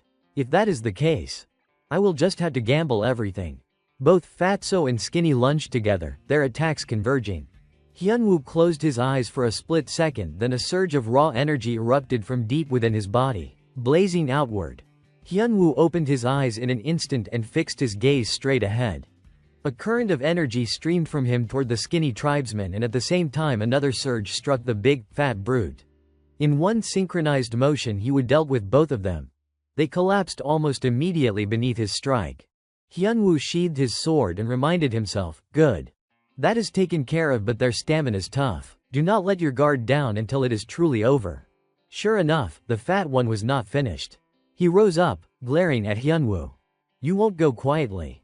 Hyunwoo kept moving forward, resolve hardening. The hidden shard is the priority. I will finish him later. The fat chieftain scrambled to his feet and hurled his wooden club at Hyunwoo. The impact smashed the table leg supporting the altar, scattering splinters everywhere. For a moment Hyunwoo merely watched. Then blue energy began to form in the wreckage of the club, an odd glow that caught even the chieftain off guard. By the time Hyunwoo picked up the stray artifact that had been guarding the altar, he could not help but quip, nice throw. If you would been a second faster, I would have been hit. With the newfound relic in hand, Hyunwoo's power surged. He gathered his energy and prepared to finish the fight. Now let us end this. Teach me your last lesson. The chieftain's cry died into the wind as his own warded item turned on him, and it was that very device that killed him. Hyunwoo only glanced once at the fallen enemy before his attention returned to the ruined camp of the feathered serpent altar. The place was a wreck. Barbarians' bodies lay scattered across the ground. Kim Ho's eyes were hard as he stared forward. The chieftain had thrown everything at him, but Kim Ho had dodged with ease. Typical, the bot prioritizes the ritual above all. Annoying as it is. Go Hyunwoo must have found the relic. The chief's expression shifted as if he would noticed something. He turned toward the altar and realized the source, that aura. It is coming from the altar. Could it be the relic sword sitting on the altar? Right on cue. The system updated for Kim Ho, and he felt a jolt of satisfaction. Good. It is done. I can safely leave the rest of this dungeon to him now. Kim Ho moved to strike back, but first he acted on another objective. Before we finish him, I will copy his trait. Use copy. He knew exactly what he was stealing. This shaman chief's primary trait, the ritualist trait. Register the ritualist D trait of the target into the skill slot. Copy trait +2 grants anti-elemental resistance S and ritualist D. It is a hybrid trait that boosts mana sensing, incredibly useful. The barbarian chieftain ignored his wounds and turned toward the altar. Out of my way. I must reach the altar. But Kim Ho was not about to let him slip away. Hey, old man, the game's still on. Where do you think you are going? He had already charged a blazing strike, flames crackling across his fist. Even if you make it there, there is nothing left for you. It is over. Let us wrap this up. He drove his punch forward, hurling the searing energy straight into the chieftain. At that exact moment, the system notification appeared. Dungeon, Feathered Serpent Altar, cleared. Hyunwoo came running up with the relic in his hand, grinning. Perfect timing, Kim. The artifact immediately began draining energy from the barbarian chieftain's body. Wait, what is happening? Hyunwoo muttered, confused. Kim Ho explained calmly, it is absorbing the shaman's soul. That is why it has grown stronger. The system chimed again. Hidden piece acquired, serpent feather sword upgraded from rank D to rank C. Durability protection enhanced. Automatic durability recovery unlocked. New trait, elemental resistance F. Before they could take a breath, several chests shimmered into existence before them. Kim Ho gestured at them. And there is that. 4 ornate boxes lined up neatly. Random reward chests, feathered serpent altar rank D. Hyunwoo did not look too tempted. He glanced at the sword in his hand and chuckled. This alone is more than enough for me. It will be useful for a while yet. Then he turned to Kim Ho, holding the blade up. So take the rest, Kim. They are yours. Kim Ho did not argue. If you insist, I won't say no. He gathered up the remaining rewards while adding, but first we need to get out of here. Once a dungeon's been conquered, it collapses after a set time. When they emerged, Byung-chul was waiting outside, eyes wide. Seriously, that fast? Kim Ho gave a confident shrug. Told you I would wrap it up quick. Hyunwoo glanced back just in time to see the dimensional gate fading away. The entrance is disappearing. Exactly like I explained earlier. Kim Ho confirmed, once the dungeon's core is destroyed, the gate closes. For a while, no one can enter. But when it regenerates, it will open again and someone else will clear it all over. Byung-chul added his own explanation, arms crossed knowingly. And that is why there is always evidence left behind when a dungeon's been cleared. Even the best forgers can't erase it. Kim Ho frowned slightly, already thinking ahead. Which means inspectors will be here before long. We should move before that happens. They climbed the long stairway back to their starting point. Byung-chul groaned the entire way. Finally. I thought those steps would never end. Hyunwoo laughed at the sight of him. Of course climbing up is harder than going down. Byung-chul nodded wearily. Yeah, I know, but that was brutal. He turned and held out his hand. Anyway, good thing nothing blocked our way on the return. Now hand back the badges and pins. The others returned their badges, thanking him sincerely. Thanks to you, we made it out safe. Appreciate it, Shin Hong. Hope we can count on you again. Byung-chul rubbed the back of his neck, embarrassed. Ah, it is nothing. Just part of the service. At some point, Chunyi and Somi had appeared behind them. Somi waved brightly. Hey, hey. She teased the trio with a grin. Funny how we keep running into each other. But why always at times like these? Chunyi, however, was not amused. Arms crossed, expression sharp, she demanded, so what exactly were you doing in a dungeon this late at night? Not far from Kim Ho's group, Somi cheerfully waved and called out, Hey, hey, looks like we are running into each other quite often lately. Beside her, Chunyi crossed her arms and demanded in a bold tone, Out here this late at night, what exactly are you guys doing inside the dungeon? Byung-chul stiffened at her words, but quickly tried to look composed as he replied, Doing something in the dungeon. Is not that obvious? We are here to clear it, of course. Chunyi narrowed her eyes, unconvinced. From the very start, your group did not seem all that committed to clearing dungeons. Hard to believe you suddenly changed your minds. Byung-chul scoffed and mocked her. Wow, you have made it this far in life and still can't trust anyone. Ever heard of taking people at their word? Then he elbowed Kim Ho, hinting with a wink. This guy. Trying to push the trouble onto me again, Kim Ho thought with mild annoyance. Still, if it would end the awkward standoff faster, he did not have much choice. He stepped forward and tried to ease the tension, asking Chunyi, You guys just came back from a dungeon run too? She replied curtly, Yeah. He pressed, What is your completion rate? Her eyes sharpened. You do not need to know that. Byung-chul laughed mockingly again. Come on, man, why bother asking that? If their score's low, of course they would not want to say. Chunhai's temper flared at his teasing. Finally, unable to stand it, she snapped, I do not know how far you guys got, but I guarantee our rate's higher. Kim Ho raised an eyebrow. Then how about a bet? Let us see whose completion rate is higher. Chunyi eyed him warily. And what are we betting? He proposed calmly. The loser has to grant one request or answer one question from the winner. Deal. A confident smile spread across her lips. Fine by me. Kim Ho stepped closer, facing her directly. All right then. On the count of 3, we both reveal our results. Agreed, she said firmly. They locked eyes. Kim Ho started, 3. Chunyi followed, 2.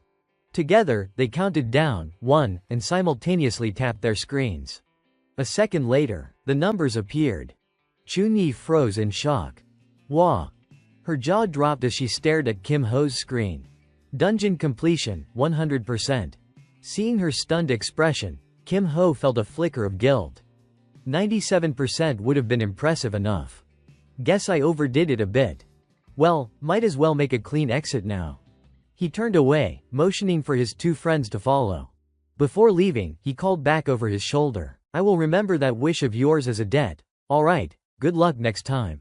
The next day, at a cafe, Hyunwoo set a drink down in front of Kim Ho before sitting across from him. Feels weird having a lunch break without classes for once, he said with a sigh. Kim Ho replied evenly, resting is part of training too. We pushed ourselves hard yesterday. Taking a day off is not so bad. Hyunwoo tilted his head. So, what did you want to see me for? Kim Ho's lips curved into a faint grin. To show everyone the fun part that comes after clearing a dungeon. He tapped on his screen as he explained, I am talking about the joy of opening a random reward box. A notification popped up, random box Gethelm altar. Moments later, 4 wooden boxes appeared on the table. Kim Ho's eyes gleamed with anticipation. Alright, he said, rubbing his hands together, let us start the unboxing. Then, with a decisive motion, he opened the first box.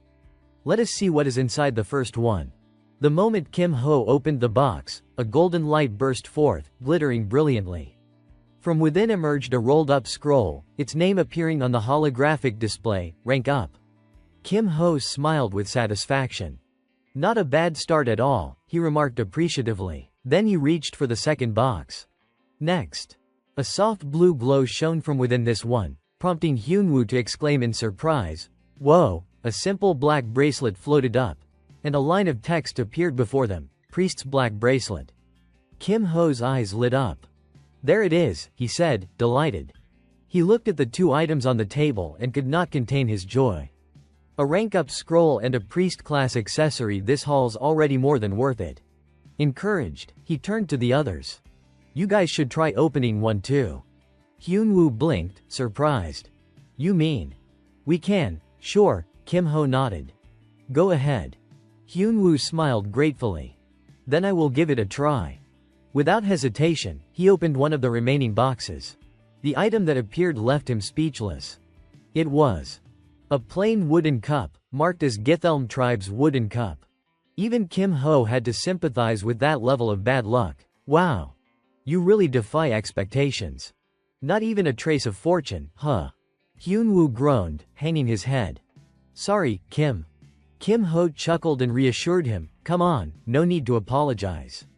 You just opened it for me anyway. While they spoke, Yane quietly reached for the last unopened box. Hyunwoo sighed dejectedly, muttering, I swear, I was never born lucky. Never won anything in my life, but before he could finish, a bright golden light flashed before his eyes, cutting him off. The glow came from the box Yane had just opened. All 3 of them leaned closer, curious. Then the object floated up a white pillow. Hyunwoo frowned in disbelief. Wait. Is that a body pillow? The display identified it, Gethelm pillow. Kim Ho's brow furrowed. A pillow. And it is ranked B. He rested his chin in his hand, thinking deeply. A B rank item from a D tier random box. That is practically a miracle. Did not expect CO Yane to hit such impossible odds. He examined the floating white pillow, analyzing the stats. Looks like it is designed for combat support. His eyes moved over the description. Gethelm Pillow B, a pillow stuffed with feathers from an unnamed divine beast. Reading it, Kim Ho sighed regretfully. Too bad it is. A sleep item. He closed his eyes for a moment, running the numbers in his head. Well, it is only a shame for me. But lifestyle items are always in demand, lots of people would want this. Might be better to sell it or trade it for gear. But then he caught sight of Yane's expression and paused. She was staring at the pillow, completely entranced, not moving an inch. The adoration in her eyes was impossible to miss. Kim Ho asked, amused, you want it? Yane nodded vigorously, her excitement clear as day. Then a thought struck him. He recalled all those times she would nodded off in class, barely able to stay awake. Wait. Maybe it is better to let her have it. He studied her and the pillow together, the logic quickly falling into place. If she uses it, the fatigue recovery effect could shorten her sleep time. That means more alert hours and better training performance. For Yane, this could actually be perfect. Smiling, he made up his mind. Alright then. It is yours. Take it. Yane's eyes widened in disbelief. Really? Really, he replied warmly. Consider it a gift. She hesitated only for a moment before hugging the pillow tightly to her chest, her voice soft with gratitude. Thank you. Suddenly, the phone in his pocket buzzed with an incoming call. Kim Ho pulled it out. Hyun-woo leaned in, curious. Kim Ho, what is up? He asked. Kim Ho glanced at the screen. It is Shin Byung-chul calling. Wonder what is up. On the other end, as soon as the call connected, the voice immediately made a request. Hey, you free? If you are not busy, could you come to the clubroom? Kim Ho frowned. Now, what is going on? Byung-chul explained. It is about that deep dungeon I asked you about. There is a bit of a problem. She wants to see you. A short while later, Kim Ho opened the door to the thieves' clubroom and stepped inside. Gui-young sat comfortably in a chair and waved him over. You made it. We have been waiting. Behind her, a teenager turned to study Kim Ho and asked, Is this the kid? I heard you have been taking action lately. The twin next to him chimed in nonchalantly, Yeah. Rumor has it she even stirred up the Magic Tech Club, made them back off our juniors. The kid laughed scornfully. Bong Jae-sok got his ass handed to him. He was weirdly happy about it. It is the first time I have ever seen something like that. Suddenly a shadowy form materialized, wrapping around the boy's mouth and muffling his words. Gui-young used it to tie both twins up and tossed them out the door, then snapped, Shut up. Do not butt and get out. She cleared her throat and, a little embarrassed, said, Ignore their nonsense. Understood, Senior, Kim Ho replied calmly. But she pressed him further, annoyed, You sure you are not bothered by it? He spun on his heel, quickly rephrased, and said, I will think about it. Getting to the point, Gui-young stretched and said, Let us cut the small talk and get straight to it. She rubbed her head, looking troubled.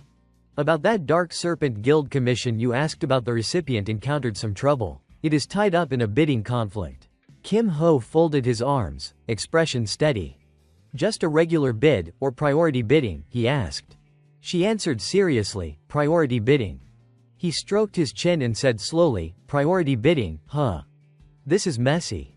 He ran through the academy rules in his head.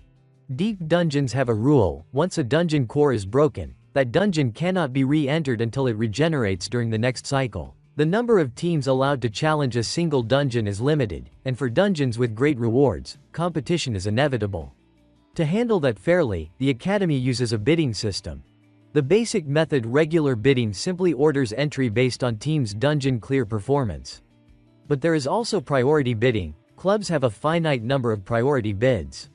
If they use one, normal conditions are bypassed and they gain immediate top priority to enter the dungeon. Kim Ho's face tightened as he considered this. So the Dark Serpent Guild's run has been snagged by a priority bid, he concluded. Gui-young continued, We can get in unofficially, so entering the dungeon itself is not the issue. But once we clear it, the dungeon will seal, and the club that used a priority bid won't like that. By the way, she raised one finger. The club that placed the priority bid is the Swordsmanship Club. Gui-young watched Kim Ho's expression intently and asked, You know what that means? The Swordsmanship Club is one of the top clubs, always fighting for first or second place at the academy. You still want to go ahead with this? Kim Ho's face was full of resolve. Without hesitation he answered, Yes. I want to proceed. Gui-young frowned in disbelief. You are serious? Kim Ho remained calm and reassuring. Do not worry about the fallout. Let me handle the consequences, just go ahead. Hearing that, she leaned back in her chair and said with a wry smile, All right then. You have always been a promising junior. I am sure you have a plan. She clenched her fist, determination in her eyes, and declared, Fine. Let us give it a shot. Gui-young leaned an elbow on the chair and said casually, All right, I am sure my talented junior has some plan up his sleeve. She squeezed her fist with determination and declared, Fine. Let us see how far she gets. Proceed with it. Byung-chul, startled, asked, You are going yourself? She answered confidently, Of course. I will go, and I will bring Davin too. Then she turned to Kim Ho and added, In return, I want extra pay. How about it? He smiled confidently. If we are doing it, do it properly, he replied. Gui-young asked, curious, Who is coming with you? That gray-haired kid from last time, he reminded her. You probably saw him during the Go Hyun-woo vs. Ibaro match. At once she remembered.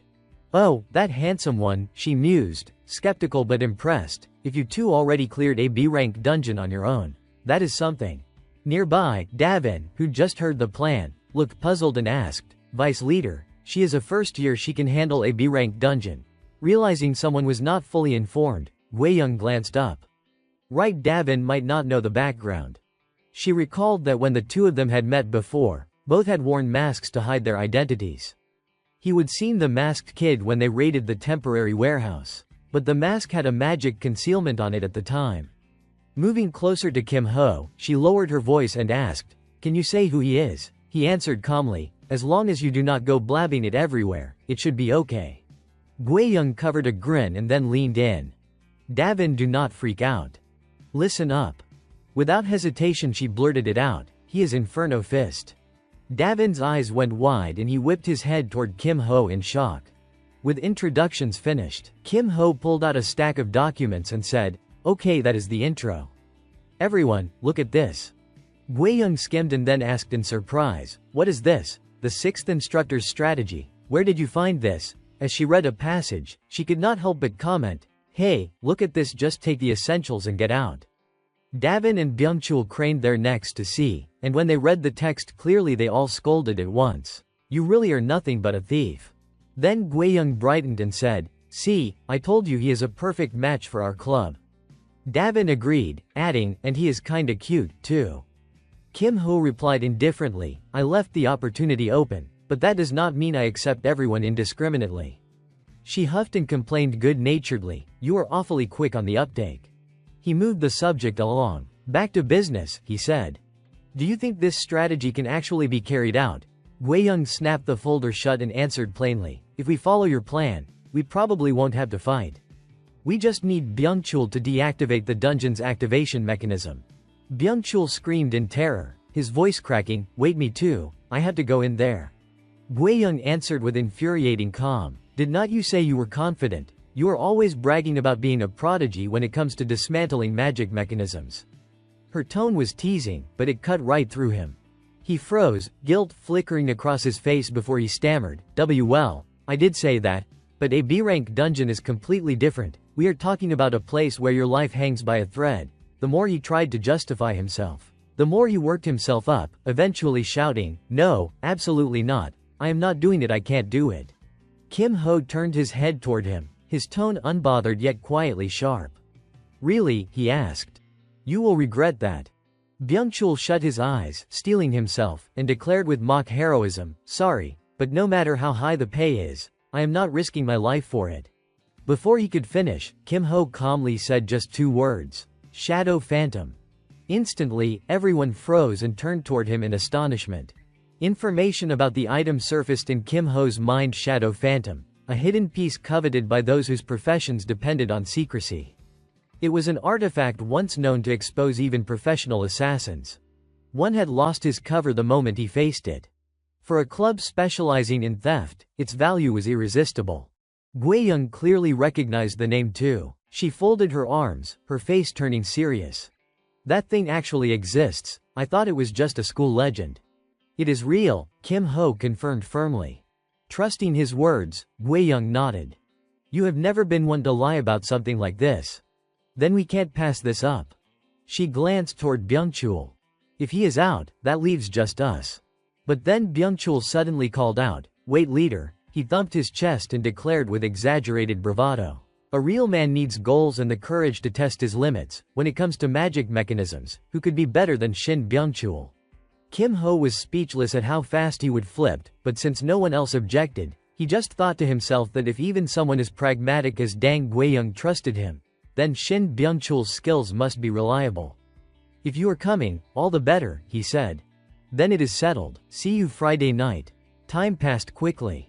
By the following Friday evening, inside the Mana training chamber, Kim Ho sat cross-legged, cultivating in silence.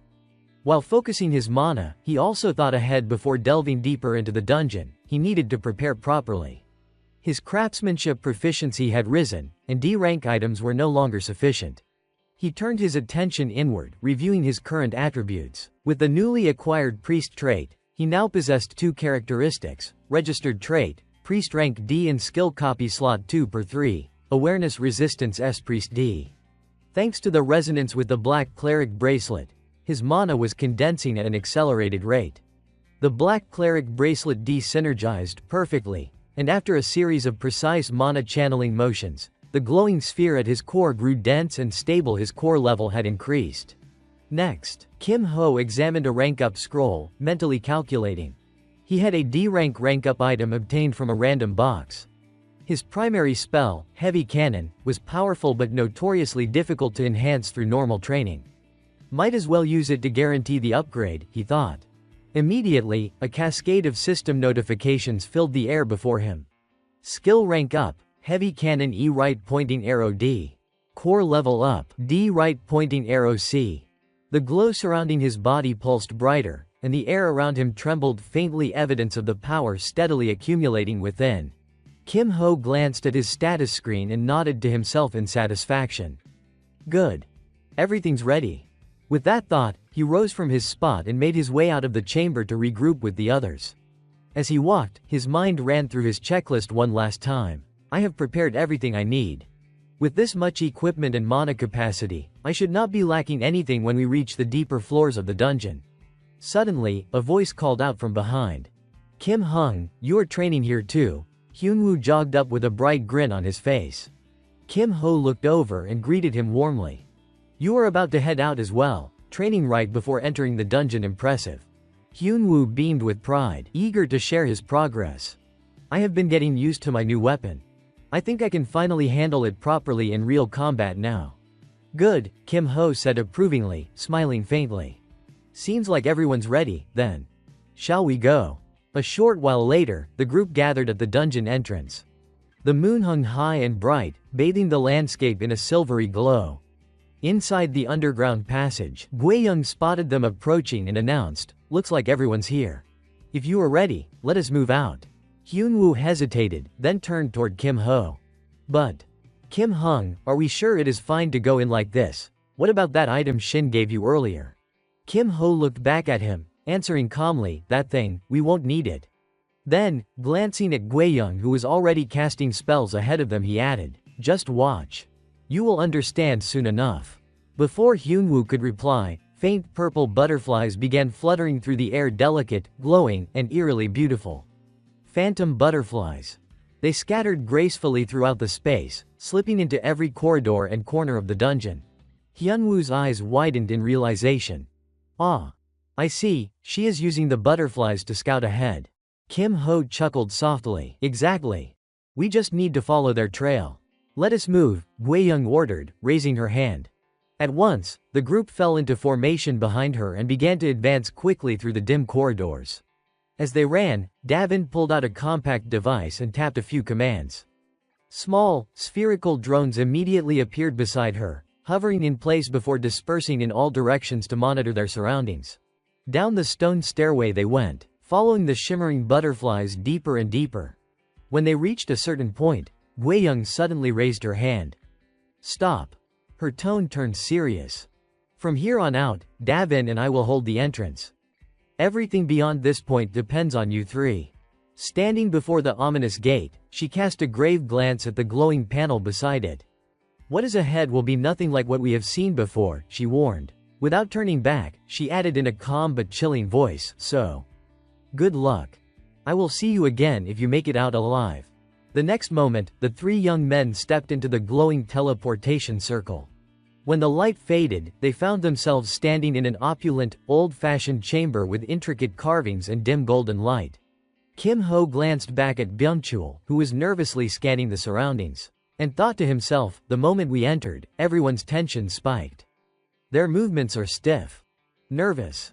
As expected of a B-rank dungeon, it is already affecting them mentally. If they stay like this, even the best plan could fall apart. I will need to boost their morale a little. He called out, Hey, Shin Byungchul. When the boy turned toward him, Kim Ho smirked. You are shaking. Feigning disdain, Kim Ho deliberately made a face that oozed mockery, thinking, at times like this, hitting a man's pride works best. Predictably, it worked perfectly. Byungchul puffed out his chest and waved his hands dismissively. Ha, what are you talking about? Who is shaking? Kim Ho tilted his chin toward the ground. Your legs are. Byungchul immediately blurted, TCH, that is just a habit. then, determined to save face, he marched forward to open the door ahead, calling over his shoulder, "Totally fine, nothing to worry about." But when the door creaked open, he froze. "What the?" he muttered in disbelief.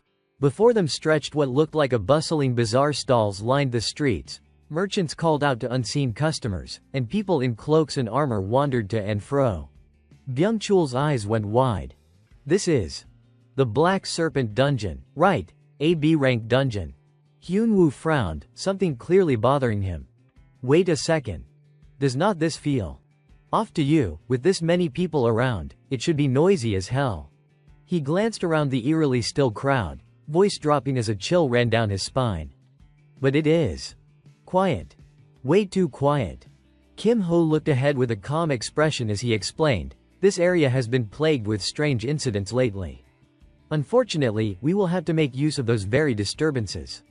He led the way while continuing his explanation. "If we follow the plan and manage to make contact with the Alliance, our goal will be achieved. For now, let us get to the first rendezvous point." A short while later, the three of them arrived at a small restaurant and went inside. The waiter, upon seeing them, greeted politely, "Welcome, dear customers." The three took their seats, and the young man quickly approached to take their order. "What would you like to have today?" he asked. Kim Ho replied in a casual tone, 3 servings of duck soup and 1 plate of dumplings." The waiter smiled brightly and nodded. "Right away, sir. I will prepare them immediately." Byung-chul glanced at the waiter for a moment before speaking in a low voice, "So you mean?" Kim Ho calmly answered, "That is right. It should be happening soon. Around here, they periodically kidnap hunters. Their next target is this very restaurant." Just then, the waiter returned almost instantly, holding the dishes. "Your food is ready, sirs." Hyun-woo stared in surprise. "That was fast. We just ordered." The waiter smiled proudly. "My father's been up since dawn," he said, looking at them sincerely, "to prepare everything in advance. Please enjoy your meal." Suddenly, several masked men entered from outside. One of them, who appeared to be the leader, crossed his arms and asked mockingly, "Strange customers today, business doing well?" The waiter froze, panic flashing across his face. "We already paid this month's dues to the Green Ox Gate, I swear." The man's eyes hardened. "No. I am here for something else." Hyun-woo whispered under his breath, "Those guys." Kim Ho, who had been silently observing them, nodded. "Yes. Low-ranking enforcers of the Black Serpent Division." The man from the group turned to the waiter and ordered coldly, "You are coming with us." The young man trembled, fear choking his words. Wait, before he could finish, an old man rushed out from the back room, shouting desperately, "No." He grabbed the man by the shoulders and pleaded, "Please, do not take my son, I beg you, have mercy." But the enforcer did not respond. He simply reached for the old man's throat, seized him by the head, and drove his knee into the man's stomach. The old man collapsed to the floor, clutching his abdomen in pain, unable to stand. Another thug turned to the young waiter and barked, "Move it, unless you want to end up like him, you know what is coming next." He grabbed the young man by the collar and raised his sword threateningly. Finally, the terrified waiter gave in and followed them. Behind him, his father knelt on the ground, sobbing and reaching out helplessly. "No. You can't," he cried, his voice breaking. "My son." At that moment, Kim Ho stepped forward. "Hey, old man." He and his 2 companions stopped before him, and Kim Ho promised, "We will go after them and bring your son back." The man's eyes filled with desperate hope as he clutched Kim Ho's hands tightly. "If you really do that," he swore, "I will give you everything I have." Kim Ho smiled with quiet confidence. "You would better not take that back later." He turned and walked out, his companions following close behind. Spotting the kidnappers in the distance, he gave a short command. "They have not gone far. Move." The 3 of them trailed the group discreetly. When the kidnappers turned into a deserted alley, Kim Ho quickly assessed the situation. "They are heading toward a secluded area," he said. "Looks like they have noticed us." But instead of hesitating, he strode forward without fear. "Good. Saves us the trouble of chasing them." As they rounded the corner, 2 members of the Black Serpent gang were already waiting, swords drawn. The brown-haired one sneered as he spotted them. Well, Who do we have here? We're not you the guys from the restaurant, trying to play heroes now, huh? Hyunwoo immediately slipped into character, brimming with righteous indignation. Seeing someone get kidnapped right in front of me, how could I possibly stand by and do nothing, he declared. Kim Ho clapped his hands in agreement, his tone sharp with moral outrage. Exactly. If you see injustice and do not act, are you even human anymore? Hearing that, the black-haired thug rushed forward, sneering. Touching speech, but you are a fool. The brown-haired one smirked with disdain. That so-called sense of justice will get you killed sooner than you think. Kim Ho grinned, amused yet cautious, and gave a calm instruction. Try not to tear their clothes apart. Hyunwoo replied seriously, got it. Without hesitation, he raised his hand, summoning a fierce gust of wind that swept toward the brown-haired man. The thug staggered but did not panic, on the contrary, he charged even faster, raising his sword high. Tricks like that won't save you, he shouted. He swung his blade toward Kim Ho's neck, but Kim Ho swiftly ducked under the strike, seized the man's head, and slammed it straight into the ground. In an instant, Kim Ho had dealt with his opponent. Straightening up, he glanced toward Hyunwoo. All done here, he said. Looks like your side's still going. Hyunwoo was locked in a close fight with the black-haired thug when Byungchul suddenly rushed in to help. The thug noticed him and reacted quickly, kicking him hard in the stomach. Shin! Hyunwoo called out in alarm. A moment later, Kim Ho rubbed the back of his neck and sighed, his expression caught between amusement and exasperation. Well, makes sense. Go Hyunwoo can't use a sword anyway. Still. He watched as his two companions took turns kicking the black-haired thug into submission and muttered dryly, what a filthy-looking brawl. After a few minutes, it was over. Kim Ho exhaled in relief. Byungchul stared in disbelief at the two naked, bound thugs before them. Wait. These guys were just low-level fighters, not captains, he asked. Kim Ho nodded confidently. They're the weakest ones around here. Inwardly, though, he added, in a lower-level dungeon, they would probably be mid-tier bosses. But no need to say that out loud. He then turned to the kidnapped young man and said, all right, it is settled. Let us get you home. The three escorted the young man back. As soon as they entered the house, he ran straight into his father's arms. Father, he cried. The old man hugged him tightly, tears welling in his eyes. My son, he choked out, his voice trembling with emotion. Then, turning to the trio, he bowed deeply. Thank you. Thank you so much, all of you. Kim Ho scratched his cheek awkwardly. Sorry to interrupt the touching moment, but we should probably settle things properly, do not you think? The old man blinked, then quickly nodded. Why yes, of course. What can I do to repay you? Kim Ho pointed directly at a statue in the corner. I will just take that. The man looked surprised. That, is not that a Bodhi-Dharma statue? But then he nodded enthusiastically. Please, take as many as you want. Kim Ho smiled, satisfied. Thanks, old man. He returned to the table they would been sitting at earlier, pulled out a chair, and said casually, all right then, I will finish my meal before we go. The old man chuckled and offered, I will reheat it for you. Hyunwoo picked up the statue, studying it closely. This thing. It does not look ordinary, he murmured. Beside him, Byungchul, still chewing his food, pointed at it. That looks like something used in formation magic, does not it? Hyunwoo's eyes widened. Formation magic, you mean this statue? Kim Ho nodded and explained, yes. It is a component for a formation, more precisely, it is a key used to unlock a specific type of formation seal. Hyunwoo lifted the statue closer for inspection, hesitation in his tone. Kim, if it is just a formation key, then. Kim Ho added calmly, there is more to it. It also contains the martial essence of the craftsman who carved it. Keep it, it will come in handy someday. Then he pushed back his chair and stood up. Glancing at the empty bowls on the table, Kim Ho said evenly, all right. Stomach's full now. He folded his arms and said calmly, okay, let us get serious. The three of them made their way to the Hak Zae Gang's gate. Kim Ho took a quick look around, then turned to face Hyunwoo and Byungchul. You all know the plan by heart, but let us run through it one more time, he said. He walked them through the strategy with a businesslike tone. Clearing the Hak Zae chamber is basically the same approach as the Tae Long Vu map. While I hold the bot and the main force, you split into 2 teams and gather the objective items. The single big difference between this and the Tai Long Vu run, he emphasized solemnly, is that the Hack Zay bot is far too strong to be killed outright. So we are finishing this one differently with the items listed on the strategy sheet. You have got everything they asked for, right? Byung-chul answered with full confidence, of course. Hyun-woo nodded, equally sure, yeah, we have got it. Kim Ho produced 2 pieces of gear, an emergency escape scroll B rank and an inner ear comms set B rank, and said carefully, put the comms in and keep the escape scroll safe. They all clipped the headsets on. Kim Ho looked at them both and instructed, from this point I will act alone. If anything happens, contact me immediately.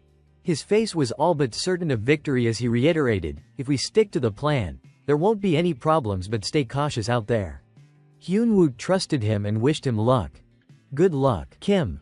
Up on the steps, one of the Hack Zay gang members was posted as a sentry. He spotted Kim Ho approaching and frowned. Who is this? He called out. Kim Ho kept walking without answering. The sentry grew annoyed and barked, I am asking you, who are you? He drew his blade, voice full of menace. You think staying silent will save you? I will shut that mouth of yours for good. The sentry's eyes then caught sight of Kim Ho's hand, something strange, and he blurted, your hand. What is that? Kim Ho still did not respond. He simply raised his fist, which was wreathed in flames, and in the sentry's horrified stare delivered a single, thunderous punch. The man was sent flying backward. He smashed into the gate and it burst open. The protagonist quickly extinguished the flames dancing in his palm and said, it burns pretty well, guess that is what you get when it is made of wood. He was the one who lit it in the first place, yet watching the fire roar to life still felt strangely mesmerizing. At that moment, shouting erupted from behind him. What is going on? What happened? Which direction is the fire? Hurry, put it out, move. Hearing all the commotion, Kim Ho blinked in mild surprise. Wow, it has gotten this loud and still no one's noticed me. Their reaction is unbelievably slow. Guess I should lend them a hand. With that thought, he took in a deep breath and bellowed, enemy attack. Instantly, shadows burst out from all sides. A group of assassins clad in black surrounded him, sealing off every avenue of escape. Yet Kim Ho did not look the slightest bit bothered. Quite a crowd. Trying to overwhelm me with numbers, huh? The assassins shouted, who are you? Kim Ho smirked. Can't tell just by looking, I told you already this is a raid. His attitude left the black-clad men momentarily dumbfounded. He is insane, take him down. No sooner had the order been given than 3 of them lunged at him at once. And at that moment, Kim Ho could not help but admit to himself. Insane, yeah. Maybe that is fair. Alright then, let us begin. He bent his knees ever so slightly, then exploded upward in a sudden leap, effortlessly dodging their coordinated strike. Let us see who is actually crazier, he shouted. Flames surged around his fist again as he launched a blazing fire fist toward the assassins. The impact carved a crater in the ground, and those assassins were reduced to blackened cinders. At this rate, he should have noticed me already, huh? Maybe I ought to wreck things a bit more, force him to show himself sooner, he muttered under his breath. A voice answered him before he could act again. Judging by that technique, are you a disciple of the Flame Tyrant? You have turned this place into a disaster zone. Naturally, you will pay for that destruction with your life.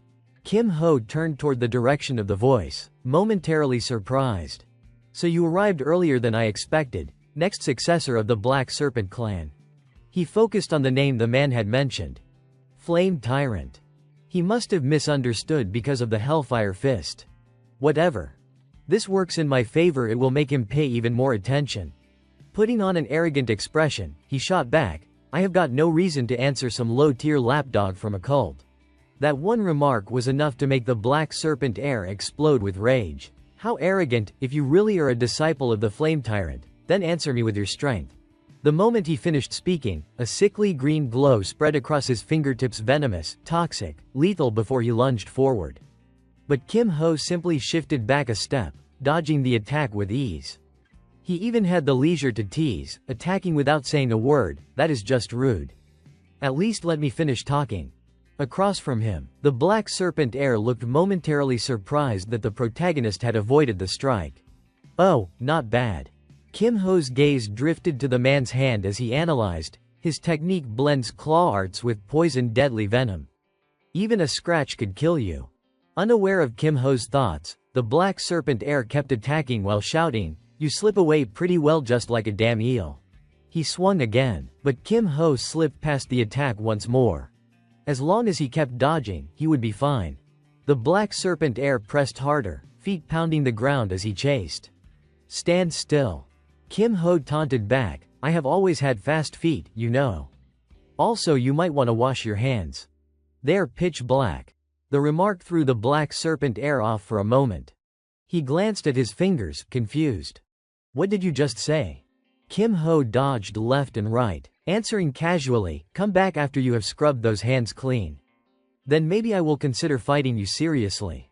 For now, I would rather not get close." The blatant mockery sent the black serpent heir into a frenzy.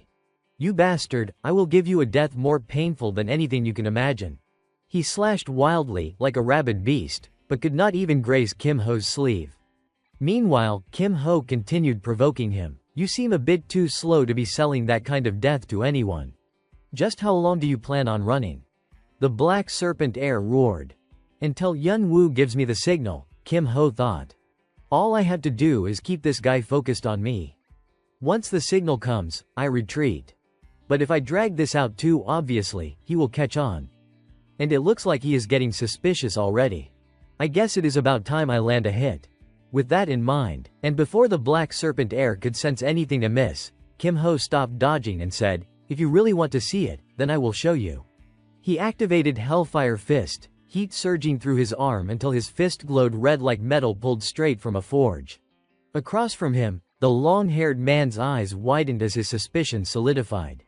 "So it is true you are a disciple of the Flame Tyrant." Kim Ho did not bother denying it, he merely smirked. "Think whatever you want." Then he leapt upward, preparing to unleash a powerful strike. Panic flashed across the black serpent heir's face. "Are you trying to destroy this place again? Jumping like that is idiotic. Your fancy footwork is useless in the air." With that, the man launched himself toward Kim Ho like a missile, kicking off the ground with explosive force. But just as those venom-tipped claws were about to slash across the protagonist's face, Kim Ho simply smiled. In the split second before impact, he flipped in midair, twisting out of reach with effortless grace. And before the black serpent heir could even recover his stance to defend, Kim Ho drove a full-force Hellfire Fist straight into his back, detonating an explosion high in the air. Even so, Kim Ho stayed wary. That hit landed clean, he thought, but it is nowhere near enough to take down the black serpent heir. Vu was only a D-rank leader. The only reason a D-rank leader in some second-rate criminal gang gets classified as B-rank is because the Black Serpent clan is not a mere criminal syndicate. His real identity is one of the survivors of the Great War between righteous and demonic factions. Across the field, the Black Serpent heir slowly pushed himself out of the rubble. "I told you," he snarled, "your technique is impressive, but I did not expect you to have mastered illusory step as well. It seems I underestimated the Flame Tyrant's disciple." The killing intent in his voice made a bead of sweat slide down Kim Ho's face. If he gets serious, this won't be just the Black Serpent heir anymore. This is a true Black Serpent master of the heavenly demon cult. Under Kim Ho's gaze, the man's aura shifted into something overwhelmingly dangerous. The heir growled, voice low and feral, "If I do not tear you into 100 pieces today, I am not the Black Serpent heir." Elsewhere, chaos erupted inside the burning building. "The main gate, what is going on? There is a fire, put it out, move." Meanwhile, Yun Woo and Byung-chul, both disguised as elderly men, were quickly making their move. Yun Woo muttered, "Looks like we slipped past without getting spotted." Byung-chul replied, "If everything keeps going this smoothly, we might not even need to fight." Moments later, they reached a large door guarded by a lone sentry. "That door looks like the entrance to the treasury," Yun Woo said. "You can tell by the guard, it is obvious." Byung-chul immediately switched into acting mode, putting on a panicked expression as he rushed up to the guard. "Hey, not good, the main gate, someone's breaking in." But the guard did not flinch. He stared at the two for a moment, silent and unblinking, then nodded. "So you two are the intruders. I will give you credit, you made it this far. But your luck ends here." His grip tightened around his weapon.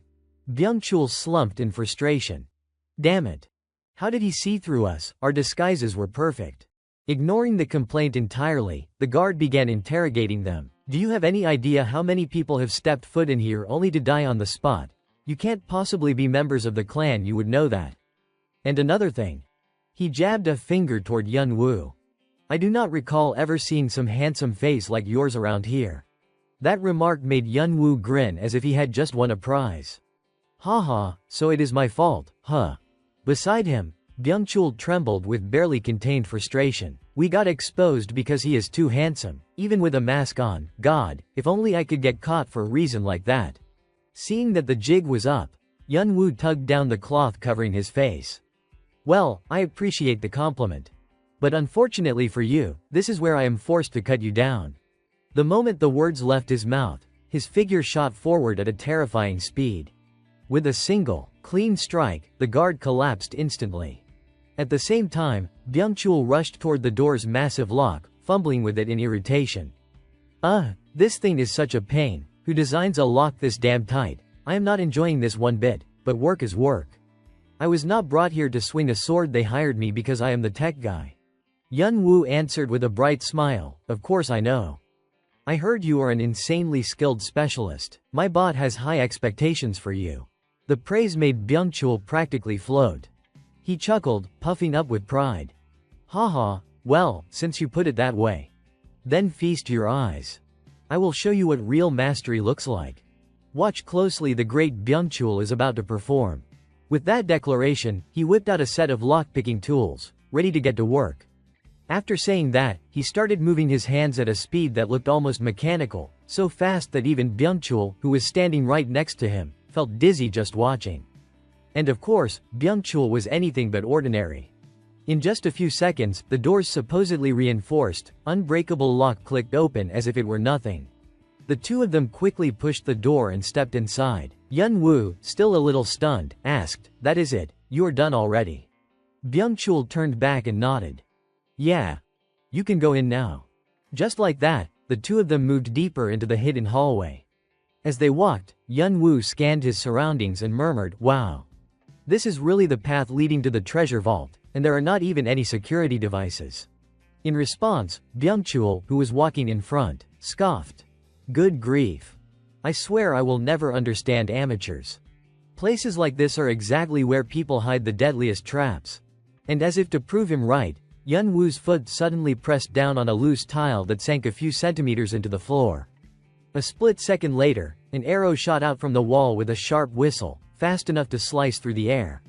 Fortunately, Yun-woo reacted just in time and dodged it. He stared at the arrow now embedded deep into the wall and said nervously, "You were right. I did not expect the mechanism to be hidden this well. If it were not for you, we really could have been in danger." At that moment, Byung-chul finally turned serious and warned the handsome boy, "Now you get it, right? Even a tiny mistake could kill you instantly." Yun-woo nodded frantically like a pecking chicken. "From now on, I will trust only you, Byung-chul." Seeing how obedient Yun-woo suddenly became, Byung-chul got a bit fired up and barked, "Good, then stick close to me from now on. Step here. Press this. When I signal, pull that. Now, pull it." Following his rapid-fire instructions, Yun-woo moved as told, and within moments all the traps in the passage were completely disarmed. "Alright, it is safe to move forward now," Byung-chul said with a grin. Yun-woo was still amazed. "I have only heard about it before, but seeing your control over these mechanisms in person is incredible, Byung-chul." Laughing heartily at the compliment, Byung-chul replied, "See, a real man knows how to use technology." Got it. Behind him, Yun-woo stared at the wall blocking their path and asked in confusion, "But is not this a dead end?" Byung-chul explained, "I hid the entrance to the storage room behind a fake wall. You will break the outer stone layer with your sword, and I will handle the rest." Hearing that, Yun-woo quickly drew his sword and nodded. "All right. Step back for a moment." After speaking, Byung-chul stepped forward. With just a few swift swings of his sword, the wall crumbled entirely, collapsing as if it were made of nothing more than paper. "Is that enough?" he asked once more, glancing back to check. Byung-chul nodded in response. "Perfect. That is enough. Now it is my turn to take action." But first, let me borrow that Daruma statue you just got a moment ago. You mean this one, Yunwoo said, handing the small figurine over to him. Once he had it, Byung-chul immediately set to work on his lock-breaking task. As he worked, he explained, if this is one of the keys that can break a barrier, then it is certainly one of the crucial components here. After dismantling all the other parts and finally fitting it into the slot like this, the door to the treasure will open. Sure enough, as soon as he placed the statue in its proper position, the mechanism sprang to life, gears and levers whirring, and the wall before them slid open, revealing a dazzling array of weapons gleaming in the light. Giggling with excitement, the two of them stepped into the treasure chamber. As they observed the items inside, they could not help but marvel. Even a single item in this pile must be worth a fortune, one of them exclaimed. Yun-woo nodded in agreement. Just a glance and you can see every single thing here is priceless. Byung-chul, however, seemed to have a cautionary thought and turned to remind him, I feel the same way, but we can't risk our lives for these treasures. And do you see that black talisman on that chest over there? According to the strategy manual, that is a special anti-theft device used by the Black Serpent leader. One touch and poison sprays instantly. So absolutely do not get greedy, stepping on the wrong side will trigger it. Got it, wake up, Byung-chul. Ironically, it was Byung-chul himself who looked most tempted by the warning. Yun-woo, the handsome boy, watched him warily, concern flickering across his features. Then he shifted his gaze and continued, but the manual also mentions that there is only one item here that is not protected by a talisman. At that, his eyes caught a small chest lying discarded to the side. This must be the Black Serpent leader's chest. Yun-woo picked it up, examining it carefully before tucking it away. A small black chest. Exactly as the manual described. We have found it. Let us get out of here, fast. Byung-chul grinned and nodded. Right. Staying here won't do us any good anyway. And so, the two of them made their way back, carrying the small chest. As they moved, Byung-chul could not resist a little boasting. Hey, I disarmed all the traps on the way in. Leaving here and making it to the safe zone should not be a problem. It would be even more exciting if something unexpected pops up. Yun-woo's concern spiked at the words. Byung-chul, do not say things like that. You know words can become reality. Alright. I really do have a loose tongue sometimes, Byung-chul replied with a resigned sigh. Then, whether it was the curse of his own words or sheer coincidence, Yun-woo suddenly noticed something. He stopped abruptly, causing Byung-chul to glance at him, startled. What is it? What is wrong all of a sudden?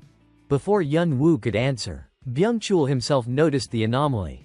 Wait. Is it really happening? Could that person be the one mentioned in the manual? And there, standing before the two of them, was an old man dressed in white. Spotting their presence, he spoke calmly, your movements are impressively precise. Was that really you? Yun-woo responded, yes. That is correct. There is just one thing I want to ask. Are you the elder of the Heavenly Demon Sect? Senior Baek Hyuk-seo. Also known as the White Serpent.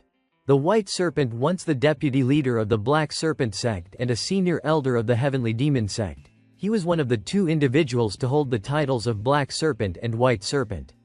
Even the leader of the Black Serpent sect could not fully control him. He roamed freely within the sect, following no rules, and only the extremely unlucky ever crossed paths with him. That meant the situation they were facing now was the very definition of misfortune. They were confronting the most formidable opponent imaginable. His power far exceeded anything they could hope to match. If they engaged directly, defeat was inevitable. Realizing this, Yun-woo, despite his reluctance, drew his weapon and tensed up. Byung-chul, standing beside him, asked with concern, if you can, just stay away from him. Yun-woo tightened his grip on his sword, his voice firm. I will do my best to handle it with my own strength. He knew in his heart that the gap in their power was too great and that escape was impossible. If that was the case, there was only one option left. Across from them, Hyuk-seo made no move to attack, his expression calm. It is commendable that you have achieved so much despite not yet reaching 20 years of age, he remarked. Yun-woo replied respectfully, it is all thanks to my master and my closest friends. Then, Hyuk-seo reached into his sleeve and drew a black blade, aiming it in their direction as he declared, yet, it is a pity, truly a sorrow, that I must personally send such a promising marshal junior to the realm of death. Blame your unlucky fate for encountering an old man like me today. Out of a final measure of mercy, I will allow you to strike first." Hearing this, Yun Wu seized the opportunity. "Then I will take the first move. I hope you are prepared." Without hesitation, he surged forward, unleashing his flowing water sword. But before the blue energy could even reach Hyuk-seo, it began to twist uncontrollably, forcing Yun Wu to realize his opponent was not merely manipulating wind, he was controlling the very flow of internal energy itself. Hyuk-seo's body spun gracefully in midair, his sword moving with a flexible, whip-like fluidity. This was the deadly serpent strike, Crimson Blood Serpent. The attack was so unpredictable that Yun Wu had no time to react and was struck head-on, blood spraying as he was hurled backward. At the same time, Hyuk-seo assessed Yun Wu's flowing water sword. This is no ordinary technique. It carries tremendous power, yet it is reckless, entirely unconcerned with the consequences. It is a strike meant only to perish alongside the opponent. Surely, you did not expect this old man to hold back. Prepare yourself for the next attack. Yun Wu, still coughing blood from internal injuries, felt the impact reverberate through his mind. One collision had already shaken him so violently. With such a gap in strength, a clumsy defense was useless. If that was the case, he had no choice but to unleash his most powerful technique. Thinking this, he wiped the blood from the corner of his mouth and rose to his feet. He enveloped his sword in a surge of blue energy, ready to release his ultimate strike. On the opposite side, Hyuk-seo's eyes gleamed with excitement as he shouted, "Excellent, but even that won't be enough to withstand the ultimate technique of this old man." Then, the old man lunged forward to attack once again. But in that critical moment, Yun Wu suddenly made a startling discovery. The motion his movements it mirrored the endless carvings on the Daruma statue. One single line matched perfectly with the trajectory of his sword. This was the key. In a flash of insight, a point of light sparked. Seizing the moment without hesitation, Yun Wu unleashed his flowing water sword technique. In a fluid motion, both of them swept past their opponent, moving in perfect synchronization. Hyuk-seo's voice rang out, filled with admiration. "Incredible, I never imagined someone so young could execute such a flawless maneuver. You have every reason to be proud of this." Ahead, Yun Wu continued to cough up blood, a bitter taste lingering in his mouth. The last flowing water sword strike had approached perfection, yet it still was not enough. Behind him, Hyuk-seo's demeanor grew more serious. "If I held back any longer, it would be an insult to you. Now it is time for this old man to reveal his true strength." As he spoke, a spectral image of a white serpent appeared beside him. Yun Wu's scalp tingled at the sight. The sheer presence of this energy just facing it was enough to send shivers through him. It was as if a colossal, ancient serpent was staring straight at him, its gaze penetrating every fiber of his being.